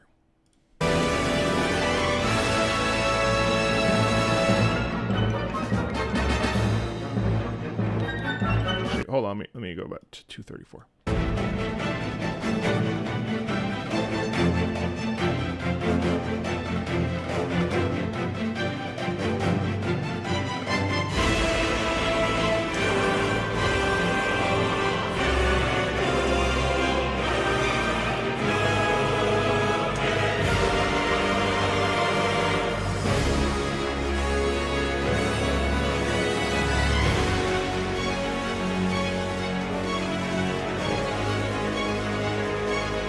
It's dope though.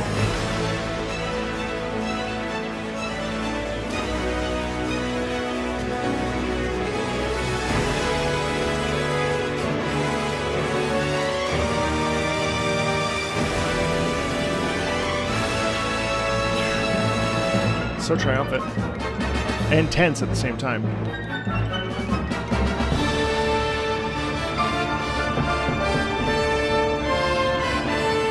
It's just really like awakening, coming alive.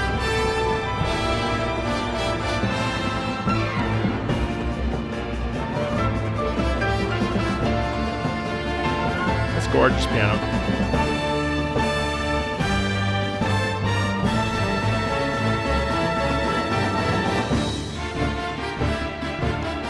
Wonderful syncopation there. Ya da da ya. Ta da da da da. Like it's like Altura now. It's like a moth, so it like bursts out of its cocoon or whatever. It's a really like triumphant sort of like. It feels like it's probably an elder dragon that like shouldn't have been born and chose to be born anyway. It's delightful in that way. It's a really good heroic boss theme where it borders on characterization like Mizutsuna's previous theme, but not quite. Let me check out Stellar Blade again, even though I know this fairly well.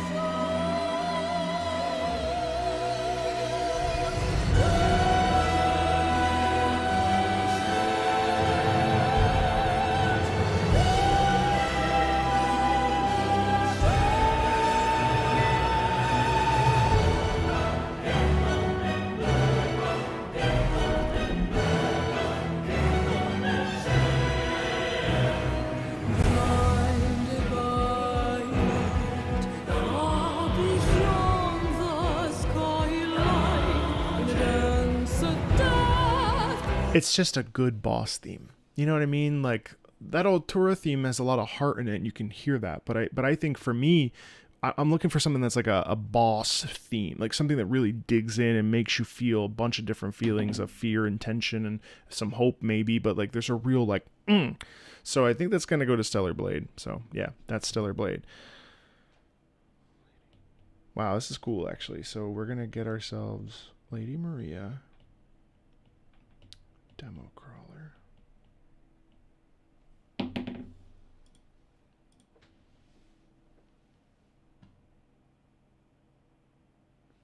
Now things got pretty interesting, because now it's Meta Ridley from Metroid Prime. Well, hold on one second. Let me get these songs so I don't say something dumb. Meta Ridley. Meta Ridley. World Revolution.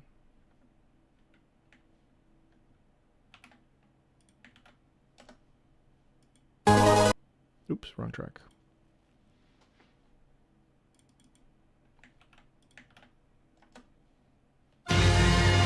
Wrong one.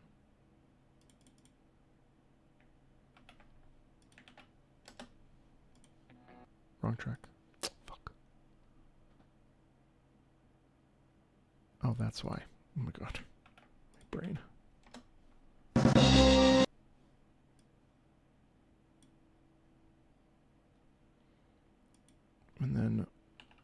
And then Lady Maria.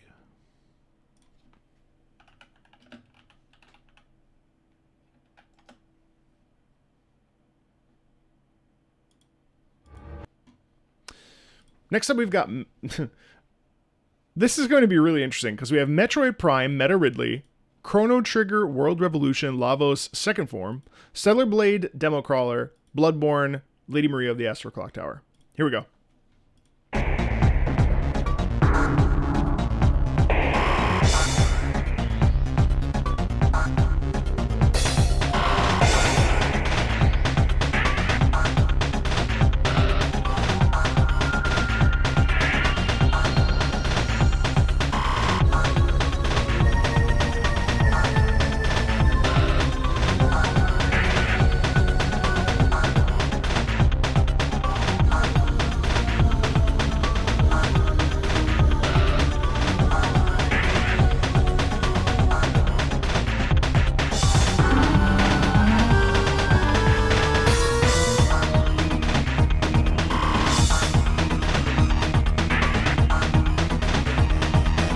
The spooky, like, metaphysical, you know, robotic, cybernetic sci-fi sound just clears so much for me. There's like real crazy dissonance in there as well. It just is off kilter. It's like borderline a horror game at that moment. Oh, okay. And then Chrono Trigger, World Evolution. I'm just gonna fast forward a little bit. This too.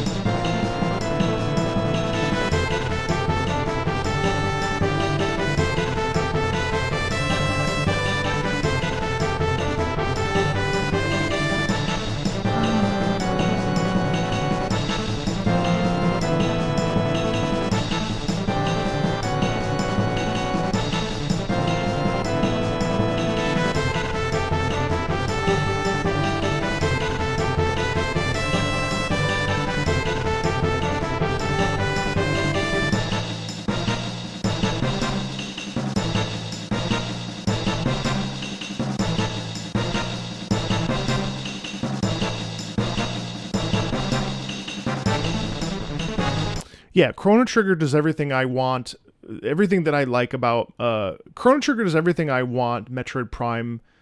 Chrono Trigger does everything that Meta Ridley does, but also slightly elevated, I think. And it adds that beautiful trumpet solo, that holo, I almost said, trumpet solo that I think really adds so much flavor to this. It's got positive, negative, danger, positivity. It's a really well-rounded piece, a terrific piece. So that's my choice there. Chrono Trigger, World Revolution, Lavos Second Form. Now we've got Stellar Blade, Demo Crawler versus Blood. It's like picking my favorite child. Okay, let's take a listen.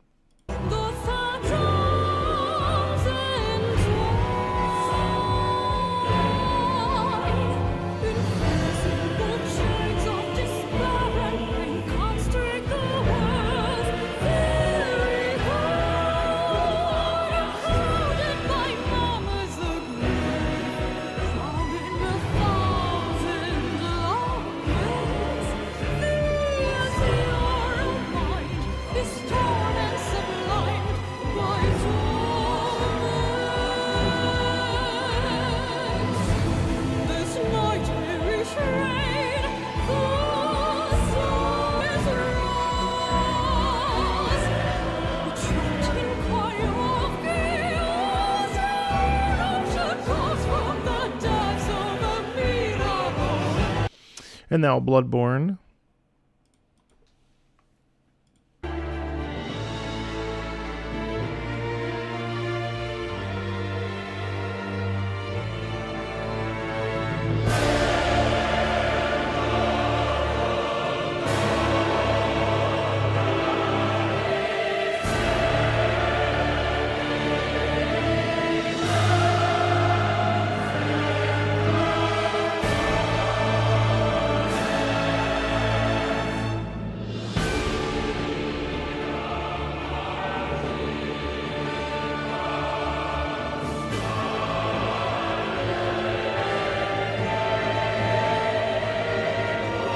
It's just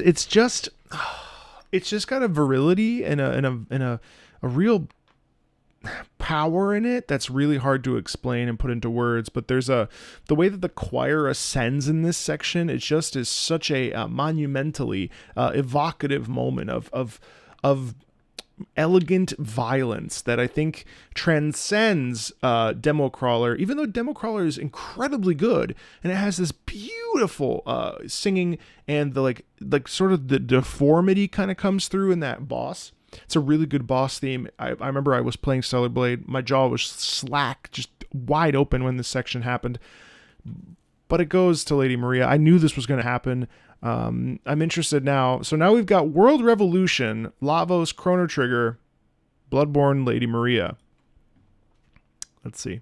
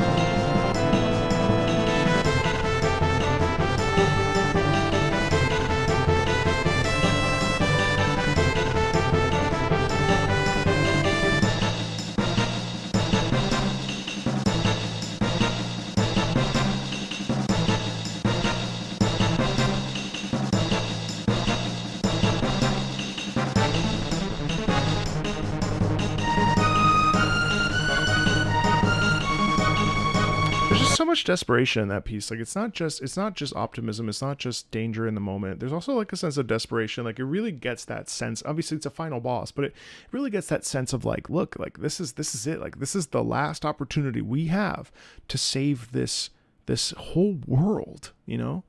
Also the sound wave from the left to the right, you really feel like the stakes of it all is massive.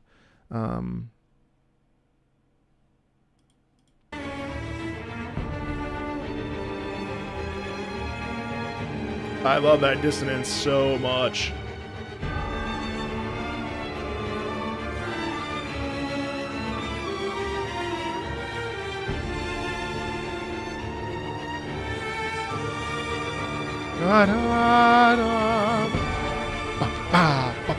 Hit.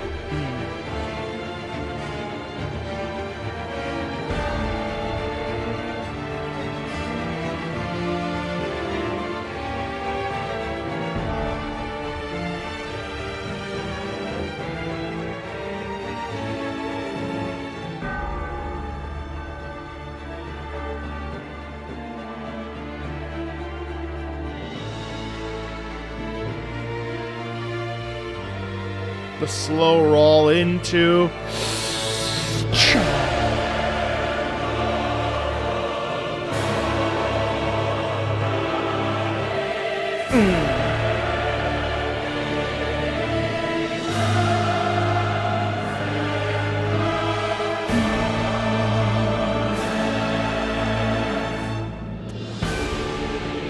I mean, maybe it's like, the whole opera singer, former opera singer turned YouTuber, but I mean, yeah, it's Lady Maria. I mean, how could it not be? How could it not be? Now, I know that the whole piece isn't the first 5 minutes, but there's something so painfully visceral about this whole thing. And then on top of that, you also launch into this like anguish and like a resonance, a recognition of wrongdoing, and there's so much agony in the sound. It's just like such a visceral, violent, powerful, mournful, sorrowful, brutal, terrific piece of music. This was so much fun. I loved listening to these boss themes and arbitrarily putting them in a battle between each other. Thank you so much for actually to one of my mods, Deersley, for coming up with the idea. And also this tournament bracket that was able to really do some really pretty awesome matchups totally randomly. So it was a great time. If you want more, definitely let me know who you would have picked to have win this in the comments below. Definitely check out more on the channel. And as always, thanks a ton, and I'll see you later. Bye. Oh. You watched my Terraria reaction and you adored it. Oh man, that's great. I plan to do more. Much love from the UK. Thank you. Thank you very much. Thank you very much. Okay, so we did boss battles. Check. We did... Am I cooked? What time is it? 3:30? I'm a little cooked. I filmed one... How many hours? I've been filming for 4 hours.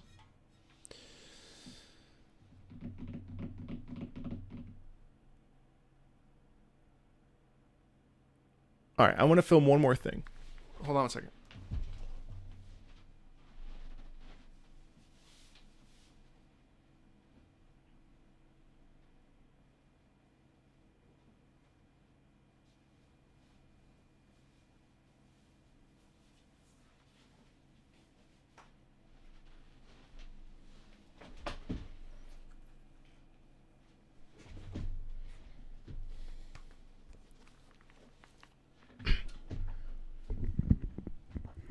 What is video game music, really? Is it just music that plays when video games are on? Is it MIDI? Is it orchestral? Is it chiptune?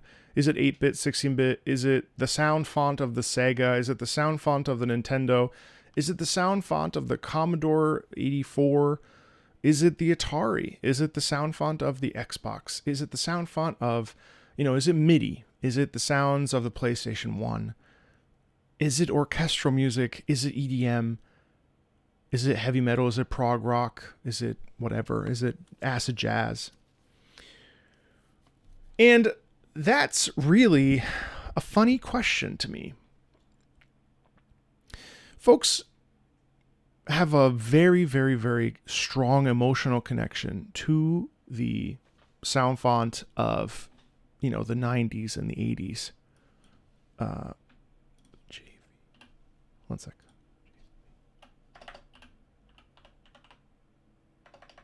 I watched a beautiful video today about the JV something or other.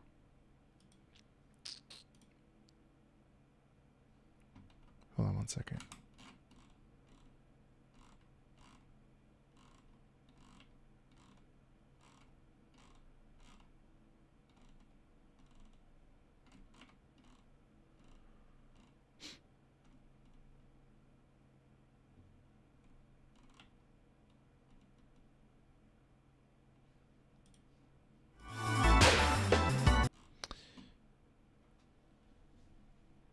The sound font of the Roland JV 1080 is a sound font that many of us know, especially when you think about the 90s and you think about Final Fantasy and Uematsu, or you think of, what is some other, hold on, this was like the most used.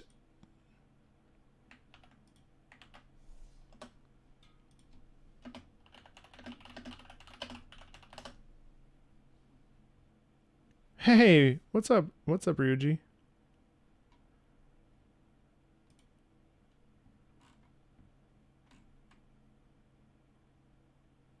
It's used in Mega Man. It's used in Castlevania. It's used even in Zelda.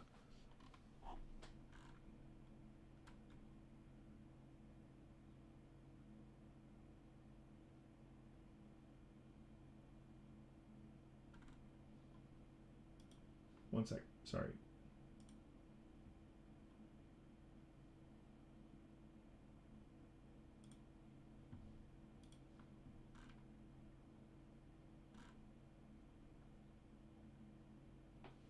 And there's lots of other synthesizers that have come around that have, left their mark on our ears. That part of video game music history is really important, and a lot of people feel that music is the golden age of music in video games, where it has its most accurate identity, the beeps and boops, if you will. And I think over time, what's been really interesting is that I don't know that we've fought against it, but we've tried to legitimize video game music by saying, hey, no, look, it's got electric guitar, it's got orchestra, it's got whatever. And I do this as well as a person who has been a game player and a lover of music for over 30 years. For 30 years, for me, I grew up with the PlayStation 1. So naturally, my nostalgia and the thing that I listen to, that I lean into the most, are things like Final Fantasies, 7, 8, 9, Final Fantasy 10, MIDI sound, listening to Sonic. Like, Sonic has really become something I really adore. But is that I wonder if that's the true, the truest, moment of video games being their own identity without trying to emulate the sounds of other instruments. When MIDI comes around, it starts to maybe sound fake. It starts to want to sound like strings or like what have you, guitars and drums and all those other instruments, saxophones and things. Like, did we lose it? Did we lose the identity of what gaming music actually is when we started to try to emulate sounds and styles of what we hear in our day-to-day lives? Jazz, metal, opera, what have you. And I think the answer is no. I think that nowadays, orchestral music in video games is actually the cornerstone and at the cutting edge of composition. When I was in opera and singing contemporary music, a lot of it sucked. And it sucked because we have groups of composers in the conservatory and classical settings that will leave there having learned theory, having learned how to compose, having learned chord structure, all that other stuff, but they haven't learned melody. They haven't learned writing with motif in mind. A lot of the operas that I sang from some fairly prolific modern composers were not good. And even some of the operas that were contemporary that were able to make it, into the recurring sort of vehicle that is like the classical music landscape, it was more like movie music, and you had to just kind of sing over top of it. Now, as classical music has evolved, styles and genres have, well, no, that's not true. As classical music has evolved, styles have changed. We've gotten romantic time periods, Baroque time periods, second Viennese school time periods, John Cage, where literally, 4 minutes and 33 seconds is literally just sound coming from an audience while the pianist sits in front of the piano for 4 minutes. Can you call that music? It depends. The definition of music, the goalposts have shifted constantly. And one of the things that I love about video game music is the fact that video game music retains all of these things in one place. And so when I hear people be like, oh, well, video game music, blah, blah, blah, blah, blah, it's not as good as whatever, this, that, or the other. It's like, well, I mean, why not? Why isn't it? It's just that we categorize things. But, have we lost our way? Is the only time that video game music ever really truly had its own identity that of the chiptune era, of the computer systems, of having to input the thing into the, the console itself or the disc itself or whatever. Like, I find that really interesting.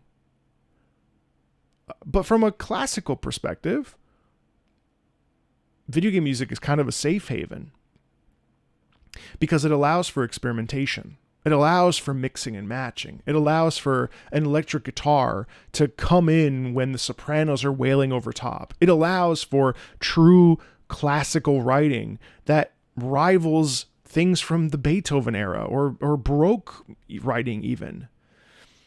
And you get incredible metal like Mick Gordon's Doom soundtrack. It's an incredible hodgepodge.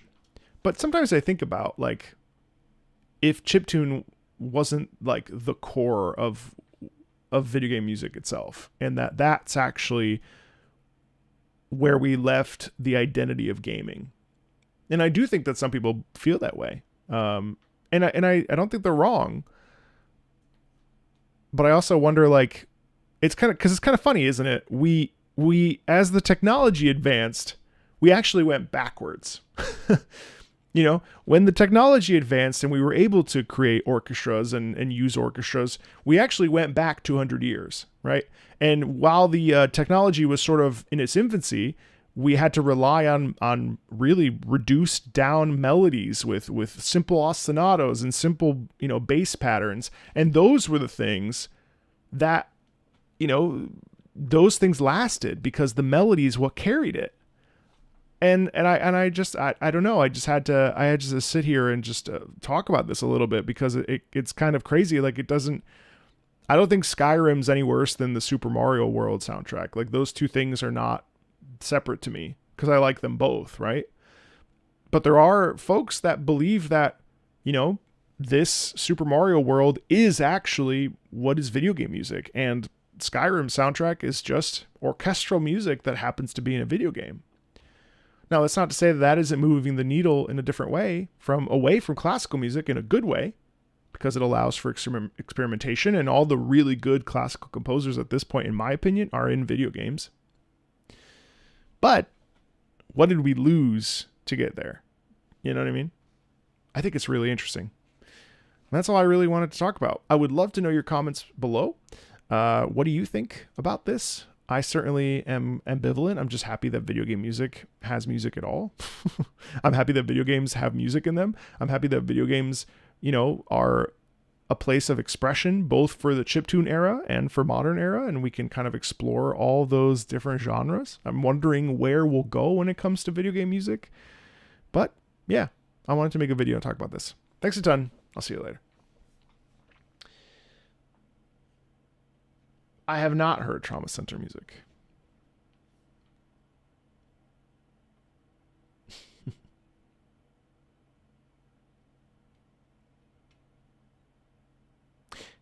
Oh, the ending of Tar. Actually, you know what? I might have to circle back. Hold on.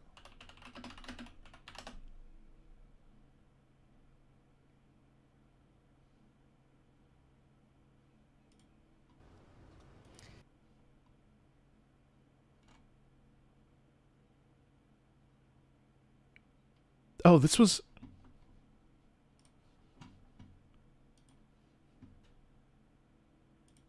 Good morning.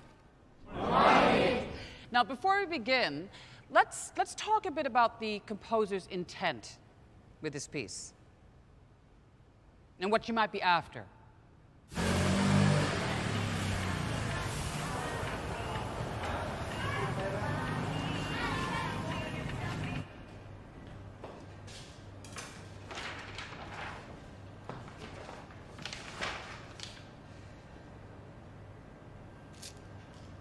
Five minutes.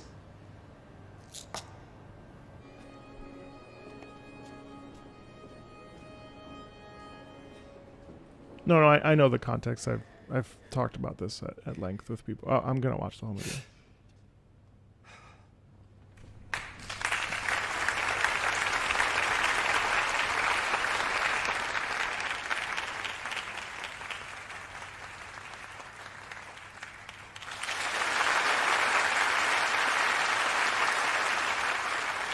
Thank you.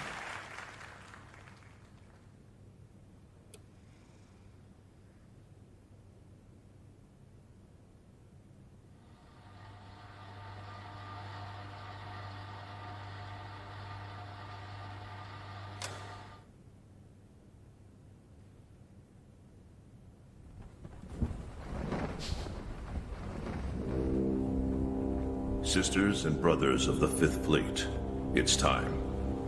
I'll keep my farewell brief. Never was much with words. Once you board this ship, there's no turning back. I didn't realize The it was next for ground your feet touch Monster will Hunter be World. that of the new world.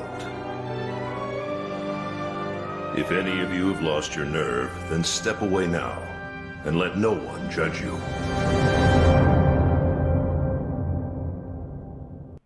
Huh. That's really cool. So, I mean, like, you know, she, you know, does she demean herself?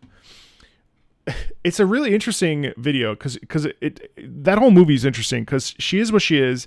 And then at the end, she's relegated to going and performing this video game music pops concert of in this case, of Monster Hunter music. And it's like, does Tar diminish herself by becoming a video game music composer, like for concerts, becoming a composer instead of doing the classical circuit, right? Because of XYZ issues. And, you know, because is it real music? Is it legitimate music? Now, she's treating it as legitimate when she's in that, you know, when she's studying with them and talking about composer intent. I mean, that's what we talk about here all the time. You know, and I have to ask myself, like, what's going on there? And like, you know what I mean? Like, I'm curious, like, what does she feel? You know what I mean? Does she feel less than? And because for some of us watching that, we're like, great, Monster Hunter. But realistically, Monster Hunter, that all those cosplays and stuff, that's more legitimate and more mainstream and seen by millions more people probably than any classical symphony that you would do. Even though the classical music world believes and would tell you and has a hoity-toity attitude potentially about the fact that their music is legitimate, and like Liszt or Beethoven or Mozart or any of these, you know, Rachmaninoff, that these guys are more legitimate than the composers of Monster Hunter, you know? And one has to ask themselves, does she actually get a promotion by going and doing video game music? Because she'll be seen by thousands more people. Now, they may not know her name or care what she's doing up there and have no understanding or concept about what a conductor does. But I guarantee that applause is going to be rapturous compared to a concert that has all this etiquette and is very stuffy and locked into years and years and years of performance practice and all that other stuff. So, you know, but is that video game music? You know what I mean? Is that the true essence of video game music? I think so. I think that's no different than going to Sonic Symphony or going to a bar and listening to chiptune music or experiencing chiptune, you know, remixes or the original compositions. I feel like chiptune and all these other pieces are as legitimate as anything else. I just find it really interesting that there are people that suggest and imply that the golden age of gaming in terms of its music was actually in that era. And I don't think that that's necessarily wrong. It's just really interesting. We have so much available to us. We have unlimited choice. If you want chiptune, you can have it. You want the Sega sound font, you can have it. You want the Nintendo sound font, you can have it. You want to go listen to Battlefield, you can have it. You want Call of Duty, it's up to you. You want Valhalla or you know, Assassin's Creed or you know, classical compositions like Stellar Blades. You want a fusion like Stellar Blades? Cool. You know, you want fusion? Well, you've got it. You've got crazy rhythm games that have, you know, incredible orchestral music mixed in with hardcore EDM. You know, Eddie Gotcha Game has music in spades that is enjoyable and pleasurable to listen to. It's really interesting. Yeah. All right, guys. Well, I feel like we've done enough. It's been quite the day. About 4 hours and 30 minutes. No, I'm cooked. Otherwise I would. I'm cooked. I'll do it next week. I have to anyway. But yeah, thanks a ton, everybody. Take care of yourselves. Have a good weekend. I'll be back tomorrow. Have a good weekend, as if I'm not going to be here tomorrow. Tomorrow is our Patreon live stream where we listen to video game music suggested by my patrons. Always a good time. Definitely check that out if you want to enjoy some more video game music. Yeah, Saturday I may be streaming Rise. I'm not positive yet, so maybe I'll see some of you for Monster Hunter Rise, continuing our HR grind, as well as Master Ranks. So thanks a ton, everybody. If not, definitely on Tuesday of next week. Xenoblade Chronicles X is coming, so we may be streaming that next week as well, at least the first little bit of it, just to see it. Thanks a ton, everybody, and I'll talk to you later. See ya. Bye.